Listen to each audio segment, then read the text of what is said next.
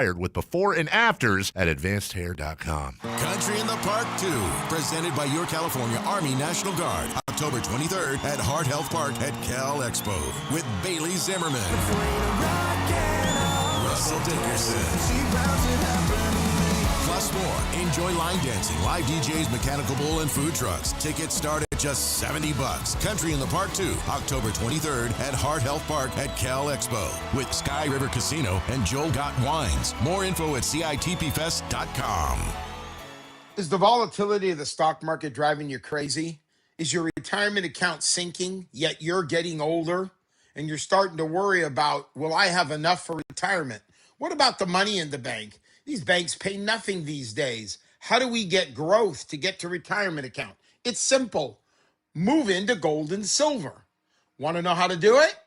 Listen to my show, Striking Gold, with me, Kenny Michaels. Skeeter here, my card. Field Tech, Sacramento Yellow Mosquito and Vector Control District. I never met a Culex terrasalis I didn't want to smack. That's Latin for mosquito. Hey, it's time again to fight the bite. Time to protect yourself from West Nile virus by applying insect repellent. Once a week, drain stagnant water and report dirty green swimming pools. Ew. They're breeding grounds. The Sacramento Yellow Mosquito and Vector Control District reminds you it's time to fight the bite. My card never gets old. For more information or to report problems, go to fightthebite.net. Hi, I'm Justin Gingery from the law firm of Gingery, Hammer, and Associates. When you have been injured by the fault of another, you will want advice you can trust. If you know an attorney you can trust, I hope you call that person. But if you don't, please call me. I promise I will be the attorney you can trust. Along with my partner and associates, I have been helping accident survivors recover for their injuries for over 25 years. And we can help you.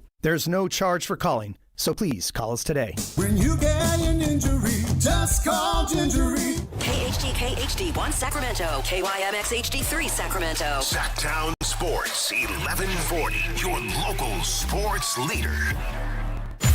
It's Matt George and Kayla Anderson. Online at SactownSports.com or on the app. Kings, Niners, and Sacramento.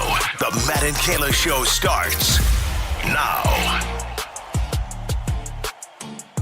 Kayla, have you ever heard? Am I on? Here we go. You okay? Kayla, have there? you ever heard that saying that like if you big things come in small packages? No, that's how we're starting. If you like surround yourself with like your friends, but your friends like are happy and it annoys you when Matt, this like is they really get super happy. That it's not a saying, but it's like a thing about like you're a horrible person if your friends around you are super happy and it like frustrates you when they're super happy. Have you heard about this? No, you got me all confused. Okay. You're the only one who feels this way. Let me land the plane here. Yeah, please. Because Carmichael Dave is on cloud 9 right now. Okay. Because of the Ben Simmons news that he just shared. And it's annoying me how happy he is. And it's like, is that a negative reflection on me as a person? No, because friends can be annoying. Well, at times. I just don't want him to be that happy, you know? It's just like, you can be like enjoyable, but it's his one kind of thing he's always stuck with. And then when you see that come into fruition, you get a little bit like a kid in a candy shop. Yeah. And that's how he seems to be with this Ben Simmons news. I'm so used to pessimistic Dave that just a little bit of optimism, Dave, I'm like, ew. You just don't like it. It's like, ew. Just not normal. Stay in your lane, man. Right? Come on now. Keep being pessimistic. If you missed it, Carmichael Dave shared about half an hour ago or so that he, according to sources, heard that Scott Perry is in Florida for workouts. He said plural, workouts. Mm-hmm. Apparently, reportedly, confirmed by Carmichael Dave and Sactown Sports. One of those workouts will be Ben Simmons. Yes. So, and anybody who's listened to Carmichael Dave over the years knows how much Carmichael Dave has wanted Ben Simmons on the Sacramento Kings. Why? It's like this. What do? They do the little heart. Ooh, that's a pretty good one. They'd make like the little heart thing with your hands. I think Dave just needs Ben Simmons to acknowledge that Dave exists. Yes. Right? Correct. Like it's a two-way street thing. And once there's the acknowledgement of like, hi, Dave, I'm Ben Simmons. Nice to meet you. Then Dave might like that cloud 9. If he comes here though, let's say this does happen. Is he like off limits to everyone else on the show to talk to? Like we can't even like speak to Ben Simmons because this is only Dave's guy, no, right? No. Like don't check in with Dave first. Right, you don't even utter the word hi Yeah. to Ben Simmons, else he is going to disown you. You might not as a coworker. We might not even be able to talk about him on the show. Like we have to get Dave's permission to say like, hey, Ben Simmons scored 4 points last night. Can we talk about it? It's like you'd have to give him what is that? Every time you say something and it's a residual. Yeah. Like you have to give like Dave. Here's $1 every time you say Ben Simmons' name. He'll get like a Cheez-It from me. That's all I have. Royalties, Cheez-It. yeah. It's about all I have. Are good. To That's offer. a good deal. That's a good deal. Yeah. Cheez-It's pretty good. Depends on He's been snacking lately, so yeah, it would work. Before we go any further to start today's show, I would like to selfishly take a moment to say happy 5th birthday to my son, Arthur. All right. Thank you, Happy buddy. birthday. For making me a dad. That's awesome. Love that little dude. He's 5 years old already. You always hear like, time goes so fast when you have kids. You're like, no, it doesn't. You're stupid. And then you have a kid. You're like, oh my God, time goes so fast. 5 freaking years old already. And this is where I needed to get Kayla and Anthony's opinions on this, as well as your opinions on the text line, 916-339-1140. And shout out to the comment section. Good morning. My son had his second basketball practice yesterday, so he's had 2 basketball practices in a game. This was the first basketball practice that my wife came with us. And she got a little stressed with my son's innate athletic nose for the ball. My son plays scrappy defense. Let's just put it that way. That's what you were saying. He's not afraid to go after the basketball and take it from you. Yeah. My son is the youngest. Does he do it without fouling? Sometimes. Okay. He's the youngest there and one of the smallest there. Yeah. But he is aggressive when it goes to getting the basketball. He will not let go in a jump ball scenario, even when he's like battling with first graders and he's a kindergartner. He's got a nose for the basketball. So my wife was getting all stressed out. Like, oh, my God, he's like tackling her. He's going to reach. And I'm like, no, he's playing good defense. He's going for the ball. It's aggressiveness is what we want. I just want to know like where the balance is. I don't want to reel him in too much. I don't want him to be afraid to play defense. Get the freaking basketball. Well, what do you mean? What do you want to reel him in for? Well, my wife wants to be like, just stand there and put your hands up. No, get the ball. You got to, if you're going to be, especially if he's going to play a little, like he's going to play up a little in his smaller ages because he's younger. Yeah, he's going to be smaller for a while, right? Kinder first grade league, and then they go to second, third grade, and blah, blah, blah. But he's young because he's an August baby. So he's always going to be a little bit younger. Yes. Right? So I say, now this is just me, and you know me, I'm aggressive, B-E, aggressive. I say you let him do his thing. You let him go to the ground and you fight for that ball. You do not let that ball leave. I'm surprised your wife isn't more like, go for it. I think she just, because, listen, my son is like me, which is all limbs. So my son will just kind of throw. So she's worried about a broken something. Yeah, I mean, my son will go and reach for the ball and may get you in the chest or may hit you in the chin. It's never intentional, but hey. Oh, you're saying he's more likely to hit someone else in the face. He has not hit anybody in the face he's got long limbs yet. Yeah. But he has definitely gone for the basketball in which there were close calls. Yep. And he has also brought a couple of ball handlers to the ground at this point. Where entertaining. Like, they're dribbling up the court and he gets ball first, then he gets feet. And that's legal. It's legal. I'm okay with it. Let the refs do their job. If the ref's not calling it, keep going. Yeah. My son has the passing ability to be a point guard. He makes good Just passes. not the shooting yet? It's the dribbling part. Oh, but that comes with time, man. Yeah, he's like, I'm picking up the ball when he'll dribble the ball up the court as soon as he gets to anywhere there's defense. Yeah. I'm picking up the ball and I'm running around you. Get out my way. Just have him do dribble drills. Made a shot yesterday. He'll be fine. He'll pick it up. Made a shot in scrimmage. There you go. My son also has the attention span of a dry erase board. So he's just 5. like, coach will tell him do this, and within 30 seconds, woo, gone. Whatever. That'll also get better. Just doing my thing. Sometimes that doesn't get better. I know high schoolers who are doing that. That's true. That's true. Attention spans, yeah. That's true. My son is like Gerald Wallace too. Remember Gerald Wallace, Anthony? Explain how he's like Gerald Wallace. You remember how much time Gerald Wallace spent on the ground? Yeah. Gerald Wallace was known for being on the hardwood at all times. Sometimes hustle plays, other times just falling. He just wanted fell. to be on the ground. My son is on the hardwood 6 times a minute. That's funny. Sometimes doing cartwheels. I don't know. Sometimes sometimes doing a it's show? just like mid-game, I'm going to hit a handstand. Yeah. What are you going to do? I mean, maybe he needs to go to gymnastics side. That's hard. He's not flexible like his he's dad. doing backflips and putting cartwheels. on a show. Well, no, he's He can flipping do up that. on his hands and then just kind of falling over. That's his handstand. What's that thing that they do? The pommel horse, the thing where they like go like they're like have to stay on the. Bull riding? That sounds right to me. No, it's like the pommel. Is that the thing? Like it's on the beam and they flip their legs Yeah, around it? yeah. No, It's like my the son would pommel die. horse. My son will kill him. That sounds Either right. himself or somebody That's definitely else. a gymnastics thing. I don't know if that's the right thing, but that's something. I need to get this right because it's going to drive me nuts. But that whenever I watch them do those type of events, I'm just like, good Lord. Yeah, the pommel horse. That's what it is. Yeah, no. Good job, Kayla. Some of that gymnastics stuff is awesome, but I see those videos of like parents of kids in gymnastics. Oh, like, they're crazy. Like hiding though, because their kid's about to do like a triple backflip off of a beam, crack their head open. Nah. But they're also pushing their kids to be like. Oh well, those are the psycho parents too. Mm-hmm. Yeah, we don't. Those exist everywhere. That won't be Matt. Anyway, happy birthday, buddy. Happy birthday. Are you guys doing anything? So we had his birthday party over the weekend, and then we are going and getting Pazookies tonight. Ooh. One of his favorite treats. Nice. A Pazookie. That sounds good. For his 5th birthday. He's 5 years old. Holy crap. My nephew's is in 4 days. Huh. And he's going to be 7. Okay. A couple years older. See, August babies. Mm-hmm. I had to give myself something to do in August because the rest of August sucks. Can we be honest?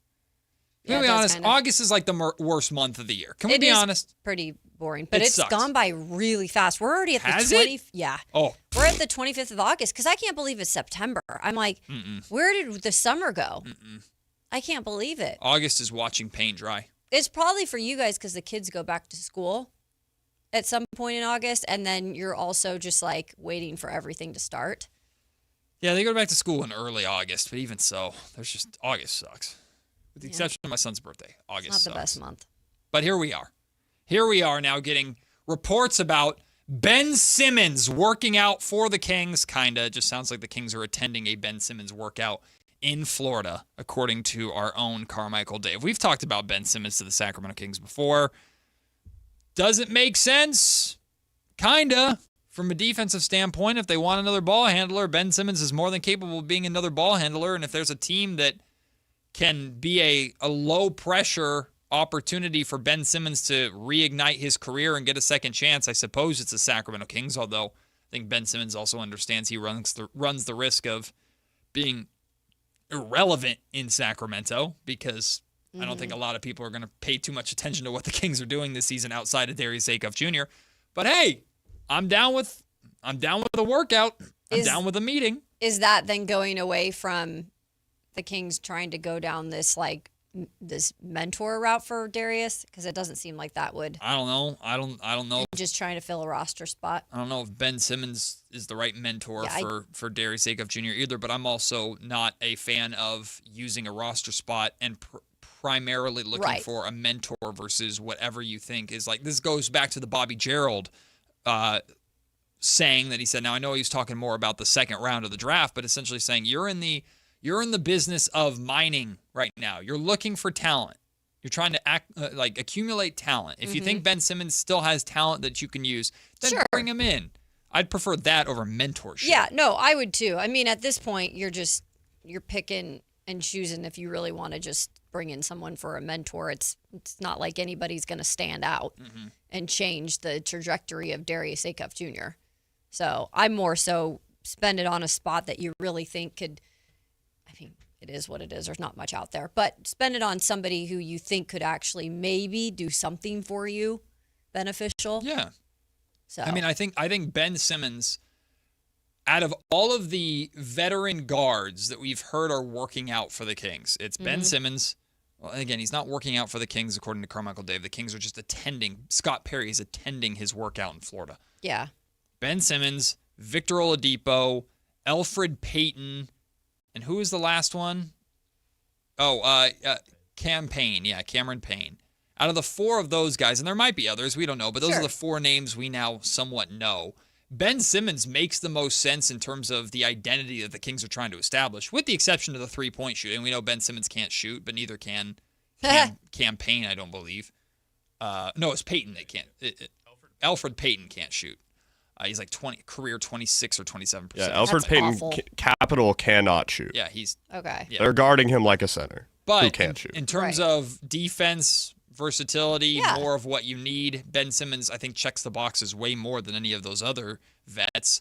The only thing about Ben Simmons compared to some of those other vets is Ben Simmons might come in with an expectation of playing time versus Victor Oladipo might come in and just say, I'll come off the bench. I'll be a break glass in case of emergency type Doug McDermott-esque player as long as I'm back in the NBA and on a roster. I don't know. But if you're looking for a backup point guard who also can help you defensively, I guess Ben Simmons can be that guy. And maybe Ben Simmons, Ben Simmons I think would be good working with is Nick Clifford. I think Nick Clifford would be great working with Ben. A taller guard, know how to handle the basketball, how to play defense at a high level. I think Nick Clifford could learn a lot from Ben Simmons. You really think he'd expect to come back in and just be thrown into a lot of minutes, just considering his path? Bare minimum, Ben Simmons is playing every single night off your bench. Well, yeah. Ben Simmons is not coming in the Doug McDermott role. Yeah. I don't think so. With the other interest he'd have elsewhere, especially to get him to sign with the Sacramento Kings, I think there would have to be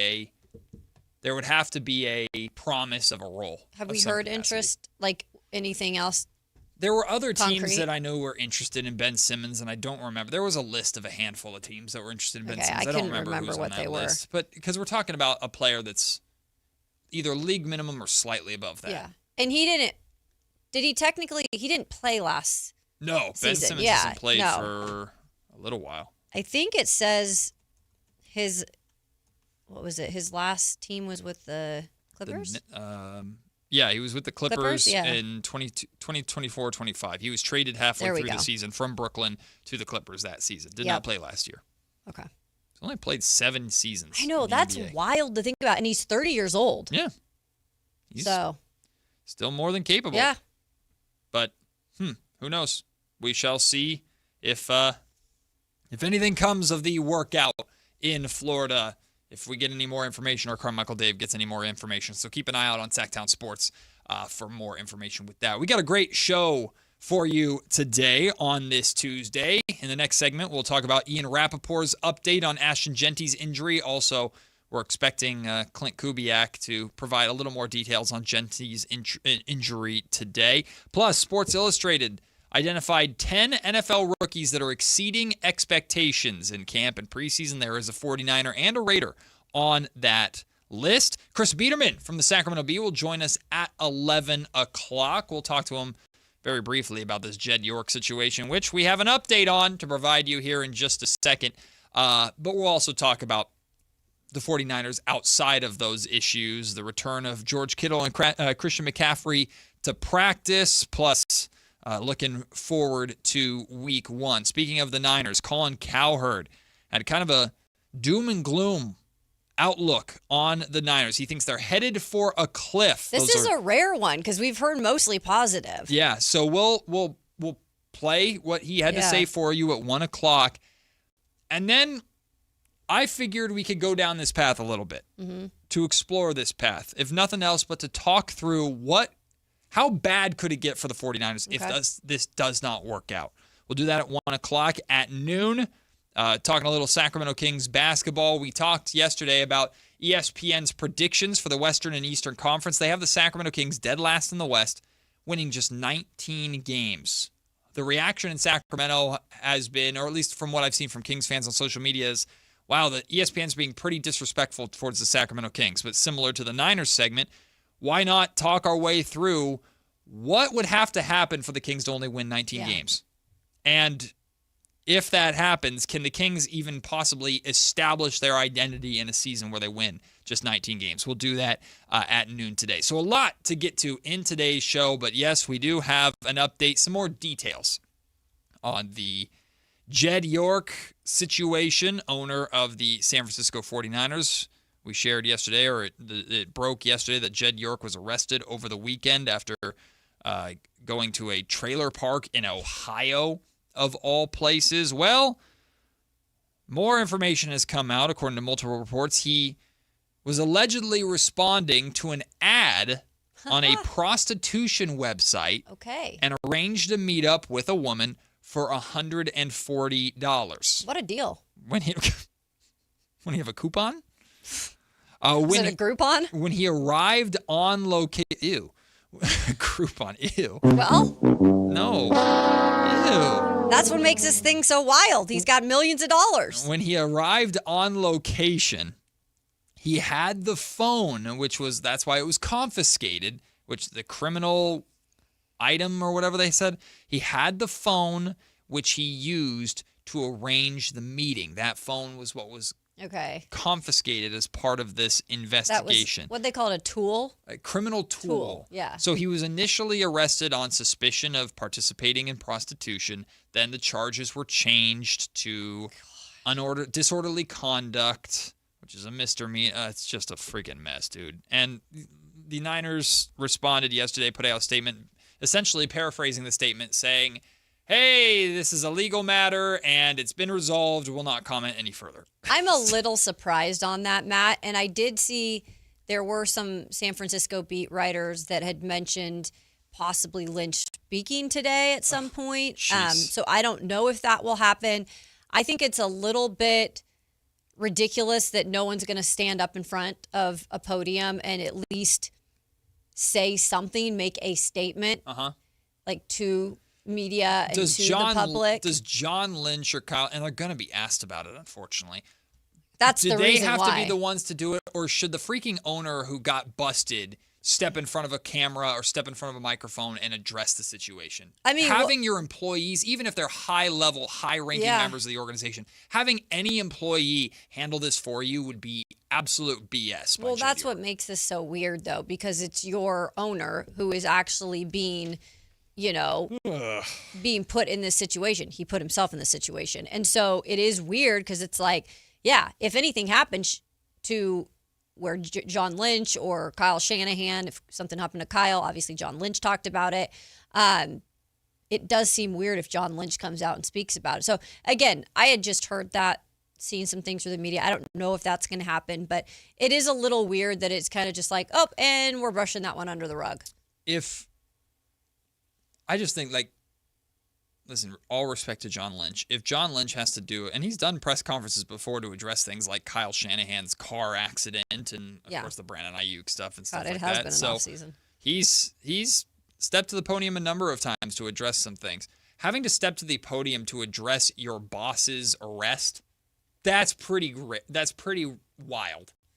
That's something that any NFL general manager should not have to ever remotely do. And for this subject. You shouldn't have to speak for your boss. Yeah, no. That part. The reason why the GM talks about everything is because everyone is below him, and you have to kind of deal with what's going on under your circle. If the owner did something, the owner needs to talk. Would the York family be part of that, where they maybe... He doesn't issue a statement. The Niners what are they put out a say? statement, which is something that their PR department put out. That we're apologized to our fans for embarrassing. It's embarrassing. I'm sorry. This is embarrassing, and it's the butt of every single joke.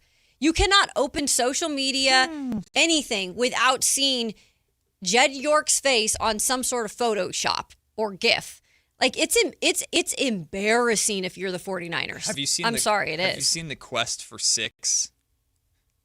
Jokes that are out there, but they put enlighten us, Matt. They put an asterisk. Let's put it this way: take the word 6, put an asterisk over the I. All right. What could that be? So it's a picture of Jed York's mugshot, and it says "Quest for 6," but with an asterisk, which is it's terrible. The internet is going to internet with this, but yes, it is a distraction going into a pivotal season. Right at in the thick of the ramp up, and you've already dealt with the Kyle Shanahan accident, which it pales in comparison to this incident. Like, the Kyle Shanahan thing is a blip on the radar compared to what's happening with your owner. It's just one of those situations where obviously you want to move past it as quick as possible. And the Niners statement that they put out, just saying it's resolved, might be true. It's run its course, but you're fresh into the reaction of it around the league right now. So whether it's the York family putting out a statement, Jed himself, putting out a statement saying, I apologize for the distraction. We're going to move forward. Just something so that your players, your coach, your general manager don't have to answer questions about this publicly too.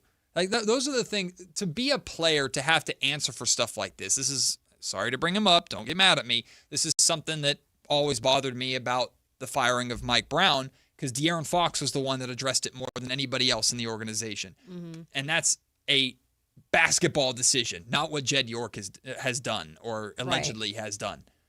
To have someone, anyone from the organization, but especially a player, have to address or be asked questions about what the owner did would be horrible. Yeah, for everybody. I'm wondering if, because they didn't practice yesterday, I don't believe.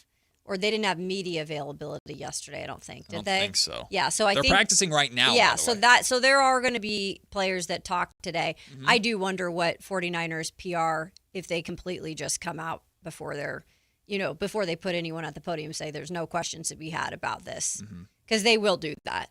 By the way, according to Jennifer Lee Chan, Mike Evans is doing work on the side field at the start of practice, but is not in uniform and pads. Okay. Neither is Dominic Pooney. But Christian McCaffrey and George Kittle are in uniform and in pads. Can we just have everyone back at one time? Is that too much to ask? In the Niners organization? Absolutely not. Never one happened. Goes in, the other goes out. Yeah, it's like back goes in, and the other goes out. Like it should make it should be a theme song for the 49ers. Oh, do a Sesame Street injury song. Yeah, exactly. There you go. Kittle's back, but McCaffrey's out. But wait, Evans is in, and McCaffrey's out. Like, you could really do a good little catchy song. Nick Bosa, not practicing today. Okay, Christian still Kirk, tightness. Kyle Juszczyk, Curtis Rourke are on the side field. Christian Kirk is on the side field? That's Christian the first Kirk. thing I've heard of him since he got Christian there. Kirk, Dominic Pooney, Kyle Juszczyk, and Curtis Rourke are all on the side field as practice begins. So doing side work. Different from side chicks. So, well, we were on the note of Jed York. No. Thank you. Really, Anthony? Really? I knew I liked Bottom you, of the Anthony. barrel that early? How dare you? Woo, we got to wake up our audience. Let's talk football, please. Oh, coming from him. No, I mean, I'm not talking about our show. I'm talking about Niners need to get back to everything football related. Good luck with that. I feel like the way possible. we've started off, this is about to go down a bad road. Is York going to Australia? Because he could get into trouble there. No, Just saying. hey, stay home, bud. Let's stay home for a while. Although, and people also dove into, apparently Jed York filed for divorce against his wife. Right. Or something. I don't know, man. It's all a mess. Great. Right before football season starts. No big deal. When we come back, Ian Rappaport shared an injury update for Raiders running back Ashton Jeanty. And the Raiders and Niners both have rookies that have made Sports Illustrated's, or SI's, 10 NFL rookies exceeding expectations in training camp list. We'll talk about that next. It's Matt and Kayla just getting started on Sactown Sports. Football is back. This is Sactown, baby! And Sactown Sports 1140 is your home for primetime NFL games this season. This is Kevin Harlan of Westwood One. Catch all the NFL primetime action. Catch Monday, Thursday, and Sunday night football, international games, the NFL playoffs, and the Super Bowl right here on Sactown Sports all season long. Your local sports leader. Sactown Sports 1140.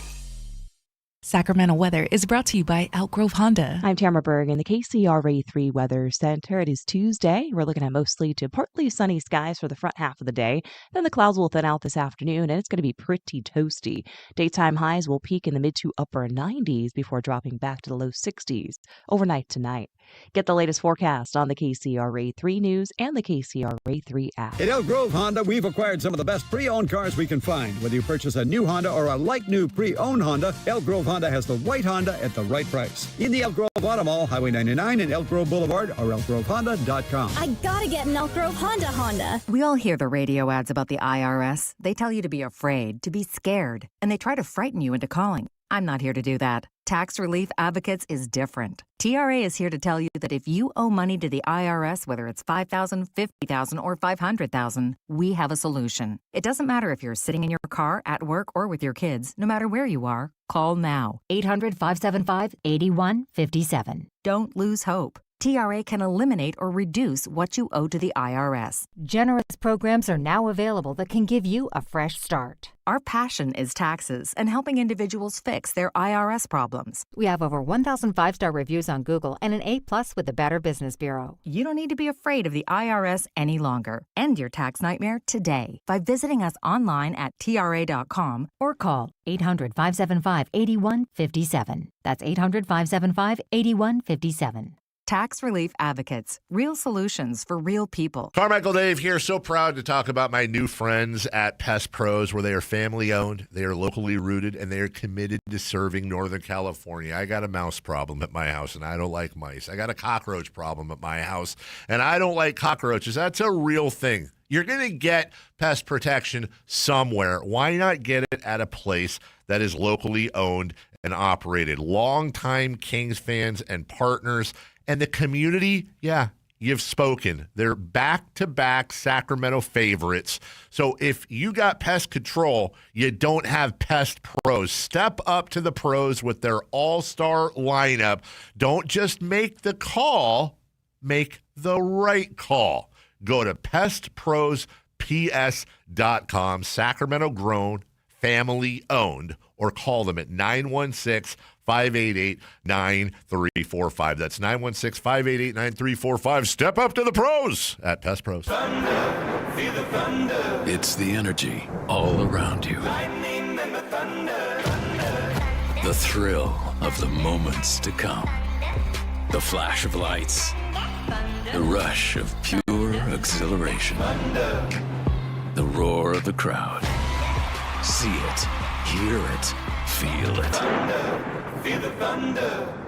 Lightning and the thunder. Thunder Valley Casino Resort. Feel the thunder. Sacramento's best selection, best quality, and lowest prices on kitchen and bath products are at the new Anova Cabinet and Stone. For a limited time, get stunning new quartz countertops starting at just $159. That's right, only $159 for gorgeous quartz countertops. Listen to this. For a limited time, cabinets for kitchens and bathrooms are up to 50% off. Yes, up to 50% off new cabinets. It's a must-see. The new Anova Cabinet and Stone at Florin Road and Highway 99. Learn more at AnovaCabinetStone.com. Whether it's date night, family night, or buddy night, Hagen Oaks has a bay for you. Reserve one of 3 top tracer bays from 6 to 11 p.m. through HagenOaks.com, and only those 3 bays are reservable. The rest of the driving range is still open for walk-ups. Play golf on world-famous courses while the kids try interactive games. Head to the Hangout for great food, cold drinks, and live sports on the TVs. Add monthly live music and putting tournaments, and you've got more than a driving range. You've got a night out. Hagen Oaks Golf Complex. Swing by and swing away.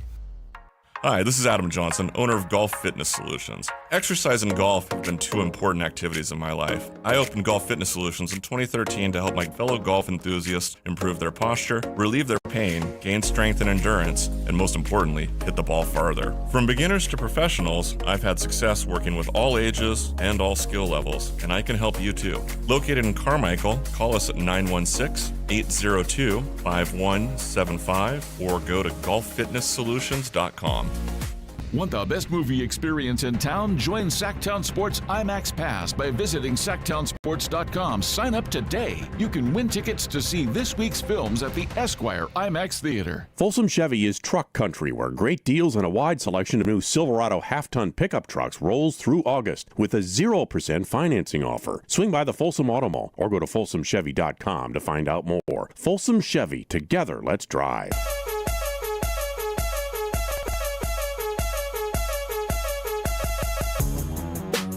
10 a.m. to 2 p.m. Matt and Kayla on Sactown Sports 1140. I'm telling you right now, Kayla's on timeout for the rest of the show. Something happened during the break that we absolutely cannot repeat on this airwave. So, audience, I deeply apologize. But we set the tone talking about the latest details on this Jed York story, and Kayla's gone. Kayla's now full in the deep end. And it was so nonchalant when I said it. I was eating a granola bar and almost died. She just dropped just a one-liner. We were talking about something that has nothing even remotely to do with what we were talking about. And Kayla just... She wasn't listening like you doing the 2-minute drill Like, No. she was not listening to you at all. She was thinking of a joke the whole time. No, I actually we were wasn't. we were having a He conversation. just said something. I am a little witty. I would say I'm probably a little bit witty. Well, that one should have been stopped by the filter, but it was not. I have no filter. That's a problem in this industry. Mics were off. Oh, maybe I should do Let me tell you, stand-up if it made its comedy. air, it would have been hilarious. But she could have said it. Yeah, I It's could have not said against it. FCC regulations. It still wouldn't have been good. It wouldn't have been great for you. No. And I probably would have gone down with you based off my reaction. You would have. I almost died. I almost choked on a piece of granola bar. It just went silent. All I heard was Yeah, as he chokes on his granola bar in the corner. anyway. That was funny. We'll share it with you during the break, Anthony. Yeah, Anthony, we'll update you. Sorry, listeners. No. DM me if you want to know. Crazy invite. Just joking. Not talking about that. Hey, Ashton Genty. Huh? Yeah, what about him? Hey, well. Is he going to be healthy to start the year? I sure hope so for your sake. Else yes. we might be having some therapy sessions. Oh, just in here. wait. Kayla Anderson, just wait. Once Raiders football starts, oh boy. You're It's gonna watch be me. one of those. If the Raiders lose week 1 to the Dolphins, I'm gonna walk in here like in a mourning veil. Because I think you've already over. talked yourself into, like, this is a win. Well, not to just start the season. Not just that. Like what I did what I promised I would not do. I allowed myself to have hope again. Right. In my opinion, the Raiders are genuinely giving me a reason to hope again. Like they're showing competency. Right. They have a plan. They're executing a plan. They've made smart moves. And good management right now. Better for the most part, management. right? Spy Tech, I'm happy with. Yeah. They have stars on the roster that are legitimate stars, like Brock Bowers, like Max Crosby. He's back. Max Crosby, right? Yeah. Coming back. Like, there's a lot that I have reason to be hopeful versus in the past. I was like, I'm just a Raider fan. I'm going to choose to be hopeful because I'm sick in the head. Like, now it's false hope, but legitimate now it's actually hope. somewhat real hope. But it's like, don't crush it. Don't hurt me. Mm-hmm. And I'm not expecting the Raiders to be good this season, but No, but you're expecting to see some things that give you even more hope for the future. just don't walk out with Kirk Cousins and get floored Yeah. by the freaking fish. And I will say, to your defense there, in thinking that this is probably going to be a win, I would not disagree with you. Miami looks like a rough situation. And for now, them if you're, this season. the Raiders had the number 1 overall pick for a reason. They were the worst team in the league last year. If the Raiders lose to the Dolphins, will it be like, oh, shocking, the end of the world? No, it won't be anything. But if the Raiders got beat, pummeled by him, then by it the would be a Dolphins, concern. yeah, no, And Malik Willis at quarterback, his first ever starting job. Yeah, that would not look good. it would not be great. But By the way, they've barely talked about Miami. Like I have What's not there to heard, talk about? I have not heard almost 1 or 2 things this whole entire training camp about Miami. Almost nothing. what is there to talk about? There's not really. They're terrible. We got to think. tell our good friend Jake Gaden, who just announced on X, I know. he's going to Miami. We got to tell him, like, Good luck, brother. be ready for them fins. Good luck, brother. Yeah, Miami's. I'm glad he finally announced it. Yes. Miami's sports reporting just got a whole hell of a lot stronger. CBS 13 here in Sacramento. Jake Gaden, our good friend, has departed, and is starting as a sports anchor reporter at CBS In Miami. Miami. So good In for Miami. Good for him. Happy for him. Will Ashton Genty play week 1? Sounds like it's still up in the air. Here's an update for by Ian Rappaport. Well, I feel like the Las Vegas Raiders really had to recover themselves first. There was some tense hours in the Las Vegas Raiders building, and Ashton Genty went down. Also, is Ian Rappaport, sorry, radio Is he in audience, an empty apartment? he looks like he's in a house that he just moved into. Yeah, he does. It's like he's in an empty behind room with like It white might be a walls. hotel room. If That's that's a really- hotel rooms that's look a like that. bland No, hotel room. the hotel room needs to invest in art. I agree. It looks like an empty room when you just move into a house. Anyway. You hear the description from practice, players kneeling in prayer, thinking it was a major injury, having to be helped off the field. I mean, immediately you hear all that and you think, this is not going to be good. Could this be a season ending? It's nothing like that.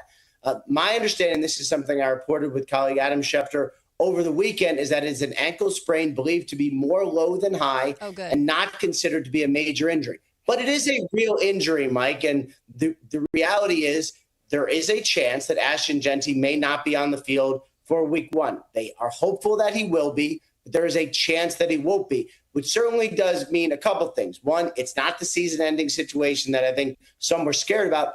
And two, they're going to see a backup running back that they actually like a lot, and that might not be a bad thing either. First off, I appreciate Ian Rappaport for Get a mic, acknowledging the fear of all Raider Nation when we initially saw that.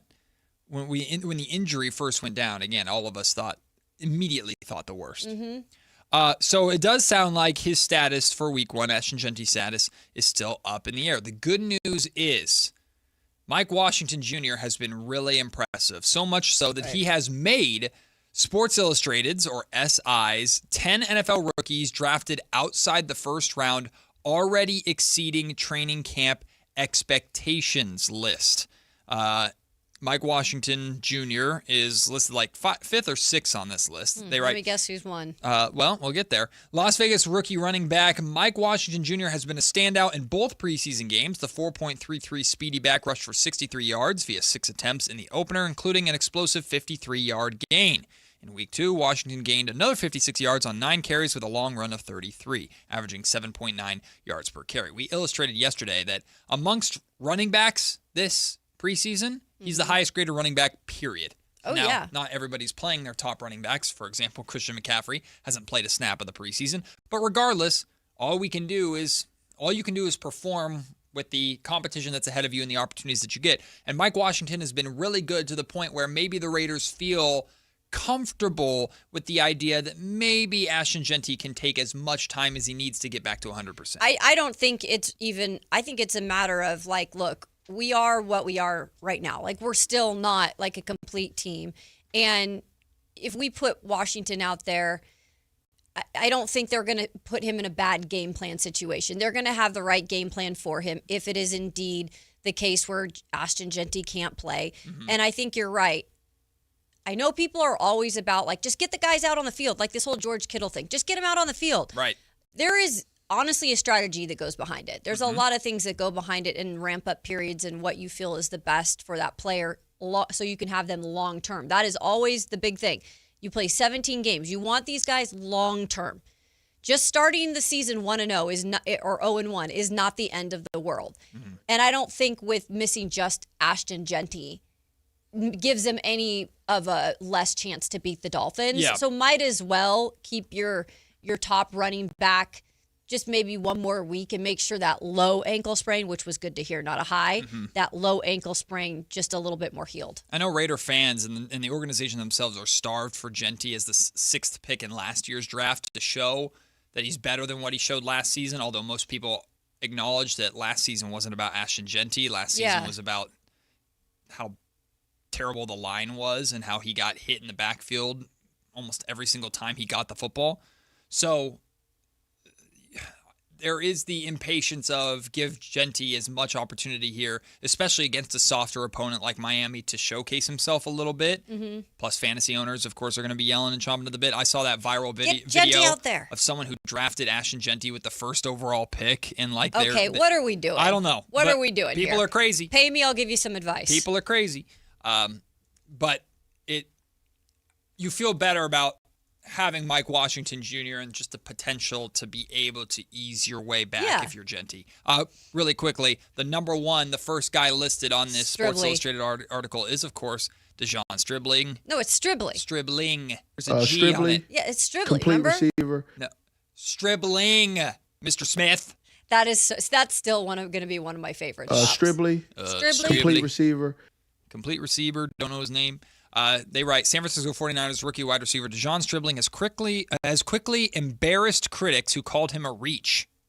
Goes on to talk about all he's accomplished. Stribling has quickly taken to Kyle Shanahan's offense and is also a competitive blocker on the outside, capable of creating rushing lanes for Christian McCaffrey. He'll be involved and a productive rookie. We'll take the break. When we come back, everybody always has opinions on uniforms. Well, the NFL just dropped 8 new rivalries uniforms. We will go through them, judge them, grade them together, including all of you guys on YouTube on the comment section. We'll have them up for you to share your opinions next. It's Matt and Kayla on Sactown Sports. Follow Sactown Sports 1140 on Instagram and X at Sactown 1140 to see the best moments from all your favorite shows and up-to-the-minute live reactions and updates on the Kings, 49ers, and more. That's at Sactown 1140 on Instagram and X. Your local sports leader, Sactown Sports 1140. This is the story of the one. As a safety manager at a manufacturing plant, he does everything he can to keep his coworkers safe. From finding ways to reduce risks to keeping safety supplies in stock. And for that, he relies on Grainger. Grainger offers a broad range of quality products and next-day delivery, so he can always play it safe. Call 1-800-GRAINGER, click Grainger.com, or just stop by. Grainger, for the ones who get it done. Hey, Sactown, High Flyer here. Something big is coming. DraftKings Games Day arrives a massive deal, exclusive deals, and all-day celebration built for fans of sports. The countdown has begun. All roads are leading to game day. The DraftKings Sports app is now live in all 50 states, from California to Florida. DraftKings Game Day is the kickoff of a new season, new era, and big day in sports history. Get ready to celebrate new DraftKings customers. Sign up with code Sactown. Spend $5 to get $200 in rewards within 21 days. That code, once again, Sactown, in partnership with DraftKings. The crown is yours. Event trading offers by DraftKings Predictions, a CFTC registered introducing broker. Tradings involve risk of loss, market availability varies. Eligibility restrictions apply. $50 every 7 days via click to claim issued in non-withdrawable prediction dollars that expires in 1 year. Terms, dkng.co/predictions promo. Nationwide based on sportsbook, predictions, and free-to-play sports contest availability. Varies by state. Man, I love this place. I've been surfing here since I was a kid. Now, seeing my grandson out on the water, it means everything to me. Watching him and taking in the blue waves, the sea breeze, the blurry horizon. If you have geographic atrophy, or GA, subtle changes in vision could mean it's progressing toward irreversible vision loss. Izervay is proven to slow GA progression and could help preserve your vision for longer, so you may keep seeing the world around you. Izervay, or avacincaptad pegol, is an eye injection. Don't take it if you have an infection or active swelling in or around your eye. Izervay can cause eye infection, retinal detachment, or increased risk of wet AMD. Izervay may cause blood in the white of the eye, blurred vision, or a temporary increase in eye pressure. Do not drive or use machinery until vision has recovered after an eye injection or exam. Ask your retina specialist how you can slow your GA with Izervay. To learn more, call 1-855-IZERVAY or go to izervay.com. Paid for by Astellas Pharma. With 25 award-winning years in Northern California, Ashton & Price is your local injury law firm. Pro attorney tip: if a firm presents as local but they're in LA, red flag. If your first consultation is not with a lawyer, big red flag. At Ashton & Price, your first consult is with a local attorney, and if serious injury prevents travel, a lawyer will come to you. Still not enough? George Washington's my uncle. At Ashton & Price, no red flags, just red, white, and blue. Remember, for the best advice, don't think twice. Call Ashton & Price. Kick back and escape to Margaritaville night with the Sacramento Rivercats on Saturday, September 5th at Sutter Health Park. Island vibes, laid-back fun, and Rivercats baseball all in one place. Grab your flip-flops and your tickets now at rivercats.com. Card collectors know there's nothing as special as a rare one-of-one card. And now you can hear a very rare one-of-a-kind sports card show right here on Sactown Sports. Whitey Gleason here inviting you to join me and Mr. True Sports Cards himself, Imran Pilati, for the True Sports Card Show every Saturday morning at 10 on Sactown Sports. It's the only sports card radio show in the nation. For all your hobby needs, get to True Sports Cards, 6661 Stanford Ranch Road in Rockland. And for hobby, insight, and fun, join us for the True Sports Card Show Saturday mornings at 10 on Sactown Sports. Country in the Park 2, presented by your California Army National Guard, October 23rd at Hart Health Park at Cal Expo with Bailey Zimmerman, Russell Dickerson, plus more. Enjoy line dancing, live DJs, mechanical bull, and food trucks. Tickets start at just $70. Country in the Park 2, October 23rd at Hart Health Park at Cal Expo with Sky River Casino and Joel Got Wines. More info at CITPFest.com. Need a reason to hit the range this week? Well, Hagen Oaks has too. Monday nights are happy hour all night long with special pricing on hot dogs and ice cold beer while you hit balls under the lights. Then Thursday, join the new Top Tracer competition nights. Play Pebble Beach, compete in closest to the pin, long drive, and more with fun interactive games for every skill level. Grab your friends and make Hagen Oaks your weeknight destination. Visit HagenOaks.com for more details. Hagen Oaks Driving Range, more games, more laughs, more reasons to play. The Travel Guys on KHTK 1140 every Saturday at 11 a.m. We'll make you a smarter traveler. Tips you can use on the road and at the airport, plus reports from top consumer advocates. The Travel Guys, 11 a.m. on Sactown Sports 11.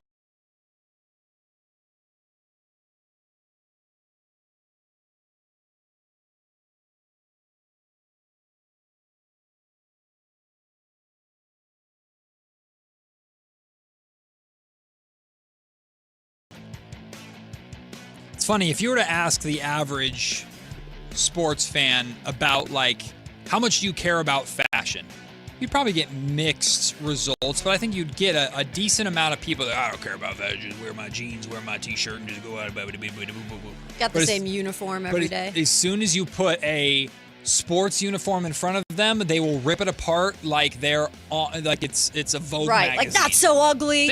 What is this stripe here? This should be velvet, not or whatever. That's tacky. Well, the AFC South and NFC North, all 8 teams have unveiled their new threads for the second edition of the NFL's Rivalry Uniform Series. Ooh. So basically, all these teams have a rivalry uniform that they will wear for one home game against a divisional opponent over the course of this season. And of course, when new uniforms come out, people react to them. I was seeing it all over Twitter this morning, the announcement videos from the different organizations, and people either hyping them up or ripping them to shreds. And so I thought, why not bring that here to the Matt and Kayla Show? Radio listeners, I'll do the best to illustrate or share with you, describe what they look like, but highly encourage you to go and look up these uniforms and make your judgments for yourself. YouTube audience, we will be bringing up pictures of the uniforms as we talk about them. And I'll just go in the order that ESPN has them starting. These are 2 divisions, by the way. Yes, 2 different divisions. One's the AFC South and the other is the NFC North. And we'll start in the NFC North with the Chicago Bears. The Bears. The Chicago Bears unveiled their new uniforms, which the pants themselves give off very Browns energy. They look like just Browns-colored pants, but they're orange. These are very brown orange. Browns-colored. Very Browns-colored orange, which makes perfect sense. But the jerseys themselves are clean. Mm-hmm. They're clean. They are They're clean. unique. The dark navy blue with the bright orange lettering, and then the patch. The patch, right? The H with the football. Big fan of the Browns one so far. This is, I think, my second favorite mean the out Bears? of the drop. Yes, sorry. Yeah. Big fan of the Bears one. I like it because I like more clean stuff in the NFL. Like, I wouldn't say that about everything that I like with uniforms. Maybe in college, sometimes I like it when they get a little detailed. But in the NFL, I think the more simple, the better, the cleaner look. And the Bears accomplished this with these rivalry uniforms for sure. You know, they look. I like the helmets too. They look very Syracuse. Yes, the helmets are clean they as do. well. They do kind of look Syracuse, don't they? Yeah, the Bears helmets too. It's almost Bengali. They have the bright orange helmets with the navy C. But I'm a huge Navy person. I just think Navy is so like clean, and in uniforms it looks so good always. So that's probably why I like it. Well, that'll matter when we get to the Tennessee Titans one. I know, and I've got a story about that. You do have a little bit of, and I'm setting this up not to put you in a bad light. Kayla covered the Tennessee Titans for many, many years, continues to cover the Tennessee Titans even from here in Sacramento. So but it's not just a bias. I agree with Kayla. The Tennessee Titans ones are the best ones. We'll get to those in a little bit. They're way better than everything else. The Detroit Lions one, though, the Detroit Lions, I like what the Lions do. You're not digging it? Like kind of fan of the Lions. Sure. I like the helmets, but the Detroit Lions white jersey that they announced for rivalry, whatever the hell. Yeah. It's the Carolina Panthers home jersey. It's the exact same. Yeah, now that I'm looking at it, Matt, You're right. It has a lot of similarities to it. Like the numbering is a little different, like just with the font, but it is the white jersey with kind of the black accent and then the little bit of the blue. I do like the helmet. I think the helmets look good because the helmet it's not matte. It's kind of a shine with the blue, and then it has the black lion on it with the black stripes. I mean, it's not exactly the same, but it does look like the Carolina Panthers. You're right. It looks very, very similar. And I know I'm going to get pushback on this. I'm not the biggest white jersey fan. I don't really like white jerseys. I'm not. It's just not. I don't know. I like it's white not jerseys. A good look. I like white jerseys for the road team. I think the NFL gets it right where they use their primary color as their home. Yeah. I think the NBA needs to follow suit with this. Some teams swear by the home whites in the NBA, and that's fine if that's what you want to do. Like in my opinion, the Kings should be wearing purple or black every time they're home. Mm-hmm. And the whites they can wear on the road. They can wear on the road because it's kind of your dull, more clean, straightforward color versus the pop color of the home team. But I've always kind of felt that way. I think home whites look clean. White jerseys in general can look clean until they very clearly get dirty. Until the linemen put them on. Yeah. White's not slimming. No. Well. Just saying. Don't they want to look bigger? Yeah, they're trying to. I guess. The Green Bay Packers ones are awesome. I like the Green Bay Packers jerseys a lot. Vintage to you? They're very vintage. Which That's I the do point. like. I think it's like old-fashioned Green Bay Packers jerseys. Yeah, these are cool. And their helmets are awesome. White helmet with the yellow stripe down the middle. Apparently that was like a fan favorite in Green Bay. And that font Yeah. is vintage, which, again, anything vintage, give me. I love.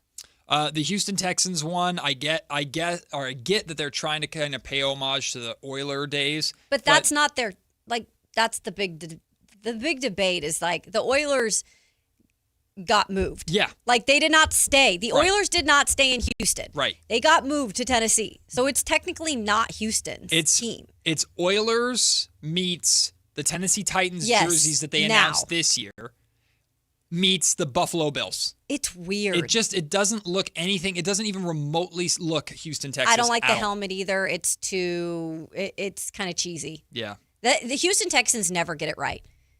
Like, like they just don't. They had that AFL looking jersey they revealed a couple years ago that was just not good. It just looks like I'm looking at the Bills. Mm-hmm. I'm looking at the Buffalo Bills. Yeah, and the Titans. It'd be very confusing. The Indianapolis Colts one is fine. It's just gray, and I think it's just boring. But it's fine. Nothing special. The Jacksonville Jaguars one, I think, looks pretty clean. But bro, this is tacky as hell. You don't like the pants. Dude. You and Anthony this looks hate like the I'm going to a strip pants club. are bad. Well, hold on. Leopard print? Come on. Jed York would like them. That's crazy. Too soon. Their pants are leopard print. It's kind of hard to see. Matt, these are awful. They look like navy blue. Start to really look at this uniform. They're going to look bad on the field. It is disgusting. Oh, man. I feel like wearing that jersey, like, casually is cool. I feel like the jerseys are cool. But, like, on the field, watching this in a football game is going to be bad. I look like I'm in my closet right now, and I could have pulled out those. I don't think they're that bad. I've got a dress that's the black. It just looks like leopard print. black or dark blue pants with texture.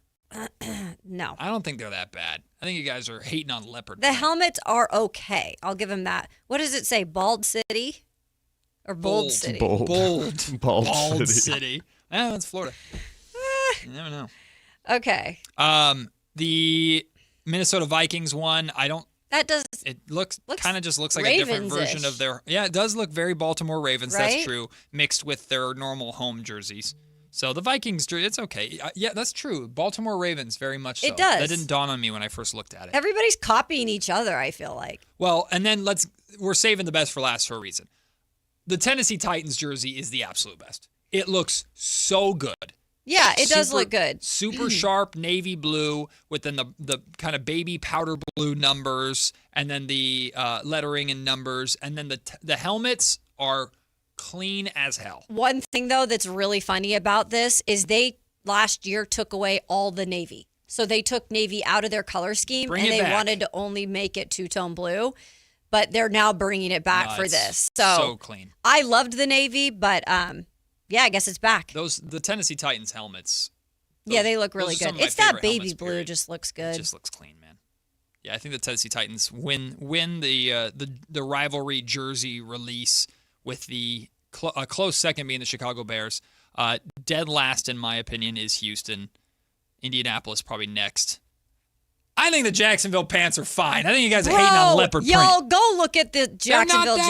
Bad. It's disgusting. How crazy. If you like leopard print, shout out leopards. Well, ask Chris Biederman. Chris Biederman definitely has something leopard print in his house, right? Maybe. That might be a very big assumption. Chris Biederman from the Sacramento Bee joins us to talk 49er football next, right here on Sactown Sports. Like and subscribe to the Sactown Sports 1140 YouTube channel at Sactown Sports 1140 to get the Carmichael Dave Show with Jason Ross, Matt and Kayla, and the Drive Guys with Kevin Gleason and Alan Stiles on demand and at your fingertips. Get your fix of the Sacramento Kings, 49ers, Giants, Athletics, NFL, NBA, and the latest in sports and entertainment all in one place at Sactown Sports 1140 on YouTube. Your local sports leader, Sactown Sports 1140. What's up? We're talking to Chad Hoblet of Hoblet Dodge, Chrysler, Jeep, Ram, and Woodland. Chad, tell me what's going on for the Make This the Summer Sales event. Right now, you can save up to $9,500 off MSRP on one of the most capable Jeeps on the road, the new 2026 Jeep Wrangler Willys. It's hard not to make good memories with this Jeep and all you can explore. Ooh, those Willys are pretty cool. But what about something to move the family around with back-to-school season upon us? We got you covered there, too. Right now, you can lease a new 2026 Jeep Grand Wagoneer for 36 months for only $759 per month, with only $54.95 due at signing. If you need something to help get the family moving, this is the Jeep to do it in style and luxury. Search, select, and save through their whole inventory at HobletDodge.com.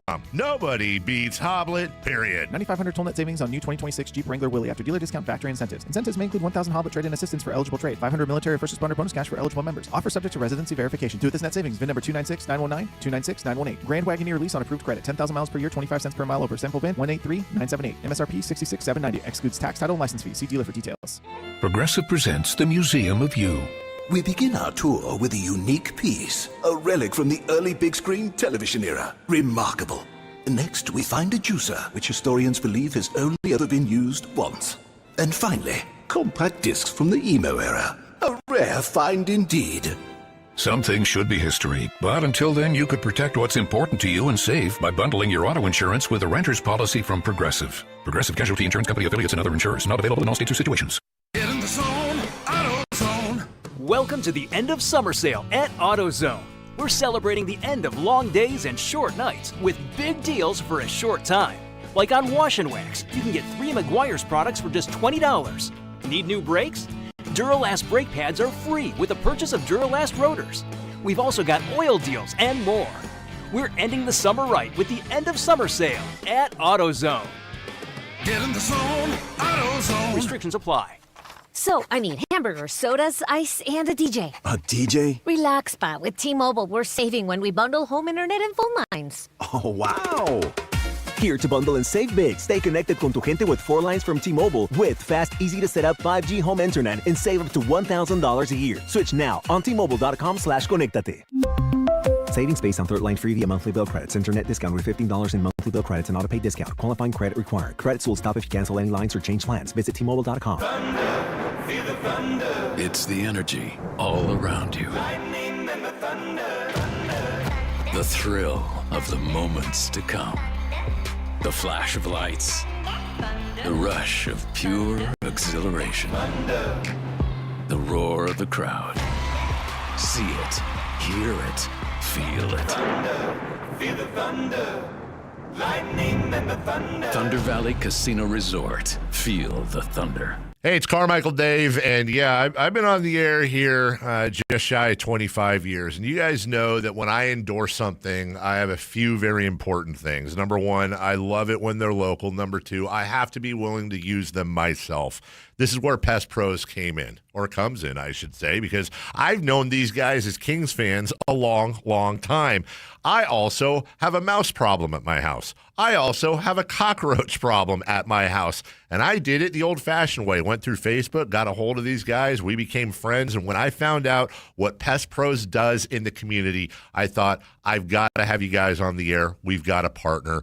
Locally owned, locally operated. Their kids go to school with your kids. You're going to get pest control somewhere. Get it with Pest Pros. Here's how you get a hold of them.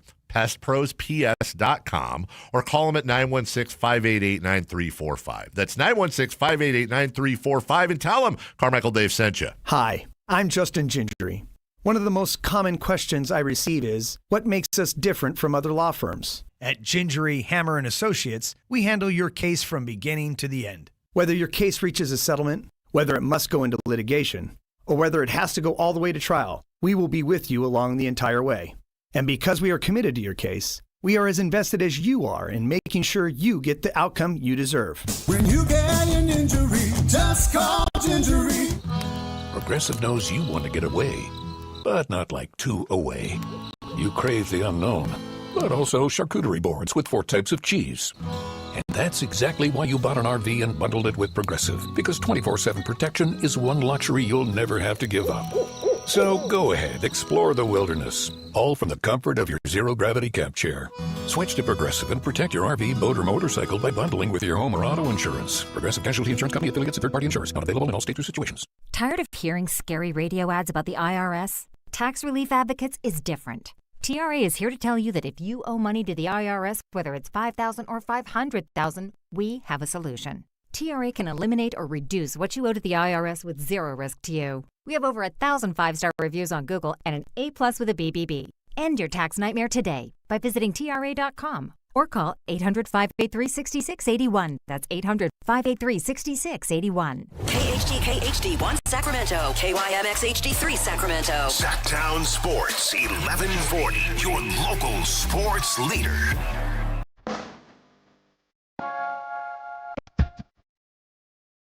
It's Matt George and Kayla Anderson on Sactown Sports 1140. This Thursday, the San Francisco 49ers will do battle against the Las Vegas Raiders to wrap up at least preseason games 2 weeks from Thursday. The Niners in Melbourne, Australia will take on the LA Rams to open up the season. And what are Niners beat writers and media members talking about? Well, the mistakes and arrest of owner Jed York. Joining us right now from the Sacramento Bee. Also, you can hear him on the Candlestick Chronicles podcast. Chris Biederman, our good friend, joining the show. Chris, we'll get the ugly out the way here. You talk about distractions. Well, a story about your owner getting arrested right before the season starts certainly isn't great. This comes after all the injury news that has happened throughout training camp, plus the Kyle Shanahan car accident to open everything up.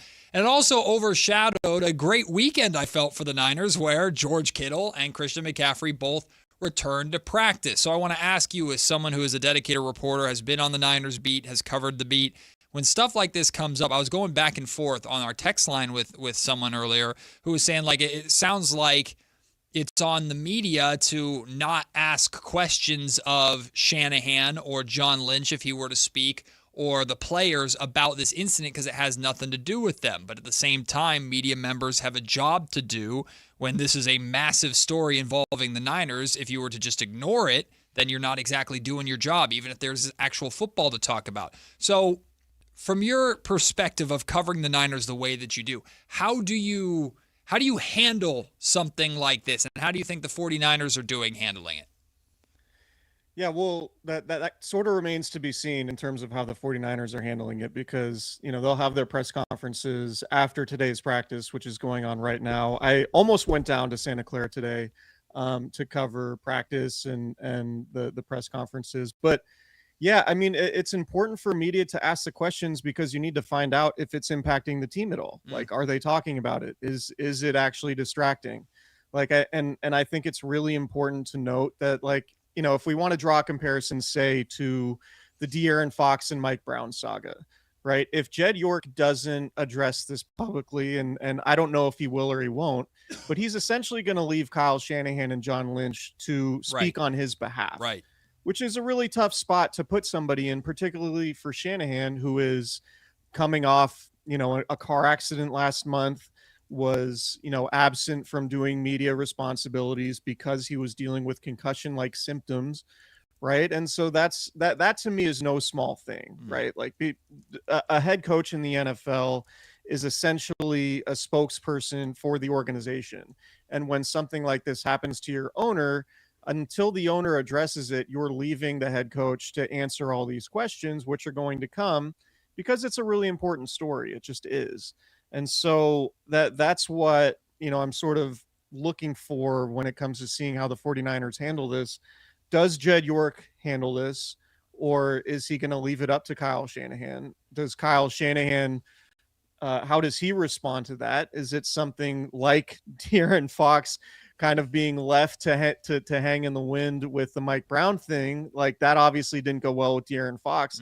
Kyle Shanahan is undoubtedly the most important person in the organization, right? So are you risking alienating him by forcing him to answer these questions about Jed York's arrest for prostitution, engaging in prostitution, allegedly? Like, that's no small thing. So that's why I think all this stuff is important in terms of how the 49ers handle it, because it's the media's job to see, is it impacting the team? And if it's not, then let the team come out and say that. But it would be us burying our heads in the sand if we didn't at least ask the questions of players and coaches, like, hey, is this impacting you guys? Because your boss just got arrested over the weekend, which would impact anybody in any line of work. Chris, you've been covering teams for years now, and there are always distractions. And sometimes more come at once. And it seems like for the 49ers, at least before training camp, leading into training camp, and now towards the end of it, it's been like one distraction after another. In your kind of history of covering teams, whether it be professional or college, does this have an effect sometimes on teams to at least like start a season if this stuff has happened? Yeah, I think so. Like, I started covering the 49ers back in 2013. And that was, there was the Aldon Smith stuff. There was the Ray McDonald stuff. And I'm not equating those instances to what's happening here. But it does matter when players are dealing with things away from the field that could impact, suspensions, could impact the way they play on the field, right? This is different because it's the ownership side. And so I don't necessarily think that this is going to impact the on-field product too much, unless it does impact Kyle Shanahan. Right. But I haven't gotten any indication that that's the case just yet.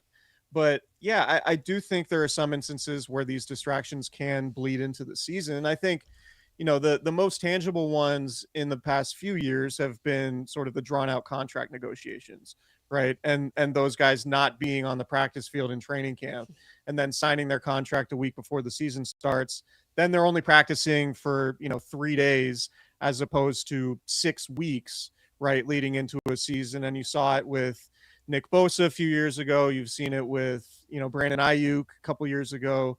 So I think that stuff is pretty tangible, but this is kind of unknown, right? Like we don't really know how it's going to impact the team. It's a mostly veteran group. Like, the Niners are one of the most experienced rosters in the NFL. So I think they could probably be equipped to handle this as well as any team in the league. But I would say, like, I wouldn't expect this to be as big of a distraction to those guys in particular as like a contract standoff, or if players themselves were getting into legal trouble. So we'll see. I mean, this might impact everybody throughout the organization. That's the thing with ownership. Ownership could impact the entire organization in one way or another. So, we will see if that's what happens with the 49ers here. Chris Biederman of the Sacramento Bee joining us, covers the San Francisco 49ers as well as pretty much all Northern California sports for us here in the 916. Chris, getting to actual football conversations, there's, in my opinion, two sides of the George Kittle coin here. He's activated from the PUP list. He comes back. George is a beast. We know how likable he is. We know how loved he is in that organization. We heard praise from Christian McCaffrey, amongst others, on how he's attacked his rehab and worked hard to get back to this point. Ian Rappaport did a update on his status, and one of the things he mentioned in that update is that this injury, the injury that he suffered, typically takes around 9-ish months for a player to recover and get back to actually playing. George is essentially doing it in 7. It would be 7 months with him if he were to play in week 1. Given the history of the Niners with injury, given the significance of the NFC West division, and I know the importance of a divisional game early on against an opponent like the LA Rams, and given the fact that the Niners are expecting to play in January and make a big playoff run, is it in the best interest of the Niners to still take it slow with George Kittle? And I'm sure he's chomping at the bit to play, but maybe even risk not being at full strength against the LA Rams in order to protect him long term? Yeah, I think that's certainly part of the equation, right? Like, I think if this were a regular season opener and there wasn't an 18-hour flight to Australia leading into the game, I think it would be far more likely that George Kittle plays. And I think George Kittle really wants to play, but I think he's also realistic in terms of, what the challenges are in traveling to Australia while dealing with the recovery from this injury. Like being on a plane is not good for swelling and it's not good for inflammation. And there's no way that it's going to make it easier to deal with, Achilles tear recovery, right, and playing a football game. And so, I thought him returning to practice on Sunday kind of felt like, all right, if it's not today, then we can absolutely rule him out for week 1. And so him being back out there, the Niners, he practiced a little bit on Sunday. He didn't do any team drills. He barely did any, positional drills. He did mostly individual work. We'll find out what type of work he did on the field today, Tuesday. But it's my understanding that, or at least I'm not expecting the 49ers to practice over the weekend, and maybe they practice once or twice before going to Australia. So essentially, you're looking at George Kittle having 4 practices under his belt before making the decision about week 1, because he's not going to get on the plane if there's any question about his status, right? Like he's not going to go to Australia and not play. That determination, I think, is going to be made before the flight, which is next Wednesday night. So the 49ers, like I said, George Kittle will have 4 practices, 4 or 5 maybe, to make this determination. And I think it's a tough ask. I think it's a really tough ask to, basically be coming off an unprecedented Achilles recovery, given the timeline that you mentioned, Matt, and trying to play in a football game after an 18-hour flight. And, if he does play, then he's, and you're potentially dealing with soreness after the game, then you have an 18-hour flight that you have to deal with the soreness and the recovery from that before coming home and then getting ready next week to play for the Miami Dolphins. So, if I'm editorializing here and I'm giving George Kittle advice, which he absolutely would not seek my advice, but I would say you could probably afford to miss this game just to be sure that you're putting yourself in the best position possible to be healthy for the duration of the season, which I think he mentioned in his press conference he had last week, that, it's a 17-game schedule. He wants to be healthy for as long as he can. And that's absolutely going to factor in. So while, I'm sure the 49ers and George Kittle at this point haven't ruled out week 1.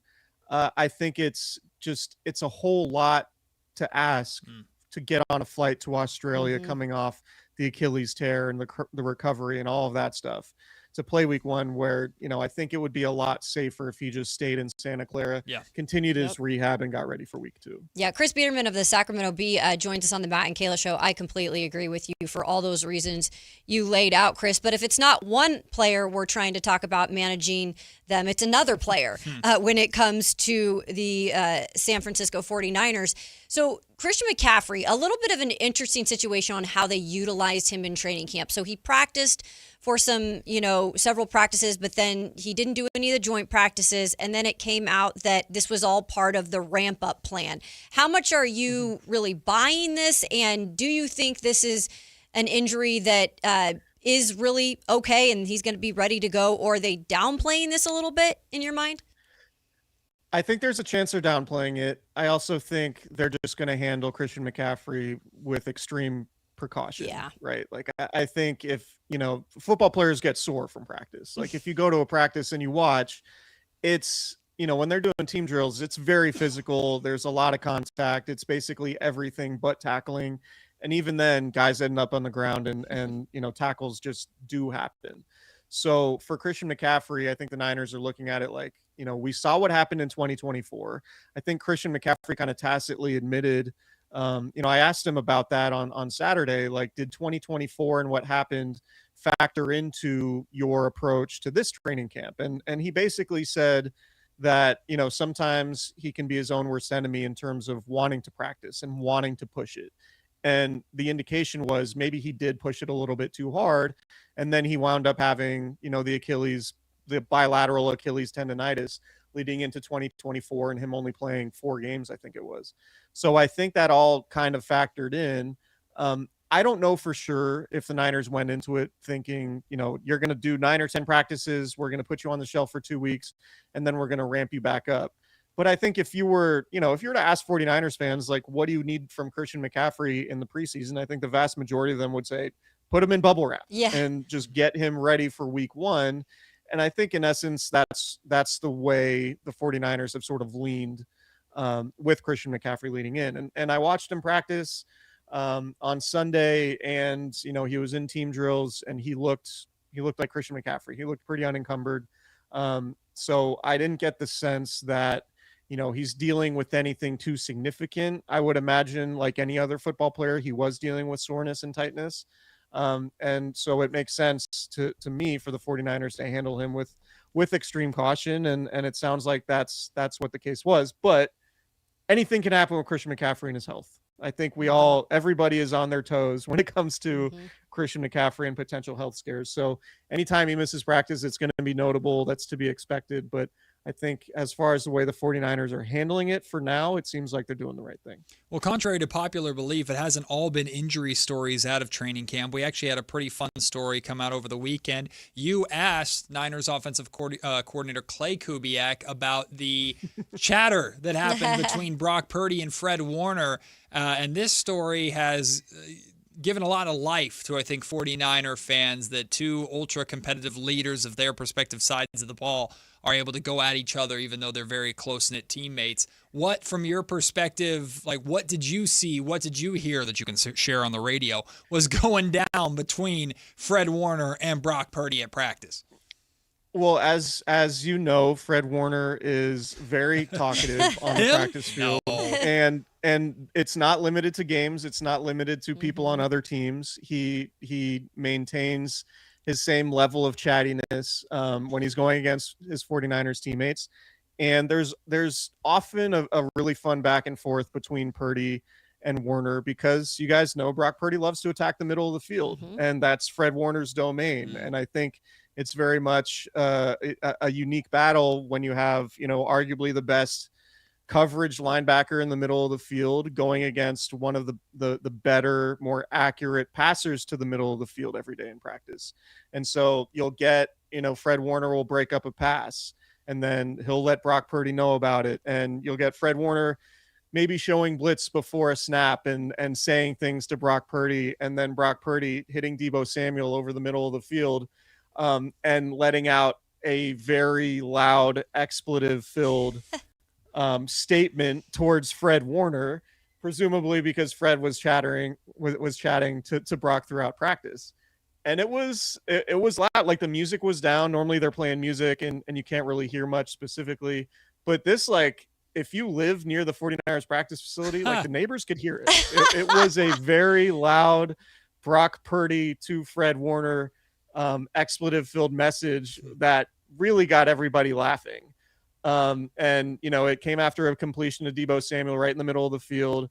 And it was Brock letting Fred know, like, yeah, you talk, but I can talk back. And and it was really funny. And then, after the fact, Fred was kind of tail between his legs a little bit, walking to the sideline. And then, he walked over to Brock and they hugged it out and had a conversation where both of them were laughing. So I think Brock Purdy and Fred Warner work to bring out the best in each other. I think it's a pretty healthy dynamic when you have two guys going at it like that on the practice field, and it can get pretty intense and pretty heated in moments, but I think they're both mature enough to understand that, they need to bring that competitiveness from each other, and that it's overall a pretty healthy dynamic. Chris Biederman joining us on the Matt and Kayla Show. You can check out his work at the Sacramento Bee. Chris, we've seen some good stuff, too, from some of these rookies. I know we've talked a lot about John Stribling. What about Kalen Black? What impressed you with, his first preseason game and what we saw out of him? I know not a ton yet, but promising little bit at least. Yeah, I think when you think about a Kyle Shanahan running back, he's always looking for decisiveness and guys who will find a hole and hit it as quickly as they can. And Kalen Black might be the most decisive runner, an explosive runner maybe, that I've seen in since Kyle Shanahan has been here. And I've been really impressed. You watch him back last year at Indiana and you saw that, like, he just explodes through the hole. And, I asked Colton McKivitz, the Niners right tackle, like, how different does it feel when Kalen Black's out there getting a carry? He's like, you have to operate faster. This guy is going to be hitting the line much quicker than some of the other running backs that they have. And stylistically, it's exactly what Kyle Shanahan wants. And he does have a lot of juice to him. Like, he has breakaway speed in a way that, Brian Robinson Jr., the 49ers backup running back last year, just didn't. He was much more of a plodding runner, not somebody who's going to get you too many explosive plays. So Kalen Black is, he represents what the 49ers have been lacking in terms of an explosive playmaker. The Niners were not a particularly explosive offense last year, particularly with the running game. And so, getting somebody like that to back up Christian McCaffrey could be big because, the 49ers do want to give Christian McCaffrey more of a break this year than they have in years past. We'll see if McCaffrey ever leaves the field. He's a maniac and never gets off the field. But the 49ers might be in a situation now with Kalen Black and even Jordan James, I thought, looked pretty good in practice over the weekend. They might be in the best position they've been in since Christian McCaffrey has been here to spell him and not rely on him to play so many snaps and try to keep him fresh. Because, Christian McCaffrey, when he has seasons like he had last year with 400 plus touches, he tends to not play very many games the following season. Like he led the NFL in touches. I think it was 2019 and in 2023. And then in the seasons after those 2 years, he played 7 games combined. And obviously that 2024, when he dealt with the bilateral Achilles tendonitis, was part of that. So the 49ers know that they really need to make an effort to lighten Christian McCaffrey's workload this year. And it seems like with Kalen Black and maybe to a lesser extent Jordan James, they have more firepower at running back than they've had in years past. Make sure you add words from Chris Biederman from the Sacramento Bee to your Niners coverage rotation, in addition to the Candlestick Chronicles podcast, if you're not listening to it already. Chris, appreciate you taking the time outside and away from the baby in order to join us on the show, my friend. We'll do it again very, very soon, maybe around or after week 1. And it's almost here, man. It's almost here. At least we don't have to make that flight. Yep.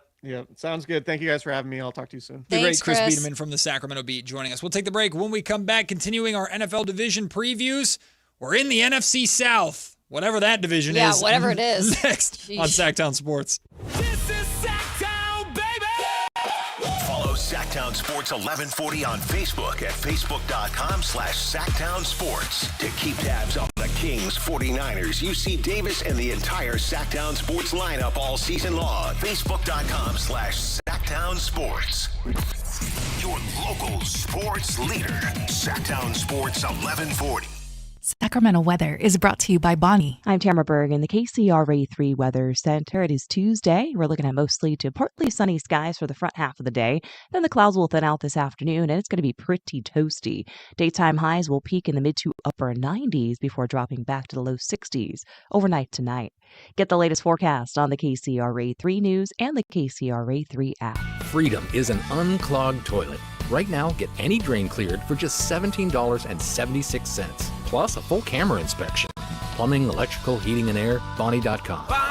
Some restrictions apply. Must have accessible clean out. License 696-355. What's up? We're talking to Chad Hoblet of Hoblet Dodge, Chrysler, Jeep, Ram, and Woodland. Chad, tell me what's happening for the Make This the Summer Sales event. Right now, you can save up to $19,000 off MSRP on new 2026 Ram 1500 crew cabs. That means you can not only take home one of America's favorite trucks while saving thousands, you also get the 10-year, 100,000-mile warranty. And we have new Rams starting as low as $35,995. Wow, that's the biggest savings of the year. And I've not seen a warranty like that on a truck in a really long time. That's why Ram is one of America's favorite trucks. Plus, with over 600 Rams available, your new Ram is waiting at the Hoblet Ram Truck Center. Search, select, and save through their whole inventory at HobletDodge.com. Unbeatable prices, unbeatable selection. Nobody beats Hoblet, period. 19,000 total net savings on select new 2026 Ram 1500 crew cabs after dealer discount and factory incentive. Incentives may include 1,000 Hoblet trade-in assistance with eligible trade. 500 military or first responder bonus cash for eligible members. At least 5 this net savings. $35,995 price for 2026 Ram 1500 tradesman. VIN number 421999. Excludes tax, title, and license fees. See dealer for details. Need a reason to hit the range this week? Well, Hagen Oaks has too.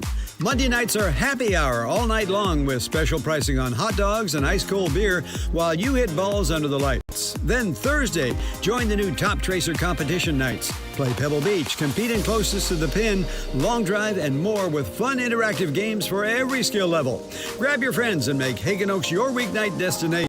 Visit HagenOaks.com for more details. Hagen Oaks Driving Range, more games, more laughs, more reasons to play.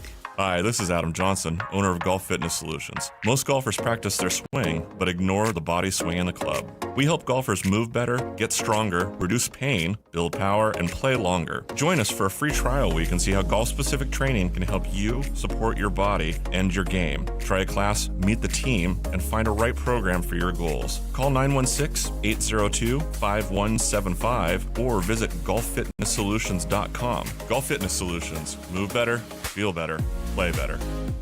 The Travel Guys on KHTK 1140 every Saturday at 11 a.m. We'll make you a smarter traveler. Tips you can use on the road and at the airport, plus reports from top consumer advocates. The Travel Guys, 11 a.m. on Sactown Sports 1140. High voltage live boxing action returns to the venue with Thunder Showdown number 5 on Saturday, September 5th. Uppercut Promotions list a lineup of 10 fights with a stacked lineup of pro fighters. Thunder Showdown number 5, Saturday, September 5th at the venue at Thunder Valley Casino Resort. Fight card subject to change. I'm not one to say I told you so, but I switched to Pure Talk over a year ago, and ever since, I've been telling people there's no better wireless company out there. Well, a few months ago, a massive survey was conducted. 123,000 people were asked to rate their wireless carrier in 4 categories: coverage, support, data, and overall value. Well, the results are in. Guess which wireless company was the only wireless company to get 5 stars in every category? Yeah, Pure Talk. 5 stars, every category. To celebrate, Pure Talk is offering the first 3 months of any plan for just $15 a month, including their top-tier unlimited plan. No contract, no commitment, just a very inexpensive way to test drive the only American wireless company with 5 stars in every category. Just dial pound 250, say micro, and Pure Talk's U.S. customer service will take it from there. Again, pound 250 micro. And yes, I told you so. It's the energy all around you. The thrill of the moments to come.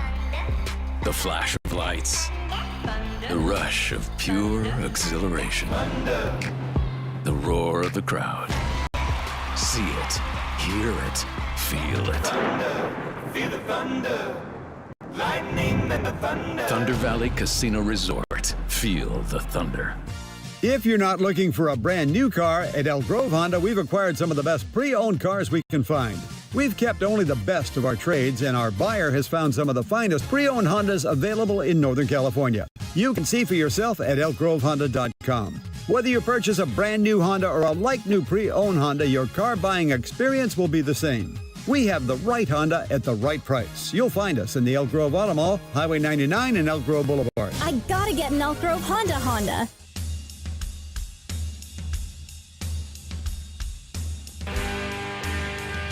10 a.m. to 2 p.m., Matt and Kayla on Sactown Sports 1140. This, of course, is a sports show, but sometimes there are stories that transcend sports, and unfortunately, this is not a fun one. You may have already seen, as the world is reacting right now to the news, that the legendary queen of country, Dolly Parton, has passed away at 80 years old. Now, I think all of us in some capacity are familiar with Dolly. Some of us more familiar with her personality than her actual music, although her music is legendary. But Kayla, you talk about a pretty significant loss, not just in the music industry, but just in the humanitarian industry with the loss of Dolly Parton today. Yeah, she was 80 years old, and I know she had recently, probably over the last year, it trickled out she was dealing with some medical stuff, but it was never known to be super serious, but obviously maybe a longer battle than we would have liked. And so, this is not just like Dolly Parton fans, country fans. I think the world should be in mourning from something like this, because Dolly Parton was one of the greatest human beings to ever set foot on this planet. She came out from nothing. She rose to fame, but never ever changed who she was. Incredible humanitarian, treated everybody with kindness, didn't matter who you were. So I think the world lost an absolute gem today.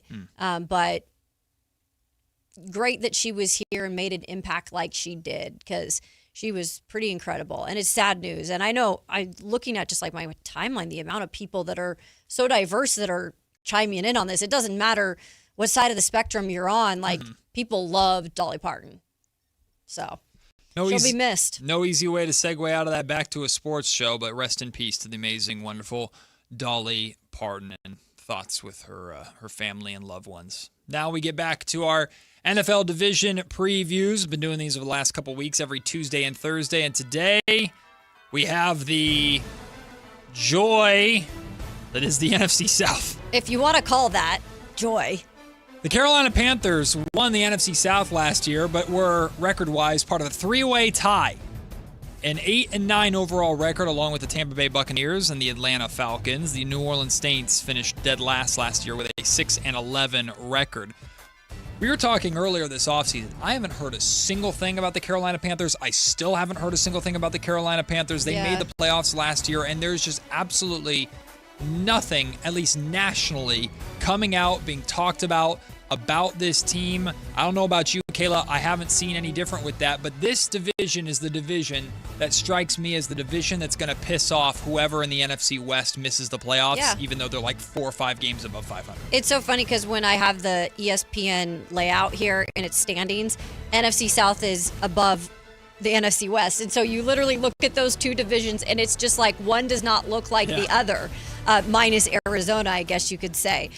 It is a weird division, Matt, and it last year proved to be that way because you just mentioned the tie, and then clearly the Carolina Panthers squeaked out with the division win, but it could have easily been the Buccaneers. And when I look at it as a whole this year, I think the Bucs come in with the upper hand. Yeah, they're supposed to win it, right? They're supposed to win it. You've got Baker Mayfield, who is on a tear right now, by the way. He pretty much is saying, all haters, doubt us as much as you can. He better win it with how much he's talking. Exactly. But they did bring Vita Vea back. He did not go through with his, demand of a trade. They paid him. So Vita Vea is back, which is a big sigh of relief, I would say, to say the least. But they do not have Mike Evans anymore. Like, he is over in the division we just talked about in the NFC West. So, what will it look like with some of these, new parts and missing some of your old guys? But I think the Bucs have the upper hand. I don't know what the Carolina Panthers will be because they've, first of all, lost a ton in training camp. They lost some big names. But what is Bryce Young going to do? This is a season he's got to take a major leap forward, and I'm not 100% confident he can do that. I love Bryce Young. I'm rooting for the young man, no pun intended, but I don't know what to expect out of him. And then the Falcons. Who the hell is going to be their quarterback, and what will it look like? Can either of Penix or Tua Tagovailoa stay healthy? And the Saints, they're still in cap hell, by the way. But also, and they're just kind of a hodgepodge. How big is the gap between the Atlanta Falcons and the New Orleans Saints, though? I don't think it's a huge gap, Matt. But so the Saints are supposed to be last? Well, Tyler Shug, what do we really know about him? He's supposed to be their starter, but they've kind of had like a starter by committee for the last couple of years in New Orleans. I guess my point is I don't believe in the Atlanta Falcons at all. So if you were to tell me the Atlanta Falcons and the Saints were the exact same record, or the Saints were even better than the Falcons this season, I wouldn't be shocked by I guess it. you look at like guys like Bijan Robinson though, and Drake. Why am I blanking on his name? The wide receiver, Drake. I want to say Drake May, and I don't know why I'm saying that. I'm completely. This is mind farts. Drake there we London. go, Jake. You know what I'm saying. Drake London. Drake London. There we Yes. go. I think offensively, the Atlanta Falcons have a little bit more firepower than the Saints do. They should, but they're not. I mean, it's going to be Bijan doing all the work. Yeah. In theory. I don't know. Unless Tua or Michael Penix can, I think they can stay healthy. I think Tampa Bay should run away with this division. I do too. I think this division sucks. This and division is weird, man. If the Tampa Bay Buccaneers are even remotely decent, they should run away with this division. But it's crazy that all these teams last season went even 500, 3-3 in division play. Like this division might be tight for all the wrong reasons. Yeah, just stinky. The Atlanta Falcons, if you remember, going into last season, were the favorites to win, and then obviously Raheem Morris got fired, and now he's over in Santa Clara, right, with the Niners. But yeah, it's a weird division because I think the obvious is to say the Bucs. But then again, this division always seems to surprise us. The Bucs just have the most on the line from Baker Mayfield talking as much as he's talking to just kind of the way Tampa Bay is built and the group that they have there. Like, if Tampa Bay, I'm not expecting Tampa Bay to make any sort of deep playoff run or Super Bowl run or anything like that in the NFC, but Tampa Bay should be a playoff team. They should be a playoff team. I think so too.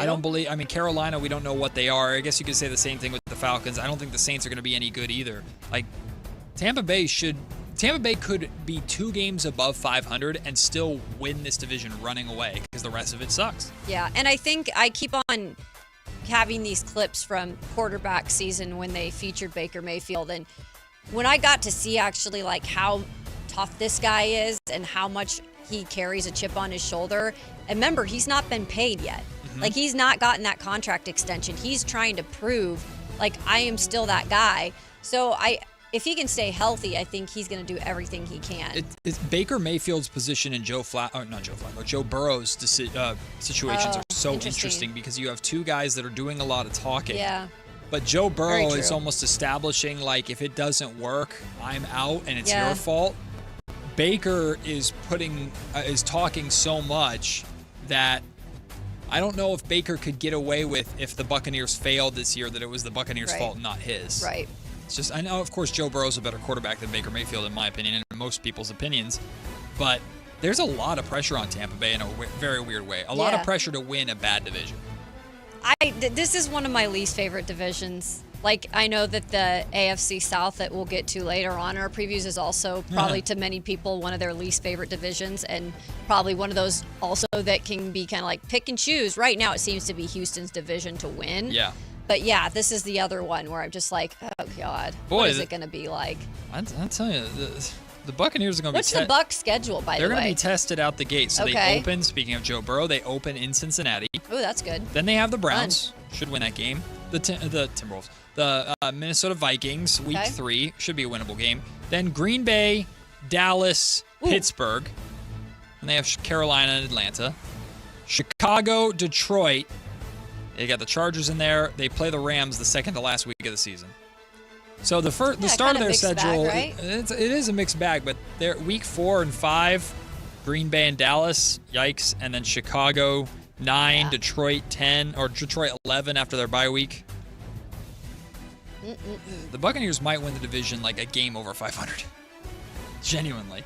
I think all the fans of all of these teams think that everyone else in the division is so far below them. Like, they all are like, I'm the only real team in this division. Everyone else sucks. You think Saints fans feel that way? I think that they do. I think that they look around because, like, you have that tendency to just be a little bit extra hopeful about your team, and there's not anything to be hopeful anywhere in there. Atlanta.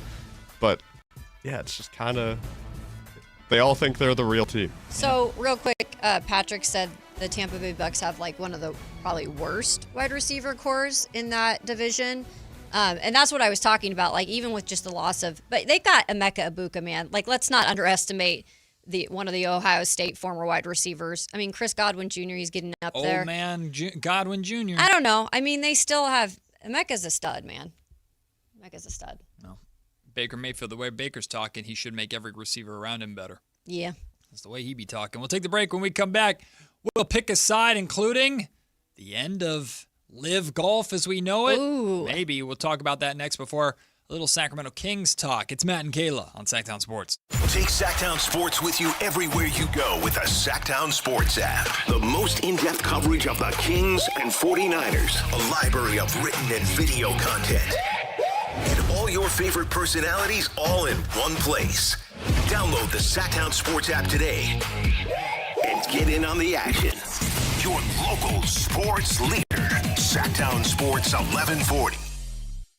Hey, Sactown, High Flyer here. Something big is coming. DraftKings Games Day arrives a massive deal, exclusive deals, and all-day celebration built for fans in sports. The countdown has begun. All roads are leading to game day. The DraftKings Sports app is now live in all 50 states, from California to Florida. DraftKings Game Day is the kickoff of a new season, new era, and big day in sports history. Get ready to celebrate new DraftKings customers. Sign up with code SACTOWN. Spend $5 to get $200 in rewards within 21 days. That code, once again, Sactown, in partnership with DraftKings. The crown is yours. Event trading offers by DraftKings Predictions, a CFTC registered introducing broker. Tradings involve risk of loss, market availability varies. Eligibility restrictions apply. $50 every 7 days via click to claim issued in non-withdrawable prediction dollars that expires in 1 year. Terms, dkng.co/predictions promo. Nationwide based on sportsbook, predictions, and free-to-play sports contest availability. Varies by state.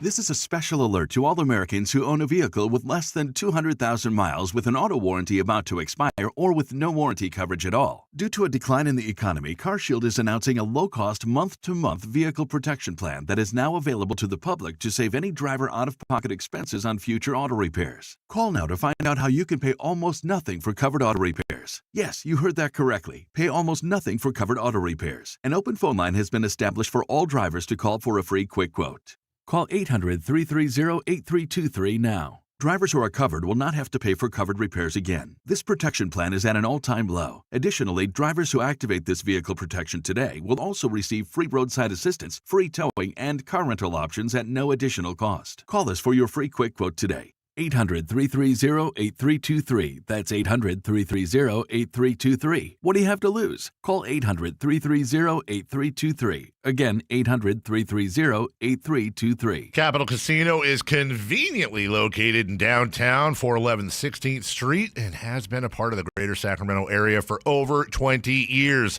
They offer the best variety of games in the region in a safe and friendly environment, and there's plenty of parking, all well lit and monitored by security. Come have a great meal at the cafe and restaurant inside. Capital Casino has the best food, the best service, and the best action. But please always remember to gamble responsibly. 1-800-GAMBLER. The IRS finally caught up with Louie. I hadn't paid my taxes in 8 years. I owe the IRS a lot of money. Louie was in deep trouble. We're going to take your house, put a lien on your bank account, garnish your pay. They don't care. They're going to take your paycheck. Louie found out about Optima Tax Relief, the leading tax resolution firm. A-plus rated by the Better Business Bureau, they've resolved over $3 billion for their clients. Optima Tax, they help me. They calm me down. They make me feel comfortable, and I trust them. Louie has a lot to be thankful for. I don't owe the IRS anymore, and I'm able to live a comfortable life, a lot better life. It was because of Optima Tax. For tax help you can trust, call Optima now for a free consultation. Take it from Louie. If you owe the IRS, don't go it alone. Give Optima Tax a call. They can help you. Call 800-375-2322. 800-375-2322. 800-375-2322. Optima Tax Relief. Testimonial from an actual client. Some restrictions apply. For complete details, please visit OptimaTaxRelief.com. Kick back and escape to Margaritaville night with the Sacramento River Cats on Saturday, September 5th at Sutter Health Park. Island vibes, laid-back fun, and Rivercats baseball all in one place. Grab your flip-flops and your tickets now at rivercats.com. This is a special alert to all Americans who own a vehicle with less than 200,000 miles with an auto warranty about to expire or with no warranty coverage at all. Due to a decline in the economy, CarShield is announcing a low-cost month-to-month vehicle protection plan that is now available to the public to save any driver out-of-pocket expenses on future auto repairs. Call now to find out how you can pay almost nothing for covered auto repairs. Yes, you heard that correctly. Pay almost nothing for covered auto repairs. An open phone line has been established for all drivers to call for a free quick quote. Call 800-330-8323 now. Drivers who are covered will not have to pay for covered repairs again. This protection plan is at an all-time low. Additionally, drivers who activate this vehicle protection today will also receive free roadside assistance, free towing, and car rental options at no additional cost. Call us for your free quick quote today. 800-330-8323. That's 800-330-8323. What do you have to lose? Call 800-330-8323. Again, 800-330-8323. Pick a side, any side. It's time for Pick a Side on Matt and Kayla. It's Pick a Side time. I'm Matt George. We got Kayla Anderson with me as always, and Anthony behind the glass. Anthony, what are we talking about at Pick a Side today? The LIV golf season came to an end this weekend in Indianapolis. Is that the end? I hope so. I'm tired of hearing about LIV. I mean, it's cool that LIV provides, I guess, opportunities for other golfers, but it's been a disaster. It's been falling apart for a while, and at this point, I'm just kind of tired of hearing about it because we know, in general, maybe financially they tried to, but in general, they can't hold a candle to the PGA. Now, I'm not the biggest fan of the gatekeeping potentially happening in the PGA by, if you went and golfed with LIV, you can't come back and stuff like that, because some golfers, like Bryson DeChambeau, for example, do not need the PGA. They're just fine without it. So I'd say the PGA would be in their best interest to let them back in. But in general, I think the LIV should just disappear quietly so we can just move forward. I've never been a fan of it. Like, honestly, it's hard to have multiple golf leagues because it's not the sport that everyone is just clamming to go watch, right? Mm-hmm. You love to maybe golf and you follow it every now and then with the majors, but it's just it's a tough sport to follow throughout the season. So I think all you really need is the PGA and have the best golfers on tour, right?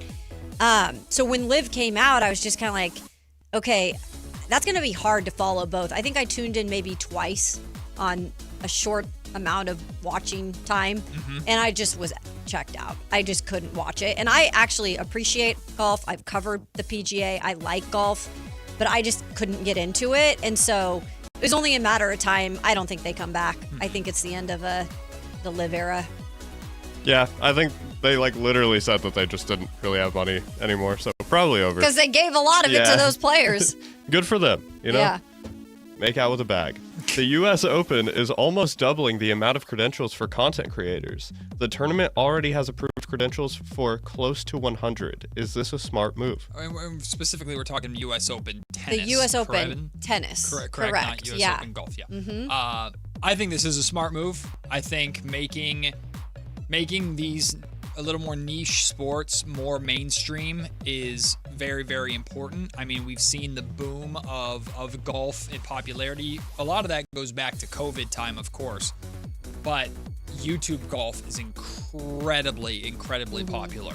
So adding YouTube creators and different social media content creators and influencers that could kind of modernize tennis a little bit and make it cool and bring young people's attention to it, I think is very, very important for some of these smaller niche sports. That being said, what golf is dealing with that because of this, some of tennis is going to naturally have to deal with is these are sports that typically were kind of behind a class wall. Yep. And tennis is obviously very rich in tradition and rich in terms of you got to have some money to play it. Exactly. There's also decorum and things of that nature. So when you open your door to more content creators and stuff like that, and you're opening your door more to the general population, you're going to get, you're going to get those groups of guys, the frat boys that go on the golf course and blast their music while drinking and play golf. What is the equivalent of that to tennis? I don't necessarily know, but I think tennis should be willing to wiggle a little bit on their class and tradition in order to improve the popularity of the game. Golf needs help. Or sorry, golf needs help. Golf needs help too, but Golf's not doing as great. no. I don't think not as much as tennis. Like tennis, to each is your own. And if you love tennis, good for you. It's a great sport. I've just never been able to get into it, and I think it's hard for like an average person to relate. Like again, to what it is, because it's like an upper class sport. You gotta have to. It's a little bit. You have to dress stuffy to go watch it. I don't know. There's a lot that goes into it, and so. My first reaction was, oh, just don't let anybody go and cover. I hated it when like there would just be random website people at like Ohio State practices just because they wanted to get a piece of covering the team and they had no background in doing it. So that kind of stuff annoys me, but I guess like that's the day and age we're in is social media and influencers. And if they can help the sport by allowing some access to some of these people that can just get views on the sport. Yep. And maybe find a creative way to make it relatable. Then I think it's a good idea. I don't want to derail the segment too much, but you said something there that has me curious because you've covered professional sports in multiple markets. I've only really covered professional sports in one market. Using the term gatekeeping has more of a negative connotation than I intend here. But one of the things you said there, like it used to annoy you when some of these smaller sites would get credentialed to be able to cover practices and cover games. There's a difference between inviting completely unprofessional kid who has no idea what they're doing and breaks rules and comes in and stuff like that. I've always, as someone who kind of came up this way too, I've always been more open-minded to the allowing of different content creators and those who are trying to work their way in. I know there has to be, especially for a professional team or a high-level team, there has to be some level of status in order to get there. You can't just, I have a blog, okay, here's a credential, full season credential, or anything like that. And I know teams are a little more strict with that. But I'm typically more open-minded with if it gives the journalist or hopeful journalist an opportunity in addition to provides good necessary coverage for something.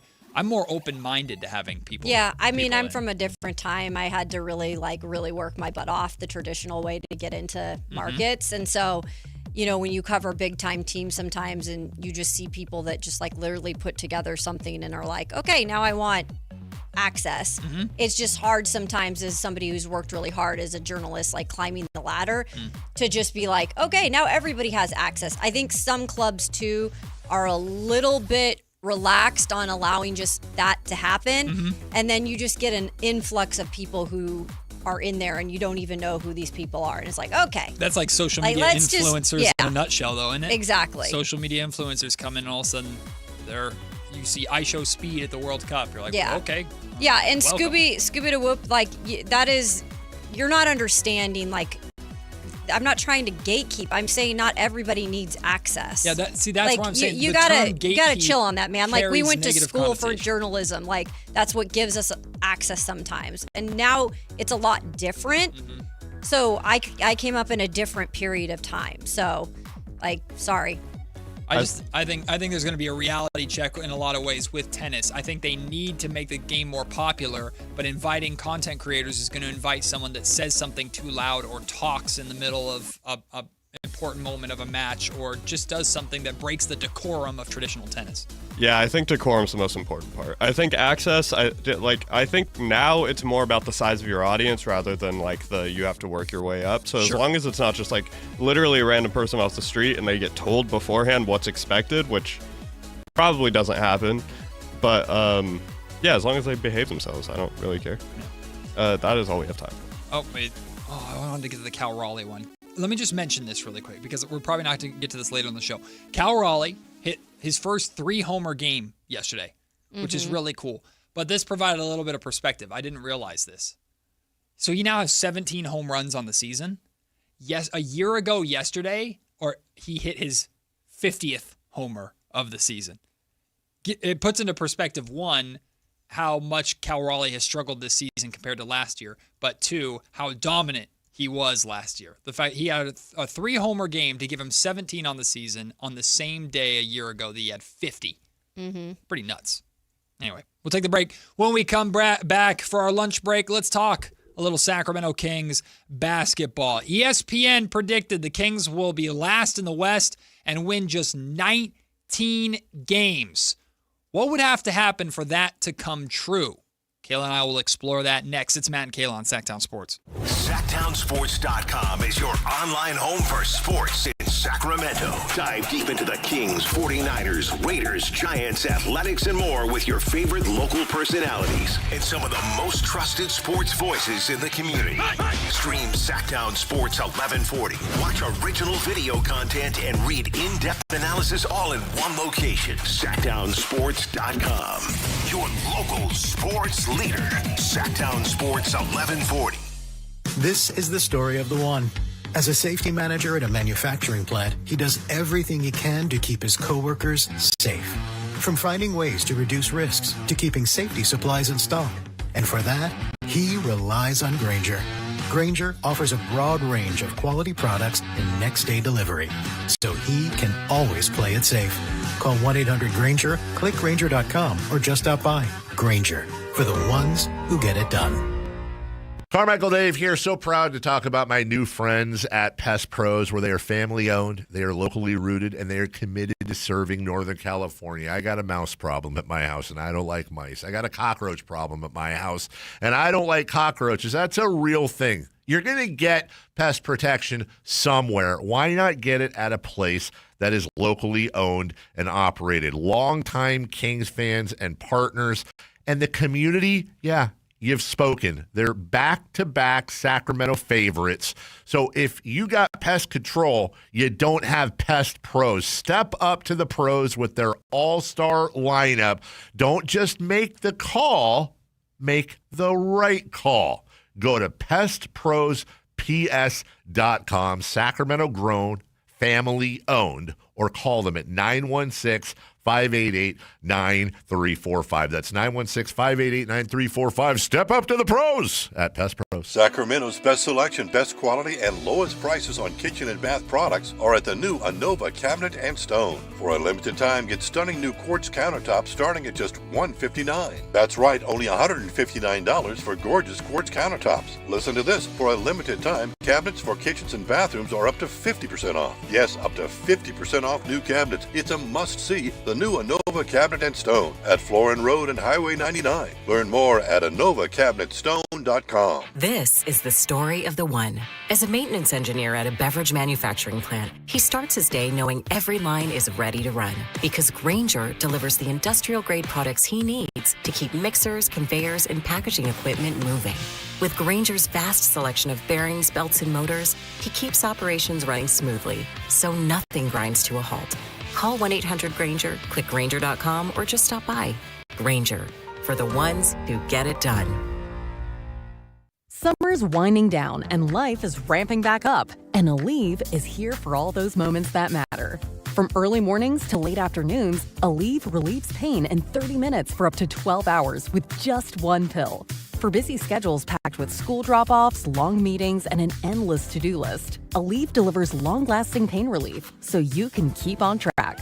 From sunup to sundown, you'll be ready for whatever's next. Feel Aleve. Use as directed for minor aches and pains. Golf to Go is brought to you by the Hagen Oaks Golf Super Shop. Here's Frank LaRosa. Seems as though casual players are always trying to balance the desire to hit the golf ball farther with shooting lower scores. Whether you hit a 270-yard drive or miss a 12-inch putt, they both count a stroke on your scorecard. Some of us will never hit the ball 270 yards, and trying normally leaves us well short and well right of the target. Seems as though improving our putting might be an easier way to shoot better scores. Putting is about confidence. It's about feeling the greens, seeing the line, visualizing the ball going in the hole, and making a confident stroke. Harvey Penick says, never, repeat, never allow yourself to think about what's riding on the putt, whether it's a major championship or just a 50-cent wager. Hit the putt as you've hit 10,000 putts in the past. Concentrate on imitating your final practice stroke, not on what will happen if you either miss it or make it. A positive mind will cure a lot of ills. Think about it. Really, think about it. That's your Golf to Go. I'm Frank LaRosa. If you're not looking for a brand new car, at Elk Grove Honda, we've acquired some of the best pre-owned cars we can find. We've kept only the best of our trades, and our buyer has found some of the finest pre-owned Hondas available in Northern California. You can see for yourself at elkgrovehonda.com. Whether you purchase a brand new Honda or a like-new pre-owned Honda, your car buying experience will be the same. We have the right Honda at the right price. You'll find us in the Elk Grove Auto Mall, Highway 99 and Elk Grove Boulevard. I gotta get an Elk Grove Honda. This is the story of the one. As a maintenance engineer at a beverage manufacturing plant, he starts his day knowing every line is ready to run because Grainger delivers the industrial-grade products he needs to keep mixers, conveyors, and packaging equipment moving. With Grainger's vast selection of bearings, belts, and motors, he keeps operations running smoothly, so nothing grinds to a halt. Call 1-800-GRAINGER, click Grainger.com, or just stop by. Grainger, for the ones who get it done. KHTK HD1 Sacramento, KYMX HD3 Sacramento. Sactown Sports 1140, your local sports leader. It's time for the lunch break. Your calls, your thoughts, your segment. Call or text us at 916-339-1140. It's the lunch break on Matt and Kayla. ESPN predicts that the Sacramento Kings will be dead last in the Western Conference by a pretty significant gap. They had the New Orleans Pelicans as 14th, the Kings as 15th, but there was like a 5 or 6 win gap or something like that between them. They say the Kings are going to win 19 games. Las Vegas set the over-under win total that you can bet on right now at 21.5, meaning the Kings, in order to cover, would have to win the same amount of games or more than they won last season when they were riddled with injuries before Darius Acuff Jr. was here, obviously. I've seen a lot of Kings fans not up in arms about this because I think Kings fans, like a couple of years ago, Kayla, something like this would come out that like undermined the Beam team at all, or when the schedule dropped and there weren't as many national TV games as we thought we deserved. Oh, we went to war. We went to war, Kayla, led by me too. Like we were all like, Kings are being disrespected, this, that, blah, blah. Most Kings fans now are just kind of like, yeah, we kind of deserve to be disrespected. But this, I think, has reignited an old flame a little bit. A 19-win prediction has people going, how are you coming up with this number? Where is this coming from? And the only thing, Kayla, that I could come up with is that because of this new draft lottery system that completely takes tanking off the table as we know it. There are going to be other teams that might be close to the play-in that start trying to lose some games so they avoid that play-in and keep the best odds possible, which is like the 4 to 10 range or whatever it is now. There might be some tanking at the top of that range, I suppose. But other than that, like the Kings might have 19 wins in the eyes of ESPN simply because the other bad teams around them are also going to be trying to win, and maybe those bad teams around them aren't as bad as ESPN projects the Sacramento Kings will be. Remember, the Kings were in dead last in the Western Conference last season before teams like the Indiana Pacers and Washington Wizards and Brooklyn Nets and others started blatantly outright and tanking. But that does not excuse the fact that even though we didn't use it as an excuse as a time because there's more to last season than injuries, the Kings were riddled with injuries last year. I am very perplexed as to why ESPN believes that the Kings only win 19 games.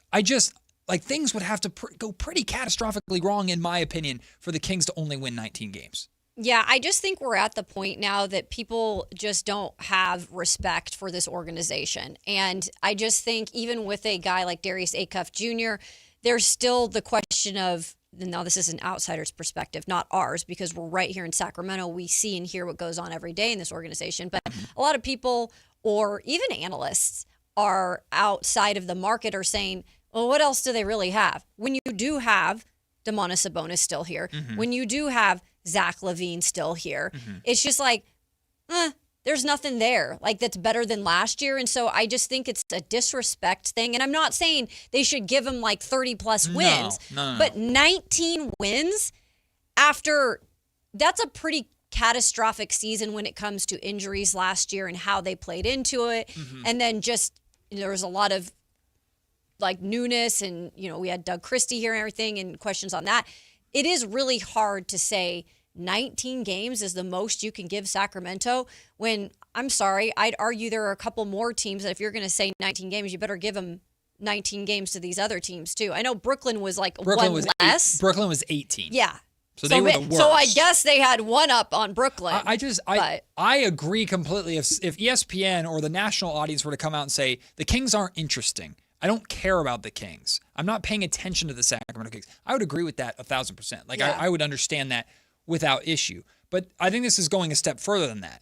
This is just assuming that the Kings are going to be terrible. Mm-hmm. It's an assumption, not based off of the realities of where this roster is and who's still here and who isn't and what last season was like. It's an assumption based off of the Kings are irrelevant in the minds of the national audience. They've fallen back to good old Kangs from the Bean team of a few years ago, mixed in with the new draft lottery system to where other bad teams around them are still going to be trying to win, so therefore they'll probably be better than the Kings. Right. It just is. It's very heavy assumption based. Now, I also understand when you're doing predictions like this and you're projecting wins and losses for other teams too, some teams have to take the hit. Like, you can't just start throwing random numbers out there. It has to make sense in the span of 82 games. And if some teams have wins, then other teams have to have losses. You can't have every team be 82-0 and vice versa. I think it's absurd. And maybe this will be humbling. Maybe this clip will be pulled and be on freezing cold takes by the end of the season. I think it's absurd to think, unless the Kings are riddled with injuries again, which we knock on all the wood on the planet, I think it's absurd to think the Kings are only going to win 19 games. I think that the roster is more coherent to what they're doing. They have Darius Acuff Jr., who at the very least is an exciting offensive prospect who's going to put up numbers. Will that translate to winning right away? Who knows? Well, yet to be seen. Will the defense be as bad as people expect it to be or predict it to be? Who knows? That's yet to be seen. Zach LaVine is still capable on a contract year of being one of the top scorers in the NBA. Domantas Sabonis is still one of the best centers in the NBA, whether we like him or not or think he's overpaid or not. And hopefully a healthy full season of Keegan Murray, DeAndre Hunter with him, which, by the way, later on this week, we're going to be joined by Brad Rowland, who covered DeAndre Hunter very, very closely in Atlanta. We're going to talk to him, because DeAndre Hunter's best seasons were in Atlanta. And we'll talk to him about how the Kings can utilize DeAndre Hunter next to a Keegan Murray and get his perspective on that. But there's a lot, plus the additions of year 2 of Maxime Reynaud and Dylan Carwell being a rim protector that the Kings have lacked. There's reason to believe that the Sacramento Kings are going to be competitive, even though they're probably not going to be good or win that much. So I agree. And I think if you are somebody that's either a fan or a media member here or a analyst that actually locates themselves close to here and can follow a lot of the stuff that's going on, that's easier to see. Like, okay, you just laid out all those instances or players who could become something here. Obviously, Acuff Jr. is the main one that we're looking forward to him growing, especially just adding that offensive production. And I think that's going to be a process, but I think it's going to come with time throughout the season. But again, you're looking on the outside and you don't know these things that we talk about every day, or you don't know the potential of some of these players that are going to be healthy again. And it's just so lazy and easy for people to just be like, meh. Yeah. What are these pieces and what are the potential of these pieces? They don't care. They just see Sacramento Kings and they're just like bottom of the barrel, bottom of the West. I have a question that just dawned on me. Why does it feel like the general assumption is that Acuff Jr. is not going to be very good this season? Is it because he maybe fell a little and I'm not saying he fell. Like, let's be honest. He was right where he's supposed to be, but he had 2 point guards /guards go above him. And I think you fall to 7th where Sacramento was. You go to an organization that's just not had it together as of late. And you automatically get pegged as you're not going to be successful. I genuinely don't think it has anything to do with the guards that were taken ahead of him. I think it has everything to do with the name. Because he came here? I think it has everything to do with the name on the front of his jersey. That's ridiculous. But I think it's true. I think it's accurate. So it's like you can't be good here because it's Sacramento. What is being good here anyway? It's not right. It's not going to be your fault, but the Sacramento Kings are irrelevant. But you're just not going to be good because they don't have enough around you or Darius whatever. Acuff Jr. was talked about, this beast out of Arkansas. Yeah. Was talked about that for months. He was a favorite in the draft. Since the Kings drafted him, and I'm not saying that there weren't during the combine and the pre-draft process people concerned about Acuff's defense and stuff like that. I'm not trying to pretend and have revisionist history here. Like, everybody loved Acuff and now suddenly they don't. Darius Acuff Jr. got drafted by the Sacramento Kings. Yep. The reaction by a lot of draft graders was, the Kings got their guy. This is great. Darius Acuff Jr. played his first California Classic game, to which he shot inefficiently. And feels like from that point, Acuff has been written off as he might put up numbers on a bad team next season. All right, keep it moving. Yeah. Do you think part of that was the Summer League performance too? Like it didn't help. Yeah. Right? It added into it. I think it was part of it. Yeah. Absolutely. I think it was part of it. But why can't Darius Acuff Jr. be a star immediately? And being a star doesn't automatically mean contributing to wins. Yeah. Cade Cunningham has been a star since he came into the freaking league, but he's been on terrible basketball teams that have now built up to where they are. That doesn't mean Cade Cunningham's been bad for years and then suddenly turned into a potential MVP candidate. He's been a star since he stepped on the floor. That's a good point. But the Detroit Pistons around him have been terrible and building to that point. That's a great example because I know Detroit is a bigger market, right? I know they've got some history too, and so does Sacramento. But when it comes to that type of a talent, you're right. He was there when things were really tough and where it was rebuilding and it took a while. And he's always been considered not like the top star, but one of the potential stars and now a star in the league. Yep. And I agree. Why can't Acuff Jr. be something like that? And I think he can. But I think the narrative is you go to Sacramento, small market, dysfunctional, whatever you want to say as an outsider. And it's an easy push away to not talk about Darius. He was picked number 1 overall too. So Sure. like people, and that's a great point. The expectation Yeah, was a little bit different. But in a different draft, right? But in a different draft. But we're not talking expectations. It's not an expectation as much as it is a reality of what they can become.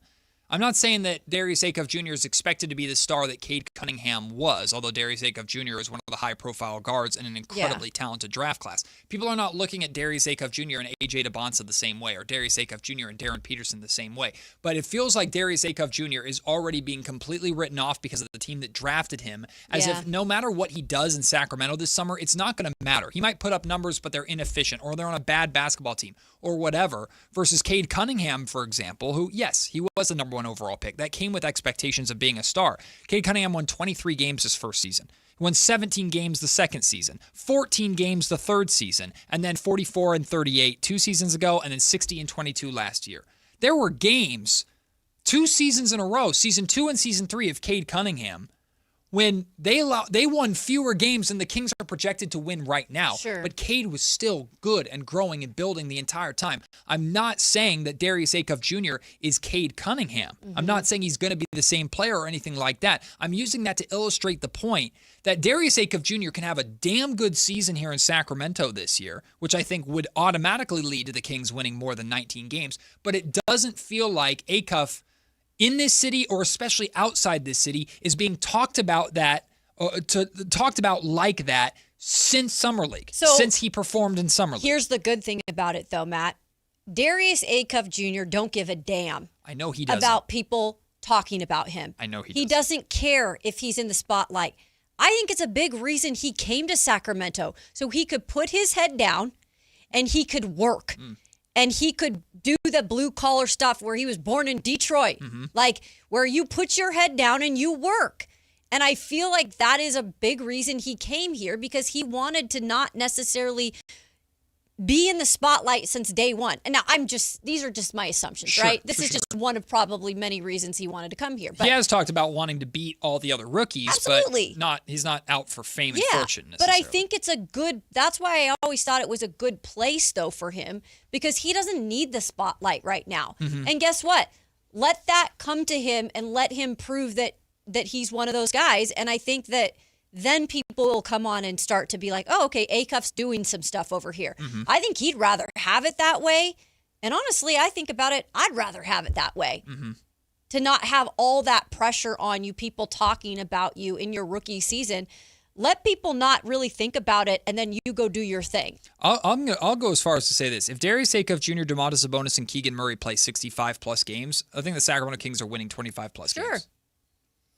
Like, I don't think that's out of the realm of saying. I don't include Zach LaVine in that because I think Zach LaVine will be traded before he plays 65 games. Like, I think he'll be traded I think the Kings are going to trade Zach LaVine at the deadline. And we'll see what kind of return they get for him. But I think there is going to be a team out there that will either move on from a bad contract and attach a pick to it, or see value in Zach LaVine on a contract year, hopefully shooting at the level and the percentage we expect him to shoot at, play efficiently, and want to add him to their group. Like, I think that's going to exist. But I think the Kings, if I were to guess a win total for the Sacramento Kings this year, I'll put them at like 25-26. Mm-hmm. That's where I think they're going to be. Do I think that's good? No. I think they're going to be fighting to avoid the relegation zone. But it just feels like the Kings in general are being written off as a 19-win team and worst in the Western Conference, when there are other teams that I think are equally bad that are also in that conference around them. Look, if you like Cam Boozer's Grizzlies more than the Kings, I don't really blame you. If you like the Pelicans more than the Kings, I do blame you. Be my guest, I guess. I want to get the chat involved, because the chat is talking about this, and you can join the YouTube chat. Subscribe to Sactown Sports. It's a great community in here. So Kimberly said, if we got a big name head coach or even an assistant or anyone for that matter, the league would take more notice. But it's honestly one more season of just trying to stay out of the relegation zone. Yes, that's exactly what it is. You're very right, Kimberly. It's about establishing the identity, developing Darius Acuff Jr., and avoiding the relegation zone. That is what this season is about, 1,000%.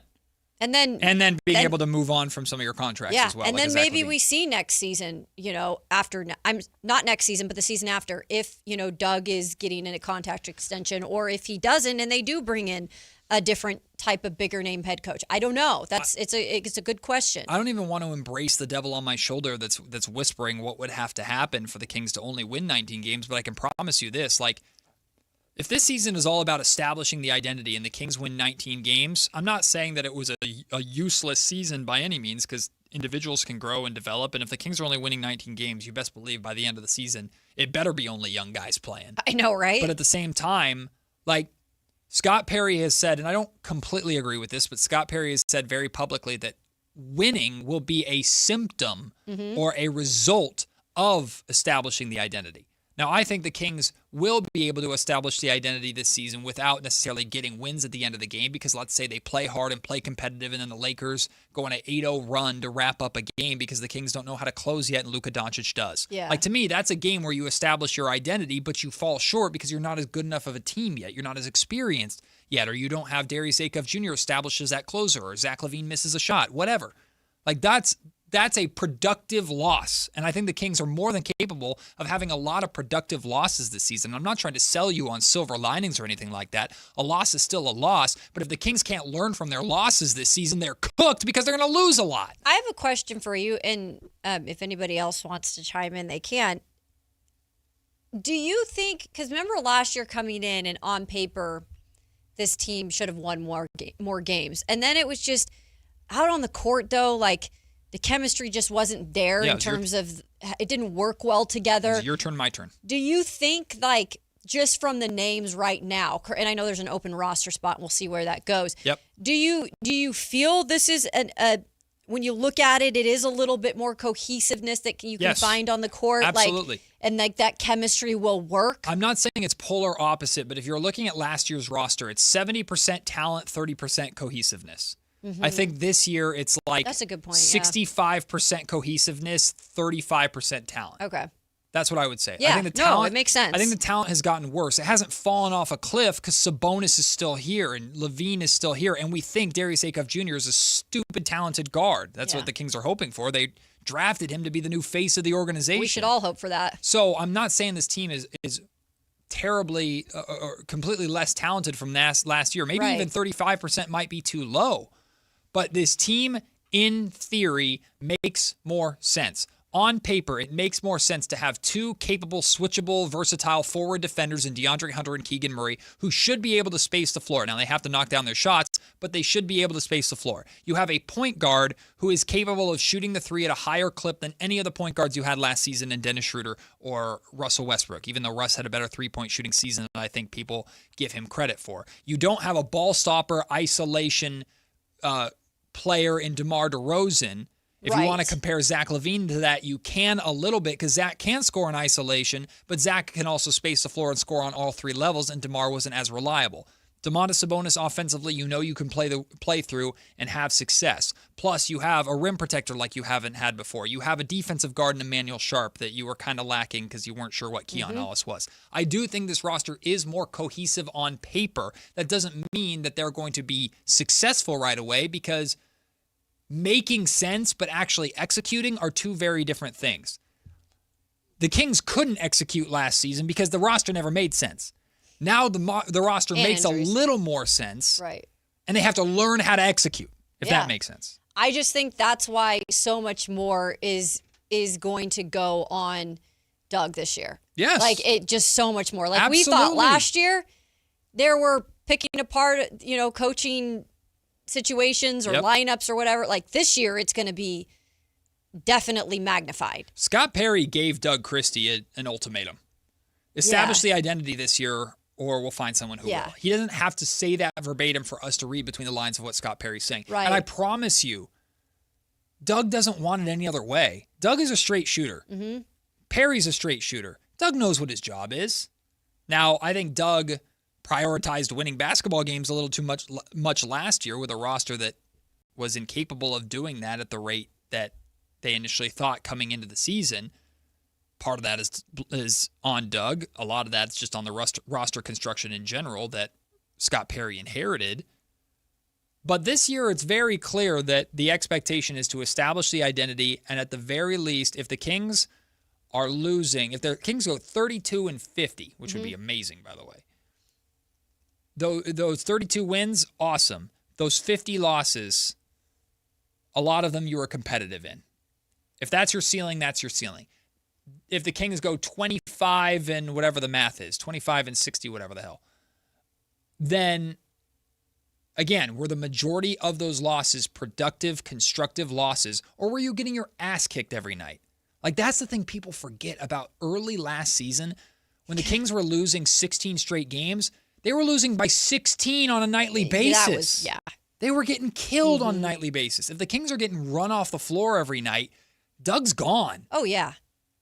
But if they're competitive, then Doug's got a shot. And if they continue to show progress and growth throughout the season, and that includes the biggie there, Acuff individually, then, maybe there's, okay, we bring him back on an extension, But you've got to see progress regardless. Yeah. You have to. I mean, just looking at some of these losses that the Kings suffered. I mean, early in the season, they were competitive. But then, early on, when Zach was healthy, when Zach was playing well, like they lost 4 of their first 5 games, but the first one they lost by 4 points, they lost by 7 points, they lost by 6 points, then they lost by 13 to the Chicago Bulls. That should never have happened. But then, I mean, you lose by 31 to Oklahoma City. You lose 144 to 117 to Minnesota. You lose 122 to 108 to Denver. 133 to 100 to Atlanta. 124-110 Minnesota. 123-110 San Antonio. 113-99 to OKC. 137-96 at Memphis. The Kings were getting boat raced. I remember that stretch. Boat raced. And that was early November. Yep. That's to start the year. But what did we talk about? This is a tough schedule. Yes, it is. To start the season for this Kings team. Right. But if you're getting boat raced on a nightly basis, that's what, if ESPN's prediction comes true, it's because the Kings are just not competitive and are getting just demolished. Which I don't think, if this team stays healthy, they're going to get demolished. I think they're going to be competitive and lose games by 7 or 8 points on average on a night. Yeah. And if it's close in the fourth quarter, hopefully they win 20% of those close games. But for the most part, we should all expect that if it's we're going into the fourth quarter and Scott Marsh comes out and says, it's your quarter, and he's hyping us up, and Slamson's on stilts with a sign saying, get loud, like all that stuff that we love. And it's the Kings and the Thunder, and the Kings are down 2. We should all expect the Kings are going to lose that game and just hope that it stays close to the end and you have a chance. Did you say Scott Marsh? Did I say Scott Marsh? You did. Hey, I was put like, Scott Marsh on the microphone. Wait a second. You mean Scott Freshour. Or Freshour, Excuse yeah. me. There's too many damn Scotts in I was like, this damn, city. did he get a new gig? Yeah, Scott Marsh is also now the PA announcer for Scott Moak, That was Scott funny. Marsh, and Yeah. Scott Freshour. Yep. Shout out Marsh. That was downstairs. great. Scott Freshour is who I was talking about. Probably looked up from his computer when he said that. I did what? By the way, what a last name. Like, does he go by, can you do the so fresh and so clean? That would be like my Fresh whole and go-to. so clean, yeah. clean. Scott Freshour. That's awesome. He's the best. Love Fresh. Like, that's how the Kings win only 19 games if they just roll over. Yeah, by the way, Patrick, you're right, and maybe we tease this. Not good news for the Bengals. They got some injury stuff that just happened. Oh, dear. All right. Well, shall we talk about that briefly when we come back, or you want to save it for 2-minute drill? The Bengals stuff. Let's do it real quick at the top, and Okay. then I can give maybe some more insight, like if there's anything else that comes out. Okay, well, let's do that. So we'll get some Bengals injury news when we come back. Then Lonzo Ball and Michael Porter Jr. did a podcast together that I actually thought was pretty entertaining. But Michael Porter Jr. presented a hypothetical scenario in here that has the internet talking. Some people, I think, are taking it way too seriously. Other people are having fun with it, like we are going to attempt to. I'm just curious what people's thoughts are. Okay. We'll do that when we come back. It's Matt and Kayla on Sactown Sports. Football is back. This is Sactown, baby! And Sactown Sports 1140 is your home for primetime NFL games this season. This is Kevin Harlan of Westwood One. Catch all the NFL primetime action. Catch Monday, Thursday, and Sunday night football, international games, the NFL playoffs, and the Super Bowl right here on Sactown Sports all season long.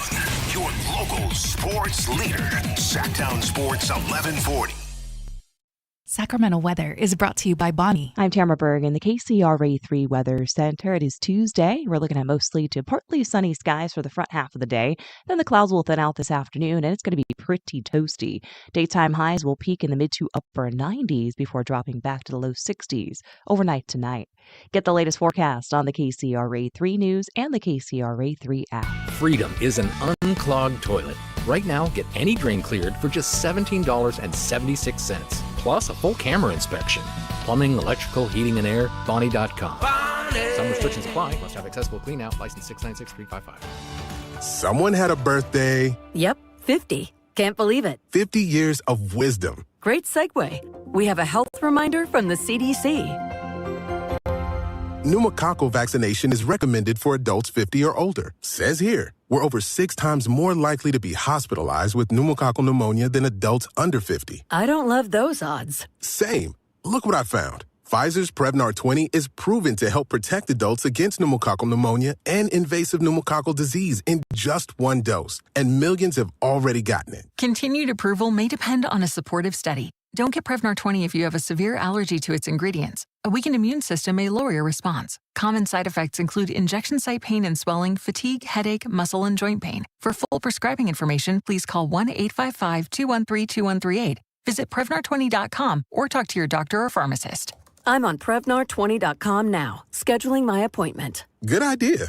And happy 50th. The Travel Guys on KHTK 1140 every Saturday at 11 a.m. We'll make you a smarter traveler. Tips you can use on the road and at the airport, plus reports from top consumer advocates. The Travel Guys, 11 a.m. on Sactown Sports 1140. High voltage live boxing action returns to the venue with Thunder Showdown number 5 on Saturday, September 5th. Uppercut Promotions lists 10 scheduled fights as a stacked lineup of pros presents a night of exhilarating boxing action you won't want to miss. You'll see some of Northern California's best pros, like undefeated fighters Kyle Lacanlale and Sergio Gonzalez, Sacramento heavyweight Blake McKernan, and much more. Don't miss Thunder Showdown number 5, Saturday, September 5th, coming to the venue at Thunder Valley Casino Resort. Fight card subject to change. Progressive knows that for business owners, vacations hit different. But hey, at least you finally took a vacation. And look at that. You only answered 53 calls, 84 emails, onboarded 1 new hire, and covered for Chris while he's out on paternity leave, and you did it all from a kayak. Because you, my friend, know how to relax.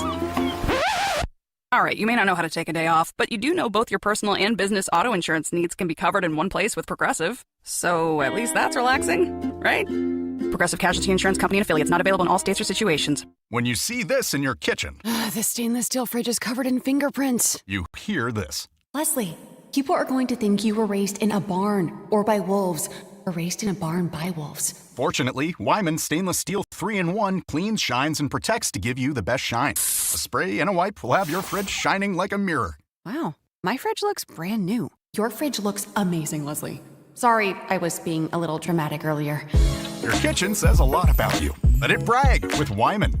Want the best movie experience in town? Join Sactown Sports IMAX Pass by visiting SactownSports.com. Sign up today. You can win tickets to see this week's films at the Esquire IMAX Theater. Sacramento's best selection, best quality, and lowest prices on kitchen and bath products are at the new Anova Cabinet and Stone. For a limited time, get stunning new quartz countertops starting at just $159. That's right, only $159 for gorgeous quartz countertops.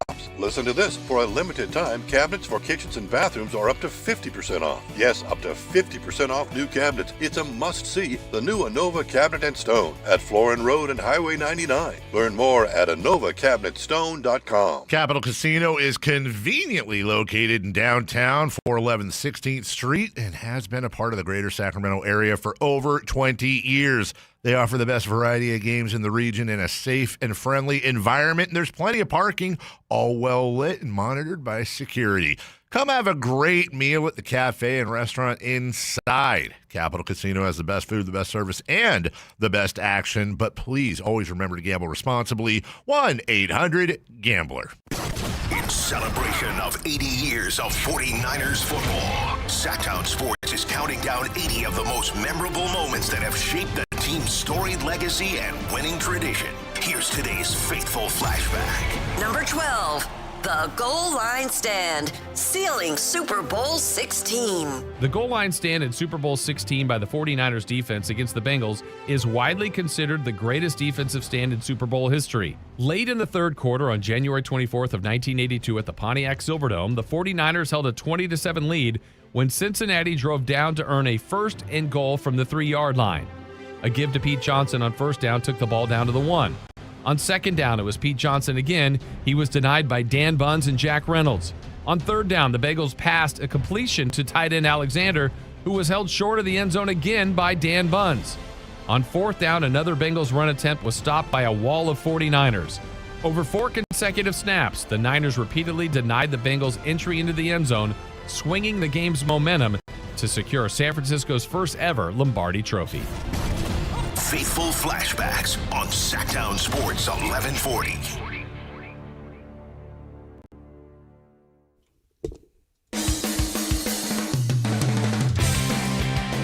It's Matt George and Kayla Anderson on Sactown Sports 1140.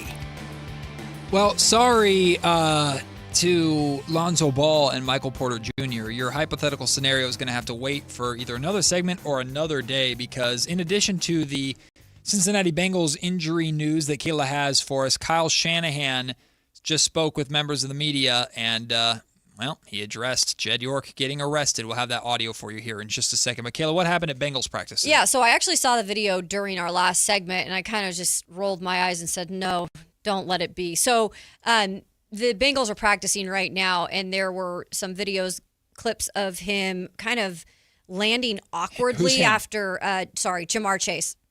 So, big name. Prominent wide receiver. Big name. A lot of people have him in their fantasy leagues if they've already drafted. But anyway, he seemed to have gone down awkwardly on his left knee after a deep route from Joe Burrow. However, there is a report from, I want to get his name right, NFL analyst Charlie Clifford, who is at practice. He said that he walked under his own power back to the sideline with trainers. Right now, he seems to be walking back and forth on the sideline. He has not come back out, but he did not need a cart.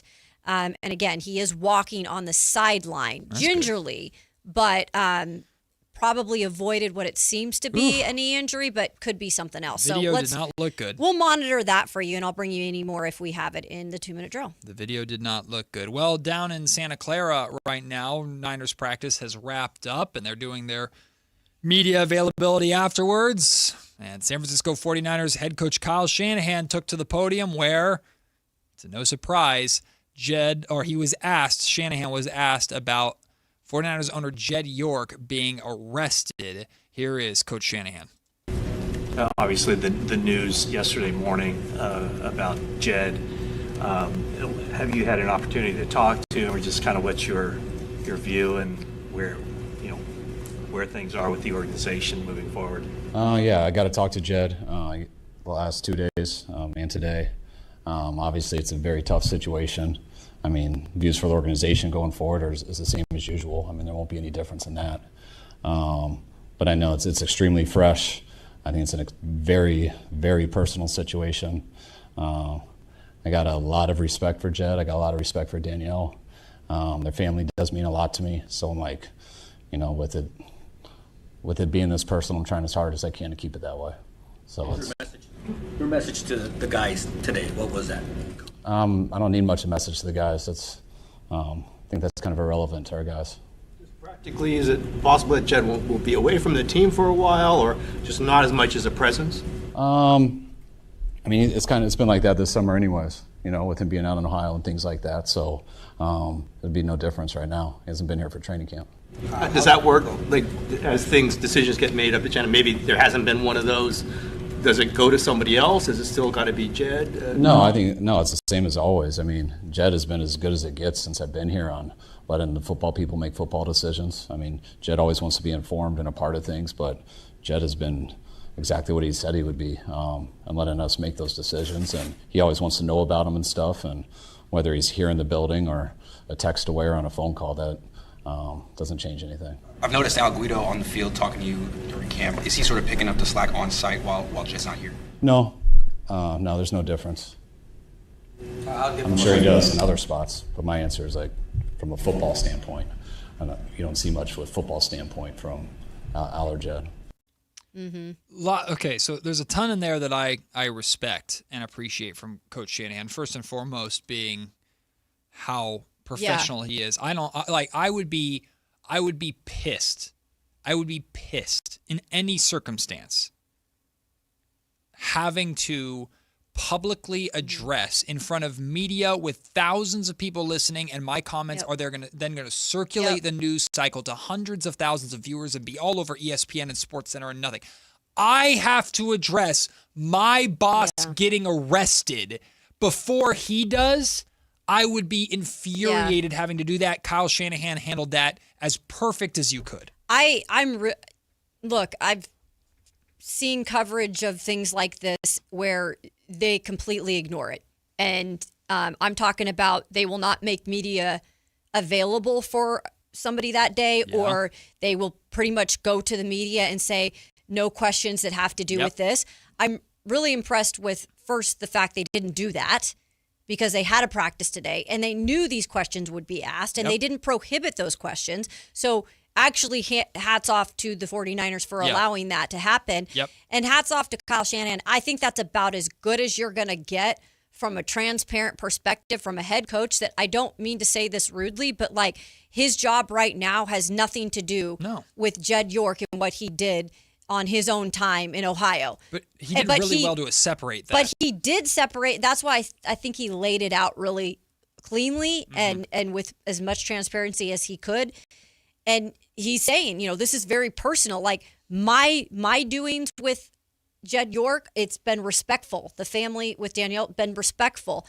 But this is a very personal matter that I don't have say in this. I understand the question. Again, we spoke with Chris Biederman of the Sacramento Bee. He covers the 49ers very, very closely. He laid out and illustrated why, as media, you have to ask these questions because it's their job to find out if it's impacting the team at all. So I understand the question completely, and I respect the hell out of Kyle Shanahan's answer when he was asked, "Hey, what was the message to the team about this?" He said, "I didn't have." There is no message. I don't need to address a locker room full of 60 or however many, 90 guys, however many before cuts. I don't have to sit there and go, "Hey, don't get busted for prostitution at a trailer park in Ohio. It doesn't look good on the team." They're all grown men. They know what this looks like and how. Nothing changes football-wise. It's irrelevant. He used the word. It's irrelevant. It does not matter. What happened to the owner, even though it's embarrassing and a bad look for the organization and is annoying for them to have to deal with and address with the media and just another distraction added to their plate before a massive week 1 against the Rams. Outside of that, it is irrelevant to who they are as a football team. That is the perfect use of that word. It doesn't matter. That on that practice field, Jed York had nothing to do with anything. Yeah, no. That's good. I just think it's one of those things, too, that you just get it out of the way, right? You answer those questions, you get it out of the way. One thing that the 49ers have dealt with a lot during the offseason and training camp, like I brought up to Chris Biederman, is the distractions. They've had plenty of them, whether it be the electrical substation and that whole conversation still, to the Shanahan accident. Mm-hmm. But I will say Shanahan has been out front in front of everything as much as he can be. Yep. And that makes me respect him more, because it isn't you're just trying to like hide it or you're trying to get away from it. It's just like, okay, come out, knock it in the mouth, get it out of the way. Mm-hmm. And then, the Niners can deal with this as this goes on the management level. Mm-hmm. It's not football. We have Kayla's 2-minute drill coming up next. Before we get to that really quickly, let's get to Daniel on the phone lines. What up, Daniel? Hey, guys. Hey, I want to ask your opinion. Why do you think the Jed York thing came out like 8 hours after it happened, and the Kyle Shanahan thing took 11 days to come out? I really don't want to hear about Kyle not wanting to hide anything, because he hid his thing for 11 days. He called in to his buddy to not report it, and they didn't report it. And I want to know why that was the case and why Jed's came out that quick, and he's the owner. Daniel, appreciate the call.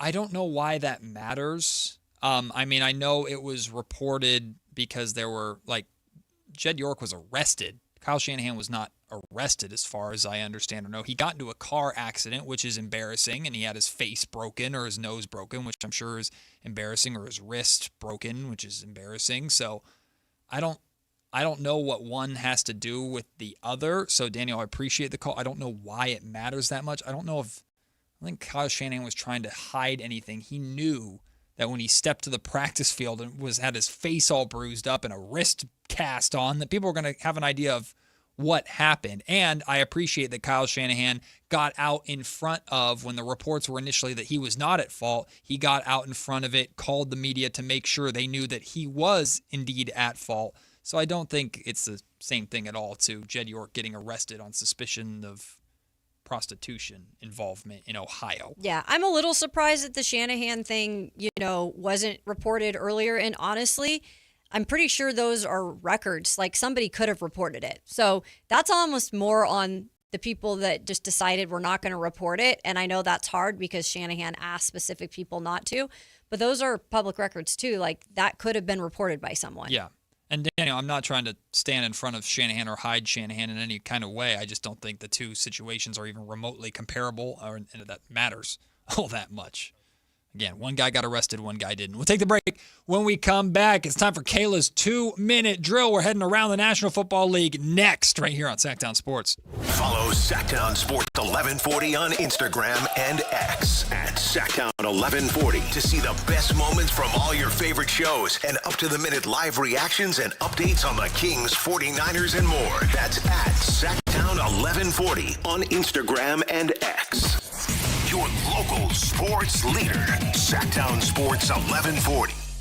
What's up? We're talking to Chad Hoblet of Hoblet Dodge, Chrysler, Jeep, Ram, and Woodland. Chad, tell the listeners what's going on for the Make This the Summer Sales event. Hoblet continues to be the place to find the best prices on the hard-to-find heavy-duty Ram you need. Right now, save up to $14,000 off MSRP on the new 2026 Ram 2500 Crew Cabs. And it's not just the savings. Right now, you also get Ram's 10-year, 100,000-mile warranty. Wow, it seems like every time you do this, you manage to find a new way to sweeten the deal. That's the difference between the big city auto mall guys and the small town family owned experience at Hoblet. When you come to Hoblet, you experience what 77 years of family owned award winning customer service looks like. Search, select, and save through their whole inventory at HobletDodge.com. Nobody beats Hoblet, period. 14,000 total net savings on select new 2026 Ram 2500 Crew Cabs after dealer discount and factory incentives. Incentives may include 1,000 Hoblet business owner bonus cash for eligible business owners, 1,000 Hoblet trade-in assistance for eligible trade, and 500 upfit, military, or first responder bonus cash for eligible members. Incentives may not be combined with any other offers or special APR programs. Excludes tax, title, and license fees. To this net savings, the number 227-321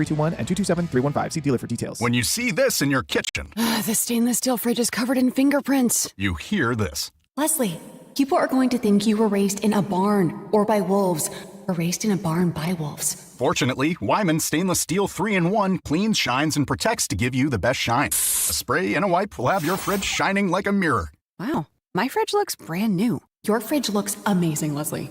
Sorry, I was being a little dramatic earlier. Your kitchen says a lot about you. Let it brag with Wyman. You're still glowing, flirting, grooving. You've still got it. But your immune system weakens as you age. making it harder to fight illnesses like pneumococcal pneumonia and RSV. Vaccines are a key part of any health routine and can help protect you from getting really sick. Ask your doctor or pharmacist which vaccines you need. See more at PfizerForAll.com. Sponsored by Pfizer.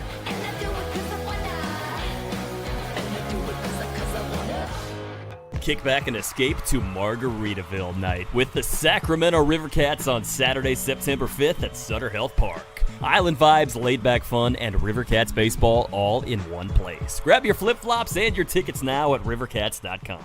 Toyota's national sales event is on now. Summer isn't over yet, and neither is your chance to explore California in a Toyota. Get 3.99% APR plus $500 finance cash on 2026 Tacoma SR5. Or get 2.99% APR on 2026 Tundra. Time's running out to take advantage of Toyota's national sales event before summer ends. Visit your local Toyota dealer today. Toyota, let's go places. Offers available through TFS to buyers with premium rated credit. Cannot be combined with other offers. Cashback offer excludes Tundra TRD Pro. Ends 8/31/26. This is a special alert to all Americans who own a vehicle with less than 200,000 miles with an auto warranty about to expire or with no warranty coverage at all. Due to a decline in the economy, CarShield is announcing a low-cost month-to-month vehicle protection plan that is now available to the public to save any driver out-of-pocket expenses on future auto repairs. Call now to find out how you can pay almost nothing for covered auto repairs. Yes, you heard that correctly. Pay almost nothing for covered auto repairs. An open phone line has been established for all drivers to call for a free quick quote. Call 800-292-4541 now. Drivers who are covered will not have to pay for covered repairs again. This protection plan is at an all-time low. Additionally, drivers who activate this vehicle protection today will also receive free roadside assistance, free towing, and car rental options at no additional cost. Call us for your free quick quote today. 800-292-4541. That's 800-292-4541. What do you have to lose? Call 800-292-4541. Again, 800-292-4541. Country in the Park 2, presented by your California Army National Guard, October 23rd at Hart Health Park at Cal Expo with Bailey Zimmerman, Russell Dickerson, plus more. Enjoy line dancing, live DJs, mechanical bull, and food trucks. Tickets start at just $70. Country in the Park 2, October 23rd at Hart Health Park at Cal Expo with Sky River Casino and Joel Gott Wines. More info at CITPFest.com.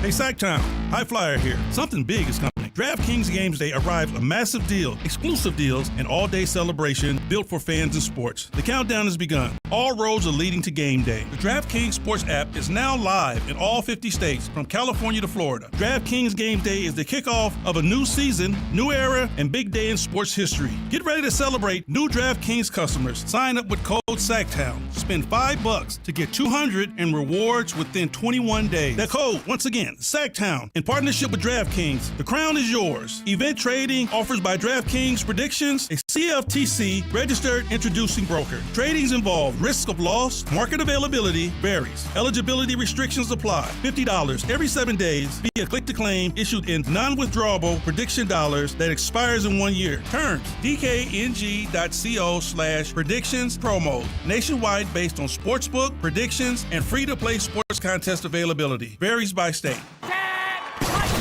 It's time for the 2-minute drill. Kayla Anderson has the ball, and she's taking us around the world of football. It's Kayla's 2-minute drill on Matt and Kayla.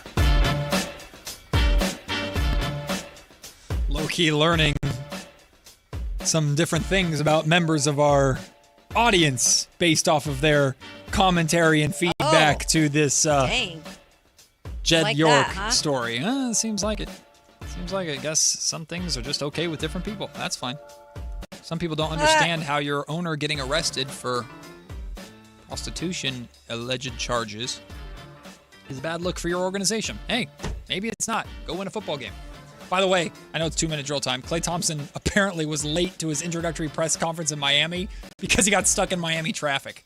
Well, use your boat, Clay. Hey, welcome, bud. Get on the boat. Get on your boat. Yeah, buy a boat or have it shipped, bro. No traffic in the water. Jeez Louise. All right. I have a little bit of an update, and this is probably for you guys, again, who are either Bengals fans or have him in your fantasy league if you've already drafted. Here's a little bit of good information. Earlier it was shown clip on the internet that's going around, him possibly hurting his knee. My good friend Kelsey Conway, who covers the Bengals, just tweeted out a post-game session with him on the radio, doing an interview, and she says Jamar Chase on the radio right now, and he is good. He said it was a little hyperextension. Said he could have kept going if needed. So there's a good update. Little tweak on Jamar Chase, but Thank God. That was a scare. Yeah, I saw the video, and again, we immediately assume the worst because we're trained to with what we've been seeing. So good. Jamar Chase is fine. Hooray. All right, let's start with this one. Won't you be my neighbor? No, it's good. No, it's Thank good. you. Yep. It's good. All right, so New York Giants wide receiver Malik Neighbors, who we know suffered the season-ending injury last year, had a red no-contact jersey on yesterday at practice. He took part in live drills also for the first time, and it looks like, if everything is according to plan, that Mr. Neighbors, who is definitely their wide receiver number one, will be back.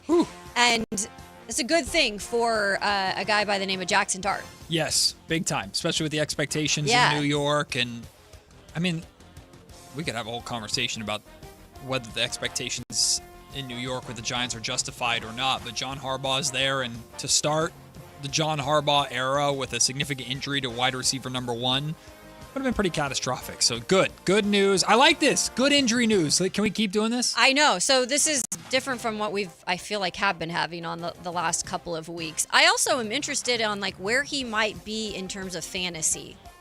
You know, where people will draft him, because he had that incredible first season, right? Let me tell you about my draft. So I'll go look it up. Yeah, I think he was taken in like the 6th round in my draft. Okay. Yeah, because he's definitely somebody I think Maybe 4th. If people forget about him, you might not want to, because it looks like he's going to be back and healthy. All right. Farewell, Mr. Robinson. Thank you. I'm glad you got that. I don't get it. It's close to the song. Yeah. Da-da-da, Mrs. Robinson. It's like a farewell. Like, that's what the song is about. Here's to you. Here's to you. It's That like is a stretch. No, it's not. Here's to you, Mrs. Robinson. It's like a They do farewell. say, I'm pretty sure they... It is. It's about a farewell. Yeah, to, but do they say farewell in the song? No, they said there's something about Joe DiMaggio. Yeah, but it means like pretty much like a farewell to the people they're talking about and Mrs. Robinson. Close enough. I like the song. Thank you.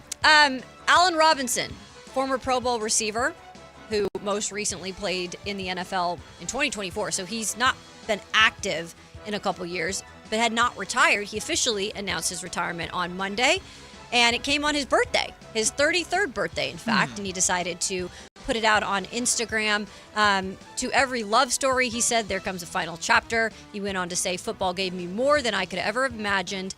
It challenged me, shaped me, humbled me, and rewarded me in ways I'll carry for the rest of my life. So nice little, farewell.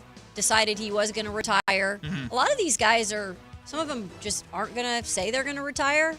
I kind of like it when they put a bow on it, though. Yeah, when they make it official. When they move on and get that closure for themselves. By the way, for the audience who is very much, if you're a professional athlete, you can do nothing else other than play your sport. This is why athletes have things outside of sports, because you retire at 33 freaking years old and you still have your whole life ahead of you. That's why you do other things and go back to school to get your education or finish your education in the first place, or have hobbies or side hustles or entrepreneurship. This is why you can't play football forever. Anyway, sorry, side note. No, it's a good point, though. Don't sweat it. Arizona Cardinals, thank you. Arizona Cardinals pass rusher Josh Sweat was activated off the PUP list on Monday. He's going to return to the field. This is the first time since the end of last season, you guys, because he also had that injury that took him out towards the end of the season. This is an interesting one, guys, to watch, because I know he is in the Niners division. But this is a guy, Sweat is, that has been very productive as of late when it comes to the pass rush.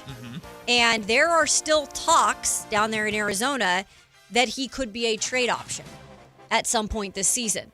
So free him. Have it Get on him the out. radar. I don't know if they would do an interdivision trade, but I don't think Arizona has a lot to, like, what what is it right now in Arizona? They're years away from competing with these other teams could in the division. hold the Niners ransom for a player like Sweat. They could, but what if their quarterback situation continues to go downhill and they wanted Mac Jones, and maybe there is a situation where they feel like this Curtis Rourke is ready? I don't know. That's always been if there is a Sweat trade, maybe that's what they use. Josh Sweat for Mac Jones in like a second? Yeah. Never know. Anyway, that's your 2-minute drill. All right. Glad you didn't get to the last one, too. I know it's... Yeah, well, maybe that's something that we just need to bring up at some point, though, because it's a crazy story. The CTE study that came out today was not fun to read. No, it wasn't. Up this morning. You know what else isn't fun? Colin Cowherd saying that the 49ers are headed for a cliff. But is he right? We'll listen to Colin Cowherd's comments, and let's jump onto his train of thought. Let's talk about a doom and gloom scenario with the Niners. If it goes wrong, how wrong can it go? How bad can it get? We'll explore that to start the final hour of the show on this Tuesday. It's Matt and Kayla on Sactown Sports. Like and subscribe to the Sactown Sports 1140 YouTube channel at Sactown Sports 1140 to get the Carmichael Dave Show with Jason Ross, Matt and Kayla, and the Drive Guys with Kevin Gleason and Alan Stiles on demand and at your fingertips. Get your fix of the Sacramento Kings, 49ers, Giants, Athletics, NFL, NBA, and the latest in sports and entertainment all in one place at Sactown Sports 1140 on YouTube. Your local sports leader, Sactown Sports 1140. This is the story of the one. As a safety manager at a manufacturing plant, he does everything he can to keep his coworkers safe. From finding ways to reduce risks to keeping safety supplies in stock. And for that, he relies on Grainger. Grainger offers a broad range of quality products and next-day delivery, so he can always play it safe. Call 1-800-GRAINGER, click Grainger.com, or just stop by. Grainger, for the ones who get it done. This Great and Gold Injury Report is brought to you by the law firm of Gingery, Hammer, and Associates. If you get an injury, just call Gingery. Denzel Clark began a rehab assignment in Vegas last week, going 5 for 10 in 4 games. He will alternate playing the field while DHing as well, while ramping up his workload. Jacob Wilson will see a doctor this week for next steps on his left shoulder. Wilson's not expected to return this season. Nick Kurtz is also done for the 2026 season as he was transferred to the 60-day injured list. Hi, I'm Justin Gingery. One of the most common questions I receive is, what makes us different from other law firms? At Gingery, Hammer, and Associates, we handle your case from beginning to the end. Whether your case reaches a settlement, whether it must go into litigation, or whether it has to go all the way to trial, we will be with you along the entire way. And because we are committed to your case, we are as invested as you are in making sure you get the outcome you deserve. When you get an injury, just call Gingery. Hey there, Mark and Tom, the travel and entertainment guys with you, brought to you by Sports Leisure Vacations. Time for our weekly travel tip, and with it, here's Mark. I received an email from a hotel I recently stayed in asking for a review on their website. Then they proceeded to tell me all the reasons they were perfect and why I should say just that. Maybe I'm alone here, but I resent businesses asking for a review, especially when they coach me as to what to say. I didn't respond to the request, even though things were fine during my stay. Nothing spectacular or notable, but no issues. Here's my point.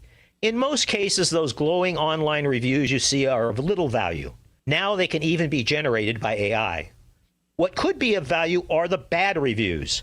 Look for the same issue being mentioned over and over. It won't tell you what the hotel or restaurant is good at, but it will give you the downside, which sometimes can be more important than the fake 5 stars. More tips to make you a smarter traveler. Saturdays at 11 a.m. right here on Sactown Sports 1140.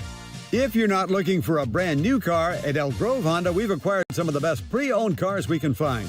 We've kept only the best of our trades, and our buyer has found some of the finest pre-owned Hondas available in Northern California. You can see for yourself at elkgrovehonda.com. Whether you purchase a brand new Honda or a like-new pre-owned Honda, your car buying experience will be the same. We have the right Honda at the right price. You'll find us in the Elk Grove Auto Mall, Highway 99 and Elk Grove Boulevard. I gotta get an Elk Grove Honda. Here's the deal. The government is over $38 trillion in debt, which means the IRS isn't slowing down. And the tax code is complex and unforgiving. So it's not surprising if you're one of the millions of Americans that owe back taxes to the IRS. Unfortunately, they're the world's most powerful collection agency, with the ability to garnish your wages, seize your bank accounts, and even take your home or business. But don't be stressed or worried any longer. We're Optima Tax Relief, America's most trusted tax resolution firm. We have resolved over $3 billion in tax debt for our clients. Our award-winning professionals deal with the IRS every single day, protecting our clients and preparing them for the best possible resolution. For tax help you need, for tax help you can trust, give Optima a call today.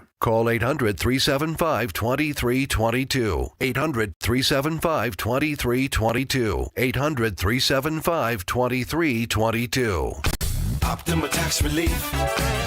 Some restrictions apply. For complete details, please visit OptimaTaxRelief.com. High voltage live boxing action returns to the venue with Thunder Showdown number 5 on Saturday, September 5th. Uppercut Promotions lists 10 scheduled fights as a stacked lineup of pros presents a night of exhilarating boxing action you won't want to miss. You'll see some of Northern California's best pros, like undefeated fighters Kyle Lacanlale and Sergio Gonzalez, Sacramento heavyweight Blake McKernan, and much more. Don't miss Thunder Showdown number 5, Saturday, September 5th, coming to the venue at Thunder Valley Casino Resort. Fight card subject to change. Everyone loves to be outside, and so do mosquitoes. Protect yourself against mosquitoes and West Nile virus by following these simple tips. At least once a week, look around your yard and drain stagnant water from any containers where mosquitoes can breed. Remember to use an effective mosquito repellent, especially at dawn and dusk when mosquitoes are most active. Close all doors and be sure screens are in good working condition. At the Mosquito and Vector Control District, we're here to help. Visit us at fightthebite.net. KHD 1 Sacramento, KYMX HD3 Sacramento. Sactown Sports 1140, your local sports leader.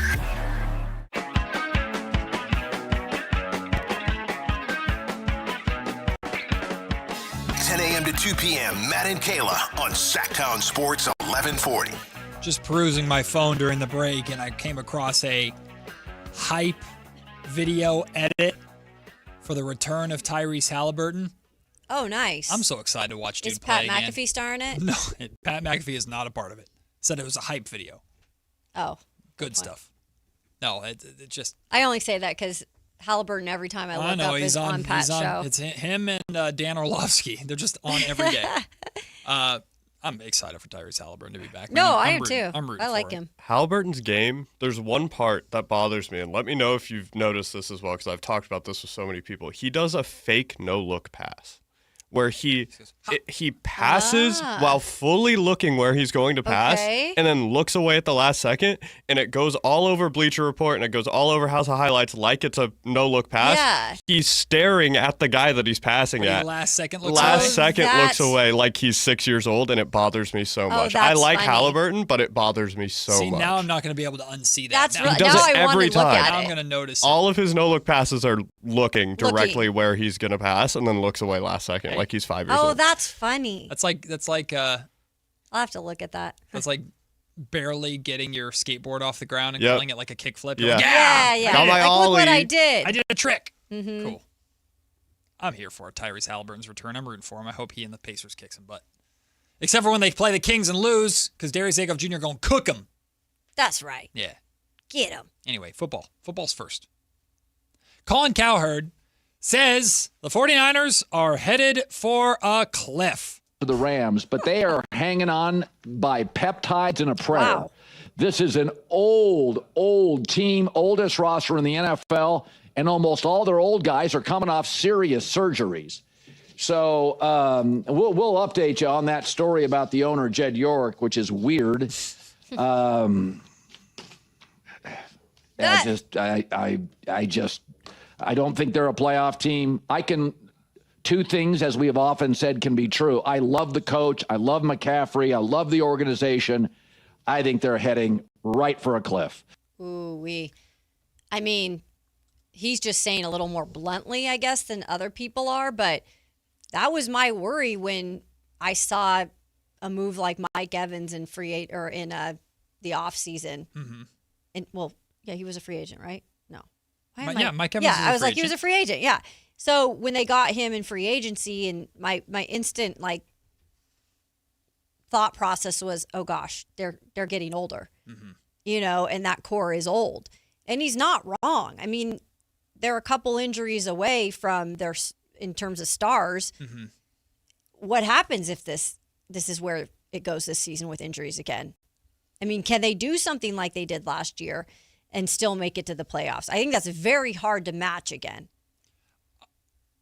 It feels like a lot of people have it either go like there's no middle ground with the Niners. Either they're going to be a Super Bowl contending team, or everything is going to be catastrophically wrong, and every ACL on the planet is going to pop simultaneously. It just like obviously Colin Cowherd there is very catastrophic. Mm-hmm. Like he's like I don't think they're going to make the playoffs, which would be a catastrophe for the Niners in a lot of instances. But he talks about the injuries. Him saying I think they're headed for a cliff, as in they're going to free fall. That is a very dramatic, catastrophic outlook towards the direction that the 49ers are heading. Which, in my opinion, if things go wrong for the Niners this season, it's just going to be because they're not as good as the Rams and they're not as good as the Seahawks, and they either sneak into the playoffs and lose in the first round, or they barely miss out and then look at the NFC South like we did earlier and go, F you guys, because we would have won your division running away. It just happened to be the division that we're in. I don't think things are going to be that bad for the Niners. I don't think it's going to be a doom and gloom scenario. I do think and understand anybody that goes, this is the end of the era. But not everything has to go down in a blaze of glory. You don't have to go out on your back. You could just not be good enough. They're not supposed to be good enough compared to the Rams. I think that's what's tough, though, when you talk about the 49ers, because they have been relevant. Sure. Like, for a while. And to the point where they win a Super Bowl? No, and that's the problem, because they feel that they could have done it, or that they have enough talent to do it, or that they have the right head coach to do it. Mm-hmm. But when it comes down to it, if you don't have the health for any football team, guys, I mean, we're talking about the Rams can be in this case too. Absolutely. The Rams are no young spry chickens either. They've got an older roster, and their stars are older. Some of them. Their MVP is, 37? Yeah. So, I mean, you have one thing go down in the Rams organization, too, like a quarterback. 38. That could be even potentially destructive for them for this season. But I think because the Niners are so different, you said it because there's no happy medium, it seems to be on this. I'm seeing people either saying, oh, this team's the team. This team they're being overlooked. Mm-hmm. Because look at all the stars. Mm-hmm. And then there's the other part of it is like, yeah, but if those stars don't stay healthy, they could go off the cliff. Mm-hmm. So there's no middle ground of any of what can happen with this team. I think just people expect it to end in a ball of fire. It to end in the Niners are very clearly all in one last time with this group as we know it. But they're like people like to talk about hit the reset button, completely sell house, but very rarely does that happen in sports, but especially in the NFL. Brock Purdy is not old. Mm-hmm. So if it doesn't work this year, does that mean Brock Purdy's done? No. Brock Purdy's going to be back next year. Fred Warner's going to be back next year. Christian McCaffrey might get a new contract to stick around. It just means maybe no more Trent Williams, maybe no more George Kittle, maybe no more Kyle Juszczyk, maybe no more Nick Bosa, maybe no more of this group. Dre Greenlaw's back, as we've known them to be. Yeah. But that doesn't mean the Niners aren't headed for a rebuild that's going to knock them into the bowels of the division with the Arizona Cardinals. They're not headed that direction, even if this year doesn't go well. A big reason why is because people will come here. Players will come to San Francisco. And right now, they've got money that maybe they'll use some of it this year with the trade or bringing in somebody that they've got to pay a little bit more for a contract. But they are a destination where people want to go to play, even with California taxes, even with the freaking, if you believe in it, the substation thing. There's still plenty of players who want to come here. It's one of the most historically established divisions, and you have arguably the best coach in football. So with saying that, you're right. It's not going to fall off a cliff per se. Now, could they take a couple steps back and then it might take a year or so, like when the Rams won the Super Bowl? They went all in, right? Paid a bunch of players, and then everybody thought they'd fall off a cliff, but they have a really good head coach, and they were able to do a year or so with, figuring it out where they weren't as relevant. And then now look at the Rams. They're kind of back to where they were. So, yeah, I disagree with the falling off the cliff. I don't think that's going to happen. Mm-hmm. But could they take a couple steps backwards? Absolutely. Yeah. Absolutely they could. Like them going all in, when you go all in, you're taking a risk. Mm-hmm. You're not hedging your bet. But the Niners going all in doesn't mean the fate of the organization is on the line. It's just this iteration that I know Niners fans hold on so fondly to because there's so many pieces that have been here for so long that you can't help but love them, especially with Debo being back. But George Kittle's like the main one that comes to mind. But like Fred Warner is still very much on top of his game, one of the best defenders, if not the best defender in football. In some eyes he is. Yeah. I don't think he is, but in some eyes he is. He's not done if this season doesn't go well. Mm-hmm. The Niners aren't trading everybody away if this season doesn't go well. They're going to retool and get right back at it. I mean, Kyle Shanahan, in his 9 years coaching the 9 seasons coaching the Niners, has won double-digit games 5 out of the 9 years, right, including 5 of the last 6. Like, he knows what it takes to win. He's built something, and he's trying to ride it out one more time with that group, which I admire, which I appreciate. I think it's the right thing to do at the time. But if it fails, it doesn't have to be catastrophic failure. Yeah.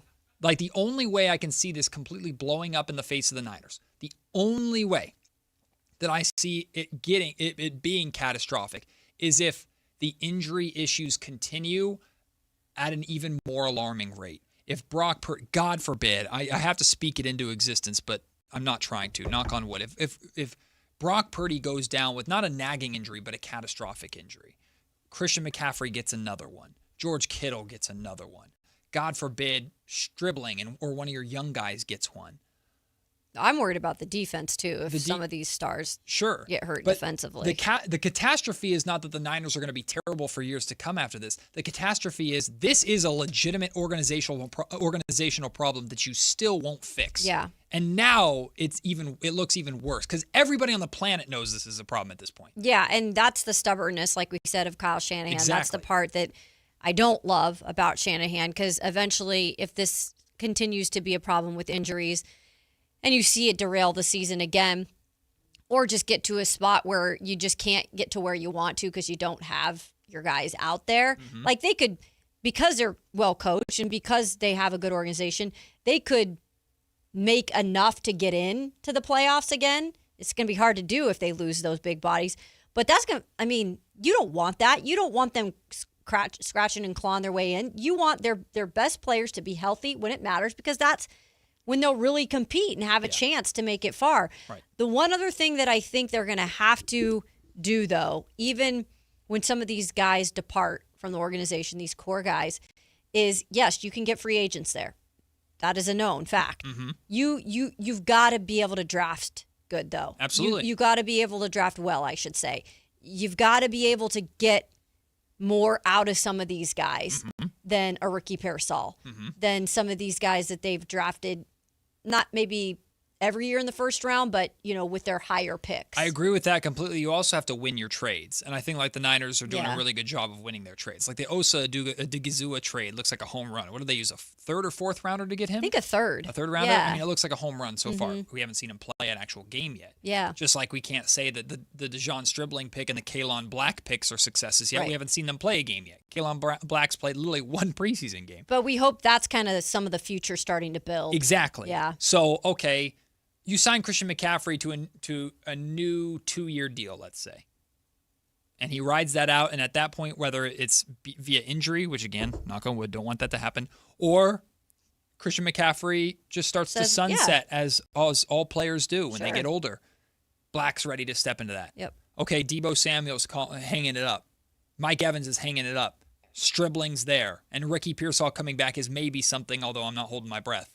Like, the Niners simultaneously, quietly are establishing the next generation. Now, the next generation has no promise to be even remotely close to as good as this generation is now, which is why I think the Niners are holding on to this generation with white knuckles as much as they are and going all in with it. And Niner fans, understandably, don't want to let that generation go because it's been so enjoyable over the last 6 years.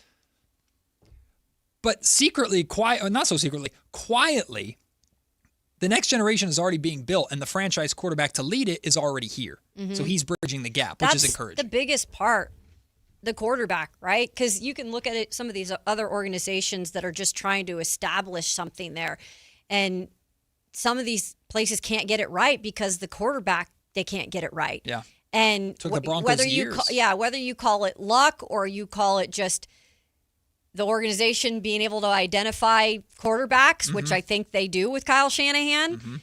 For the most part, I know Trey Lance outlier. Maybe Jimmy Garoppolo didn't work out, but Sure. when you look at a Mr. Irrelevant pick as a quarterback who becomes your starter and a top 10 quarterback coming into this year by many, that is mind blowing. That is arguably that is insane. It's one of the biggest draft wins you could possibly have. I mean, they're I think at some point, if Brock continues on the trajectory that he's on, and my goodness, if he can win a Super Bowl with this organization, can you imagine that story? Yeah. That story will be one of the best documentaries or whatever you want to call it, because this is just such a rarity. Purdy's already an iconic sports success story. Right. And even if his career doesn't go the way that he and the Niners are hoping when they gave him that deal, it won't. It's funny. Mr. Irrelevant will never be irrelevant. It No. never will. Maybe What that's he's- the title. It might be that. Not so irrelevant. Mr. Yeah. Not so irrelevant. Like it's he already is a shining example of what you can achieve in sports and never give up and blah blah blah and all the Mm-hmm. motivational posters in your kids' classroom in elementary school. But that's not good enough for the Niners. That's the thing. Yeah. It's like it's not good enough to have a success story. We got to get the ring. Like winning the division isn't good enough. Making the playoffs isn't good enough. But that's for this generation. Yeah. This generation is ring or bust. But it makes you feel better knowing that, yeah, our core might be getting blown up after this year, but we do have our quarterback. It's just it's a changing of the one guard. we trust in, yeah. It's a lot different now. The Rams are an interesting situation because they're in LA and they have Sean McVay, so I think they could attract a lot of potential quarterbacks. But the Rams are facing the end of the Matt Stafford era, and then Ty Simpson? I mean, it seems they believe in this guy. Yeah. Again, they traded up to get this guy in the first round. It seems they believe in him. I know we're talking about one of the greatest quarterbacks of all time, but when Peyton Manning left the Denver Broncos, there was a long time of them figuring that out before Bo Nix has come in. I mean, and part of that is the wrong head coaches, Sure, right? And not the absolutely. right pairs with quarterback and head coach. New England Patriots just now got Drake Yeah. May. Tom Brady hasn't been a Patriot for a long time. Mhm. Like They went through a couple. The transition of losing your franchise quarterback, It's huge, man. that's what can hold you back. Yes. And In not getting it theory- right or having patience. In theory, your franchise quarterback is already here. You have potential top-tier wide receivers here if they develop. I know the loss of Trent Williams will be significant when he decides to hang it up because he's one of the best offensive linemen we've ever seen, and you're going to have to find a way to fill that hole. You have one of the best defenders in the league in Fred Warner, who I know is coming off of a significant injury, but doesn't look like he's slowing down and still has a lot left to give. Like, I just don't... To say that the Niners are heading towards falling off the cliff or teetering on a cliff's edge is, I think, a little kid who's afraid of heights. Yeah. That is looking down and seeing in their mind a 1,000-foot drop when it's just a big jump that could hurt your knee a little bit. Yeah. Like, I don't think the Niners are going to plummet. This is not Thelma and Louise.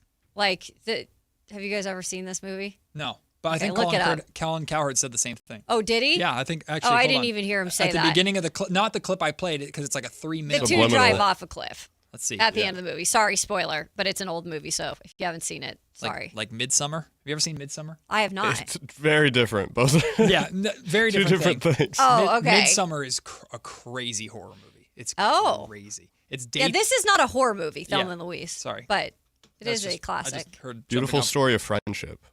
Yes. And then they drive off a cliff together. I'm pretty sure Colin Cowherd uses that exact. That's really funny reference. because Hold I on. did not hear that, but that's what it reminded me of for sure. Computer is Got in your loaded. brain. It did. Subliminal. Subliminal. Here's the good news for the San messaging. Francisco 49ers. George Kittle, off surgery, Achilles, increasing his chances of playing in week 1. Here's more good news. Christian McCaffrey says recent practice Speeding him absences up. were planned as part of load management. I don't love load management for McCaffrey. I'll give him a pass. Here's the bad news. Their owner, Jed York, got arrested Yeah. It says here in Ohio over the weekend, East Palestine, Ohio. Get to the good stuff. Misdemeanor charges, disorderly conduct, and possessing criminal tools. Okay, blah, blah, blah, blah, blah. That's what the story in front of me says. It's interesting. I tend to think the Niners are very close to pulling a Thelma and Louise. Oh, he did say There it is. There you go. I had no idea what that meant. Okay. Good reference. Okay. Yep. See? If you haven't seen the movie, go see it. It's actually a good movie, just a really sad ending. Go see Midsummer. Great movie. Yeah. Have you've seen So Midsummer? you've seen it. Yeah, I've seen both. Midsummer's wild. Wait, you've seen Thelma and Louise? Yeah. Oh, that's impressive. Hold on. Thelma, how do you spell it? Thelma, Thelma, and Louise, Louise, I believe. Is this like that? Gina Davis is this stars like in that it. swamp movie, swamp trailer park No. movie thing you and Kyle tried to get me? What What is are we this? talking about? What? No, remember Wait, there was a movie. first of all, Stand By Me. Stand is By a- Me happening in the swamp. Bro, You're no, that's- anti-Stand dude, By I've Me? never seen That it. is if you No. do not even make fun of that movie. That They- is a classic. They tried to sell it to me, and it was like Tried to kids sell it? kids in a swamp get chased by a gator or something. I don't remember what it was. Thelma and Louise. Good Lord. This had nothing to do with the swamp. Synopsis. Now, railroad tracks, yes. Oh, the swamp railroad tracks. Two best friends from Arkansas, timid Well, housewife Thelma Dickinson. there's a Come swamp. on.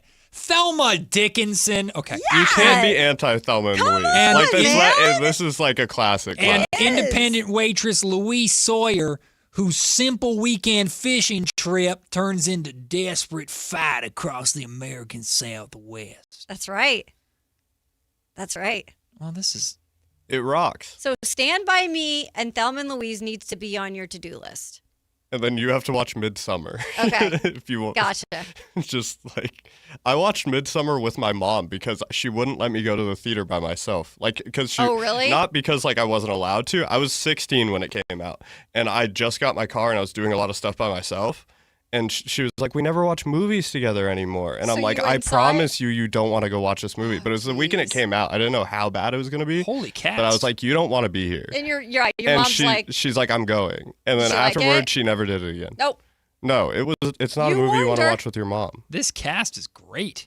Yeah. Stand By Me and Thelma and Louise cast. I don't care about your swamp movie. Christopher Which one's McDonald. the swamp? He Brad thinks Pitt, he's making fun of Stand By Me. Michael Madsen.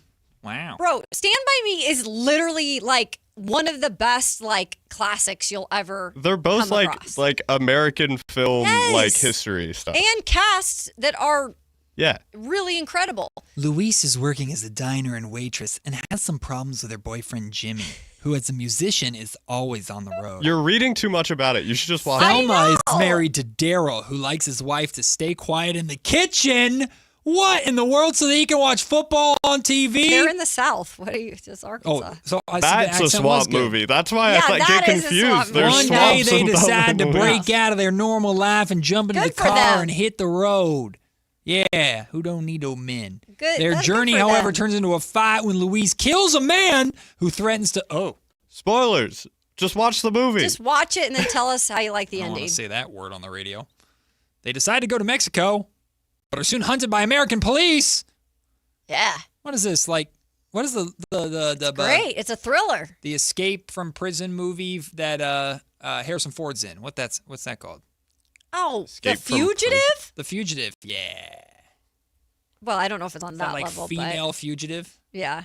But Thelma and Louise is a classic. It's And they die. They jump off a cliff. yeah. Yes, It's like that's what the whole thing is with. It's a like we just tragedy. said. It's a tragedy. By the way, great description, Johnny.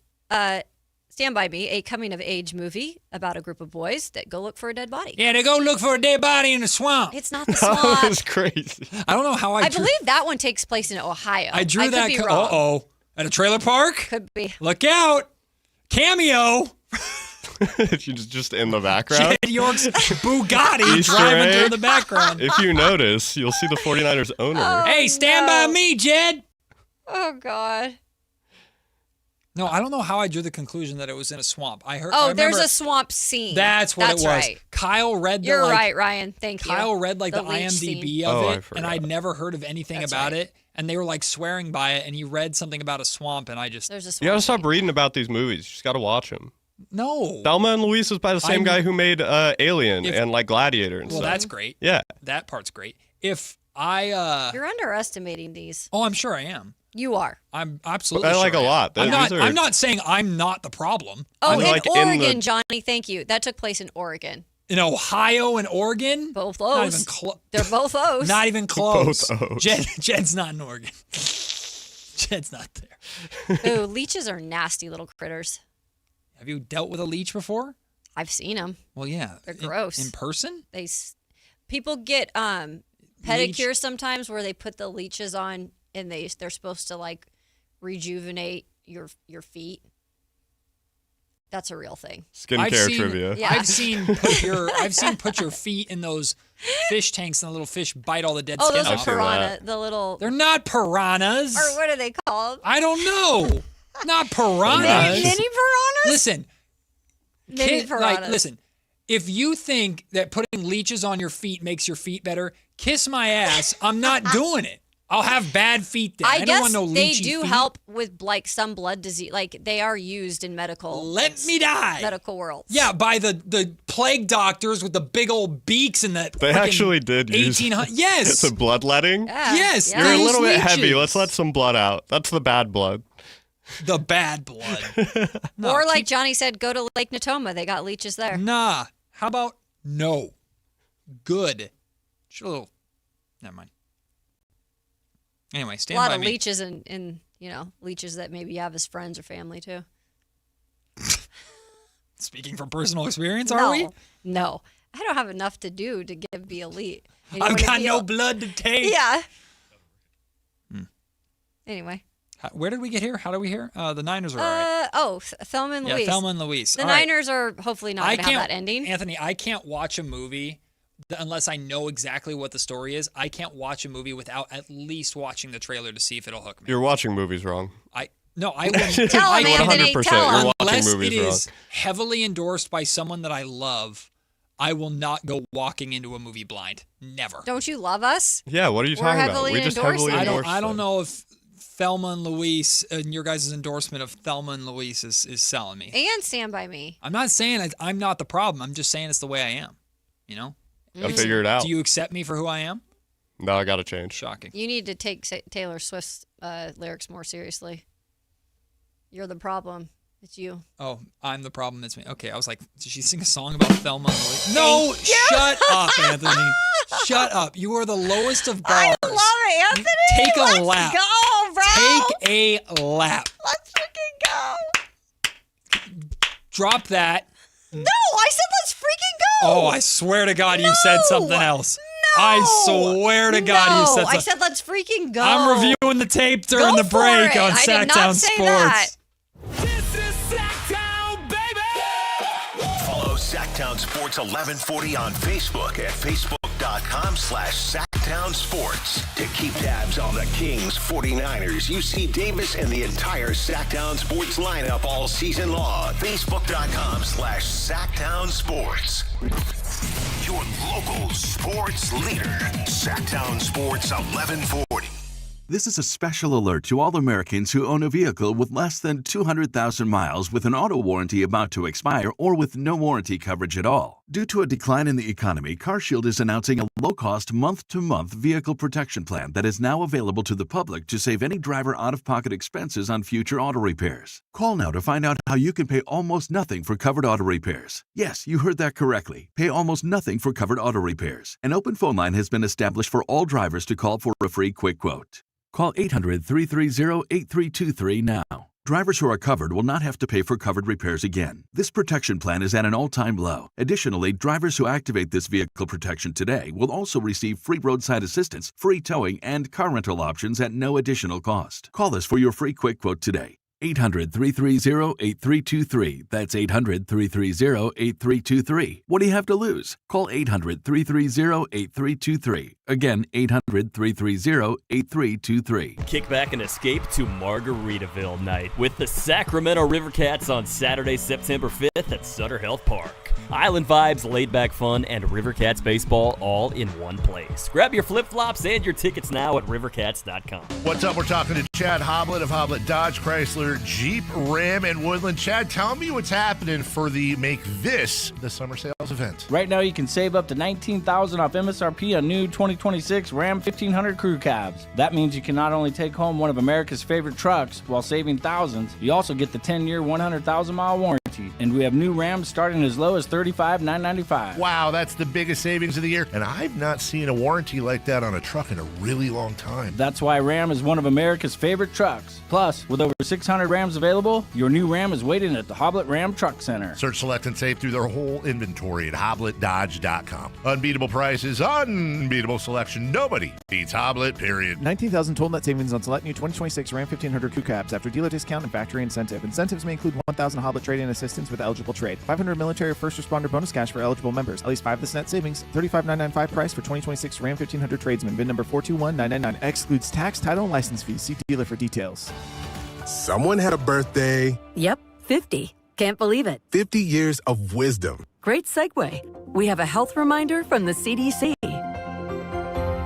Pneumococcal vaccination is recommended for adults 50 or older. Says here, we're over 6 times more likely to be hospitalized with pneumococcal pneumonia than adults under 50. I don't love those odds. Same. Look what I found. Pfizer's Prevnar 20 is proven to help protect adults against pneumococcal pneumonia and invasive pneumococcal disease in just 1 dose, and millions have already gotten it. Continued approval may depend on a supportive study. Don't get Prevnar 20 if you have a severe allergy to its ingredients. A weakened immune system may lower your response. Common side effects include injection site pain and swelling, fatigue, headache, muscle, and joint pain. For full prescribing information, please call 1-855-213-2138. Visit Prevnar20.com or talk to your doctor or pharmacist.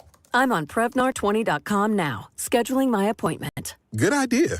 And happy 50th. Hey, Sactown, High Flyer here. Something big is coming. DraftKings Games Day arrives a massive deal, exclusive deals, and all-day celebration built for fans and sports. The countdown has begun. All roads are leading to game day. The DraftKings Sports app is now live in all 50 states, from California to Florida. DraftKings Game Day is the kickoff of a new season, new era, and big day in sports history. Get ready to celebrate new DraftKings customers. Sign up with code Sactown. Spend $5 to get $200 in rewards within 21 days. That code, once again, Sactown, in partnership with DraftKings. The crown is yours. Event trading offers by DraftKings Predictions, a CFTC registered introducing broker. Tradings involve risk of loss. Market availability varies. Eligibility restrictions apply. $50 every 7 days via click to claim, issued in non-withdrawable prediction dollars that expires in 1 year. Terms, dkng.co/predictions promo. Nationwide based on sportsbook, predictions, and free-to-play sports contest availability. Varies by state. Maida Subaru says yes to big savings on the new Subaru you want during the Subaru A Lot to Love event on now. Visit MaidaSubaru.com today for special Labor Day savings on over 225 new and certified pre-owned Subarus. Made a great deal at Maida.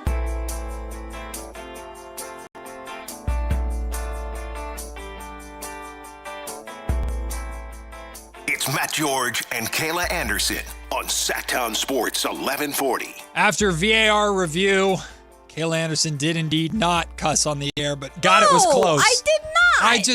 I said after review. That's I'm gonna make sure that I go back and Anthony listen gets to in It was trouble. dumped anyways. Anthony gets in trouble. But I know if I swear. I will know. Listen, if all I I'm swear. saying is I understand why I had the reaction that I had, but you get the pass, but it sounded like it. I don't get the pass because I just didn't do it. That's what I'm saying. You get the pass. Right. You didn't do anything Just wrong. wait till you slip up on something. I'll let it sounds slide like this time. I'm one. Not it's swearing. 3-1. No. Scoreboard. I did not do anything. It's Scoreboard. 2-1. All of them are on Dave's show, too. Exactly. Almost none of them I are think us. Chris is just mad at us in general, Verlad. Yeah. Because it happens on his We're shows. perfect. Hey, Sac State begins a new era of football on Saturday. They're opening up their first season in the FBS with a MAC conference game right out the gate against Eastern Michigan on the road. Yep. And get this, according to ESPN's predictor model, they're a 9.5-point favorite. Whoa, I didn't expect that. Right?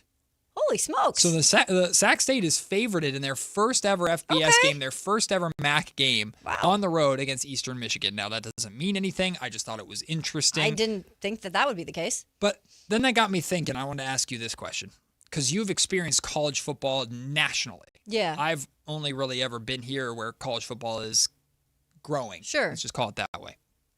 Outside of like when the college football playoffs are on, of course, we have really good TV ratings here. But outside of that, it's not like you just don't have a ton of dedicated college football fans here in Sacramento to the level of certainly areas in the other parts of the country. Do we think the average college football fan is rooting for or against Sac State? So the story of Sac State. Okay, so don't take this the wrong way.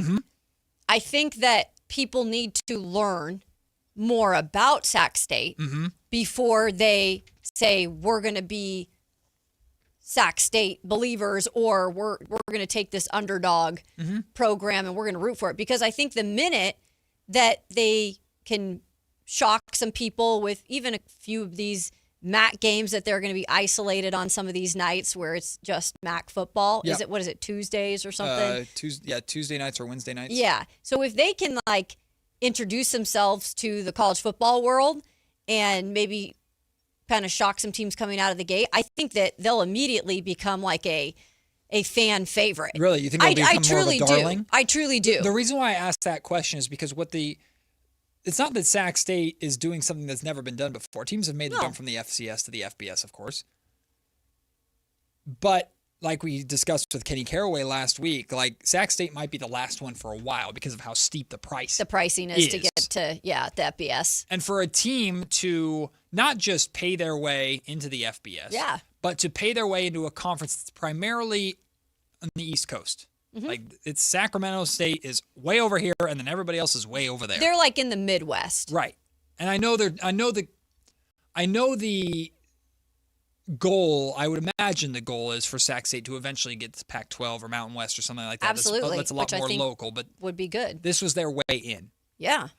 I wonder. I don't know this for a fact, but I wonder if the college football fan, who, for lack of a better term, is going to hold college football to a certain standard, does not want Sac State to buy their way into a conference that many felt that Sac State shouldn't even be in the first place geographically.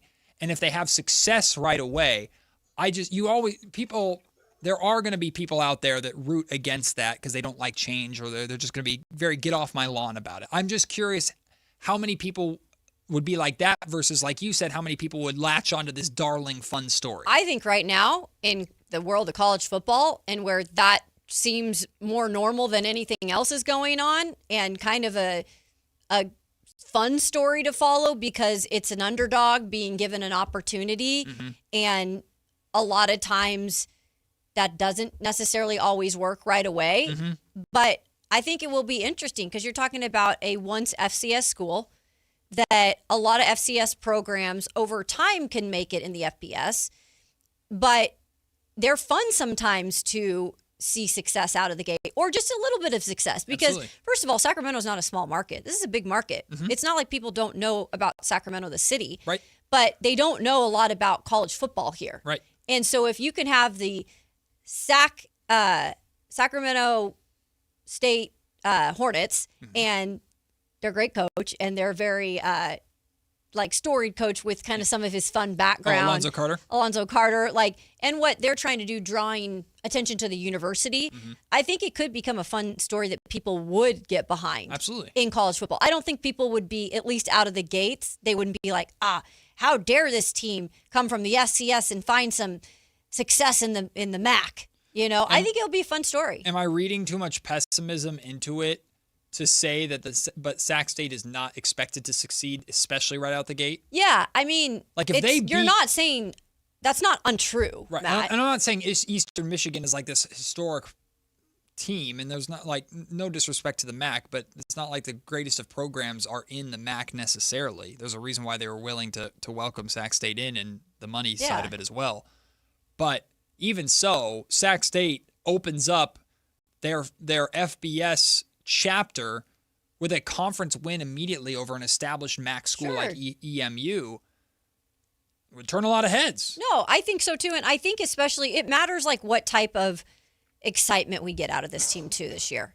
Like if there's some excitement with this team and they're fun to watch, that's part of college football. If a team is fun to watch or there's, some players that catch your eye or a coach that, again, you saw what happened with Prime and that's a whole different level. But I'm just saying like there's got to be an entertainment factor too to college football nowadays.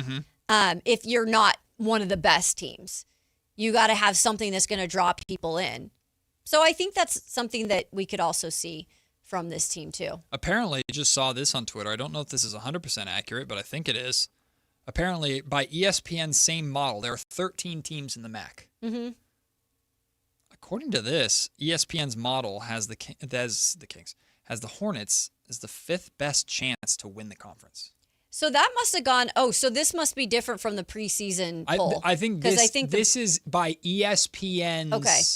This is by ESPN's analytics system. Okay. Whatever that may be. They have Sac State at 7.5% chance to win the conference, which is 5th best. Interesting.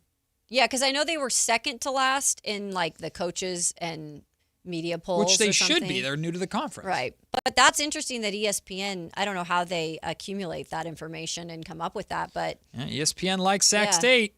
Well, good for them. Good with me. Yeah. Do you like Formula One racing? If you do, we have a giveaway for you right now. You can win a pair of tickets to see Formula One racing in the Italian Grand Prix Monza at the Esquire IMAX on Sunday, September 6th. Showtime is at 6 a.m., so you start your day with some Formula One action. Call in to win right now, 916-339-1140. Your chance to win a pair of tickets to watch the Italian Grand Prix at Esquire IMAX on Sunday, September 6th. We'll take the break. When we come back, we'll have a third. Whitey Gleason, the drive guy, joins us next right here on Sactown Sports. Take Sactown Sports with you everywhere you go with the Sactown Sports app. The most in-depth coverage of the Kings and 49ers. A library of written and video content. And all your favorite personalities all in one place. Download the Sactown Sports app today and get in on the action. Your local sports leader. Sactown Sports 1140. I'm not one to say I told you so, but I switched to Pure Talk over a year ago, and ever since, I've been telling people there's no better wireless company out there. Well, a few months ago, a massive survey was conducted. 123,000 people were asked to rate their wireless carrier in 4 categories: coverage, support, data, and overall value. Well, the results are in. Guess which wireless company was the only wireless company to get 5 stars in every category? Yeah. Pure Talk. 5 stars, every category. To celebrate, Pure Talk is offering the first 3 months of any plan for just $15 a month, including their top-tier unlimited plan. No contract, no commitment, just a very inexpensive way to test drive the only American wireless company with 5 stars in every category. Just dial pound 250, say micro, and Pure Talk's U.S. customer service will take it from there. Again, pound 250, micro. And yes, I told you so. Thunder, feel the thunder. It's the energy all around you. Lightning and the thunder, thunder. The thrill of the moments to come. The flash of lights. The rush of pure exhilaration. Thunder. The roar of the crowd. See it, hear it, feel it. Thunder, feel the thunder. Lightning and the thunder. Thunder Valley Casino Resort. Feel the thunder. Hey there, Mark and Tom, the travel and entertainment guys with you, brought to you by Sports Leisure Vacations. Time for our weekly travel tip, and with it, here's Mark. I received an email from a hotel I recently stayed in asking for a review on their website. Then they proceeded to tell me all the reasons they were perfect and why I should say just that. Maybe I'm alone here, but I resent businesses asking for a review, especially when they coach me as to what to say. I didn't respond to the request, even though things were fine during my stay. Nothing spectacular or notable, but no issues. Here's my point. In most cases, those glowing online reviews you see are of little value. Now they can even be generated by AI. What could be of value are the bad reviews. Look for the same issue being mentioned over and over. It won't tell you what the hotel or restaurant is good at, but it will give you the downside, which sometimes can be more important than the fake 5 stars. More tips to make you a smarter traveler. Saturdays at 11 a.m. right here on Sactown Sports 1140. With 25 award-winning years in Northern California, Ashton & Price is your local injury law firm. Pro attorney tip: if a firm presents as local but they're in L.A., red flag. If your first consultation is not with a lawyer, big red flag. At Ashton & Price, your first consult is with a local attorney, and if serious injury prevents travel, a lawyer will come to you. Still not enough? George Washington's my uncle. At Ashton & Price, no red flags, just red, white, and blue.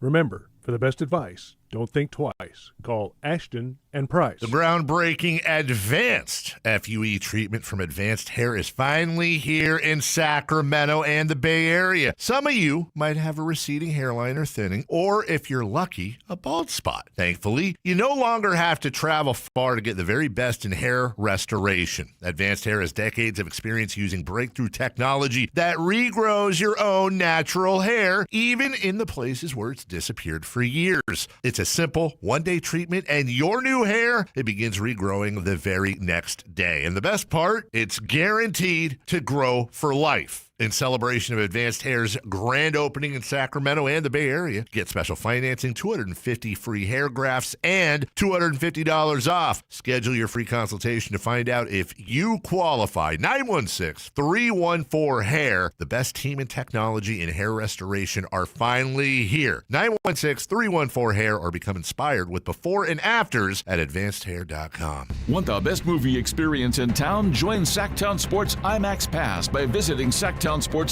Sign up today. You can win tickets to see this week's films at the Esquire IMAX Theater. Hi, this is Greg Papa. Disasters hit every day. If your home, business, or building has suffered from any disaster, SunPoint Public Adjusters can help. SunPoint prepares, presents, and negotiates your claim with the insurance company, working only for you, making sure you get everything you're entitled to and letting your focus be on what's most important, your family or your business. Call SunPoint today at 888-247-7865 or contact us at sunpoint.us. SunPoint Public Adjusters, the gold standard in public adjusting. License number 2N14884. Country in the Park 2, presented by your California Army National Guard, October 23rd at Hart Health Park at Cal Expo with Bailey Zimmerman,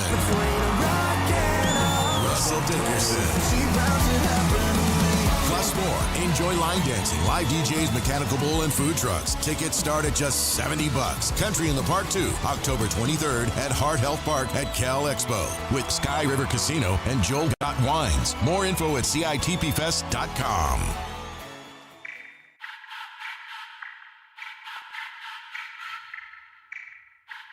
10 a.m. to 2 p.m., Matt and Kayla on Sactown Sports 1140. Joined right now by the one and only Whitey Gleason. Whitey, sorry. Are you flexing? I'm hulking out. He's flexing. Sorry to make this less fun, but we have Fred Warner spoke with the members of the media today and addressed the Jed York situation. So we'll just play that for you really quickly. Here is captain of the defense, Fred Warner, on owner Jed York's arrest.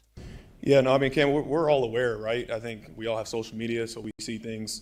But at the same time, you know, I got a lot of love, a lot of respect for Jed, and don't feel the need to comment on the situation. I think the team is kind of the same way. Like, it really wasn't a conversation being had in the locker room. Of course, yeah, you notice it, but at the same time, we're so hyper-focused in this building of trying to prepare for week one. You know, a lot of guys are on the bubble trying to make the team.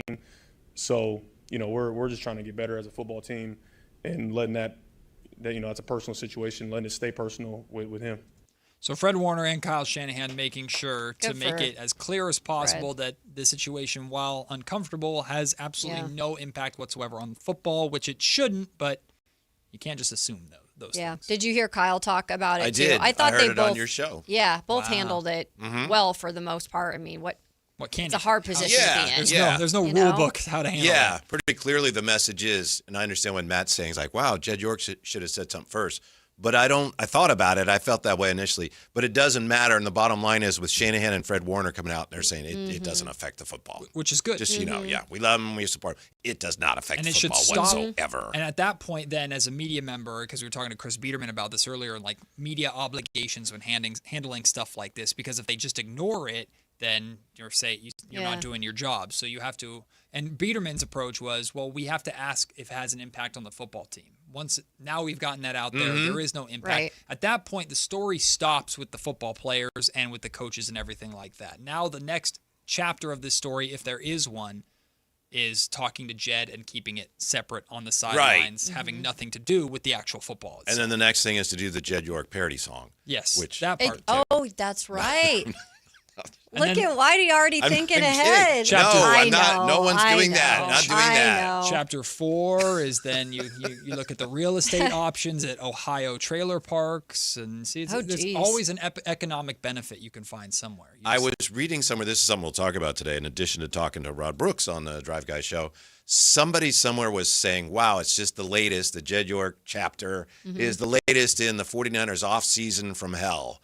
And I thought, no, it's not. And then you start looking at all the stuff. Yeah. Well, okay. I mean, there have been a lot of Can you say unfortunate unique? things. Yeah. Maybe the first or second level of hell. Not super down there, but it's a little warm. I think the vast majority of 49er fans would say, that's fine as long as no one's really horribly injured. We're good. Yeah. I mean, it's unfortunate, but hey, better than having, your guys dropping like flies. Well, hey, I know you and Jay are going to talk about this a lot on the show, so don't want to give away too much, but you got to be in person, witness something pretty cool that happened last night at Sutter Health. Yeah, Ryan Kreidler of the Twins now from Davis High. It was his first game back at Sutter Health Park as a major leaguer. And second time up, he hit one over the fence against Moonshot. Springs. That's awesome. Yeah, He crushed and it so to left. people, he had family and friends there, and it was really exciting. It was really cool.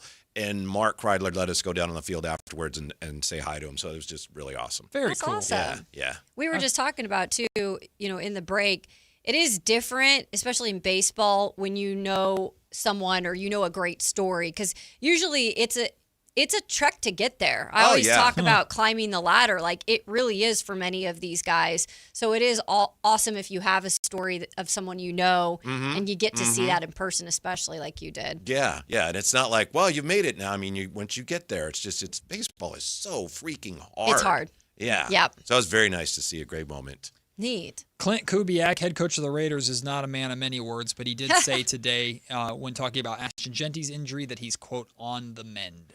I have a theory on this. It's going to sound really insensitive. I don't mean it to be, but I heard you guys talking about Jamar Chase, and I saw that video, and hopefully everything's fine. Guys now, I think they're so fearful of injuries that they tweak something and they go down and they're so afraid of how bad they're injured that they just kind of, I don't know, and then the trainers come out and they're afraid to move, and it looks awful, and sometimes it's, okay, I'm good. You're not wrong about that. And I brought this up to Matt because a lot of times during this training camp, I felt they've brought out the carts. Stretchers or and carts. it's not necessarily Right. they needed and to. I understand it, but everyone is so cautious. Yeah. It's like, oh my goodness, he's never going to walk again. Like, oh, okay, I think he's all right. But I don't know if it's the spread of information, the rapid spread of information in sports in general, but we also, I feel like as a society, immediately have been trained to assume the worst right away. Like we see any athlete go down with an injury, especially non-contact of any kind, and we just assume it's the highest level of severity. It's like people aren't even holding their breath anymore. I think it's just the stakes are so high now. Yeah. It's life-changing when these guys suffers a catastrophic injury. By the way, Bengals are one of my picks for Surprise Team of the Year. Look at that. So you're buying into Burrow and saying, like, this is one of the best teams I've had, and this is like my LSU team back when I won a championship. And it makes for an interesting conversation because Jay is not a he's Joe not? Burrow guy at Okay. all. Are any teams in the NFC South on that list? Because we did our division Yeah, preview we of the did. NFC South today, and I almost fell asleep.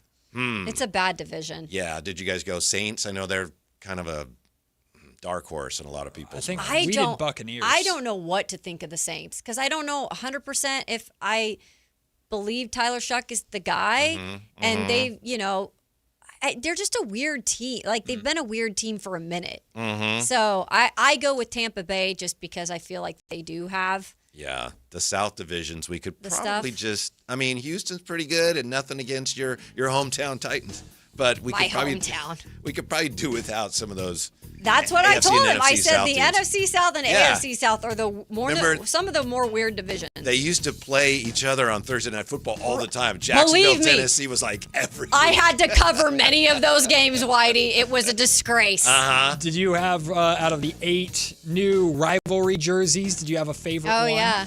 I only have seen ones I don't like so far. Did you see the Titans one? Are they kind of like the Oilers? No, that's Houston's. Houston's okay. is terrible. That's the All right. running joke Here, because, let me show you real quick. they're The trying to hold on to history. I thought the Titans one was great. I also really like the. Show him the Jags. No. He likes I the did see the Jags. Jags. It's I like disgusting. Pants. It's disgusting. And the dig Lions it. look just like the Carolina Panthers. Right. Exactly. I agree with that completely. I liked the Bears and the Packers. Bears have the orange helmets? Yeah. Yeah, I like And the Packers looked vintage. I liked the vintage look. So here's Tennessee's. Very North Carolina. All right. The dark blue with the baby blue helmets.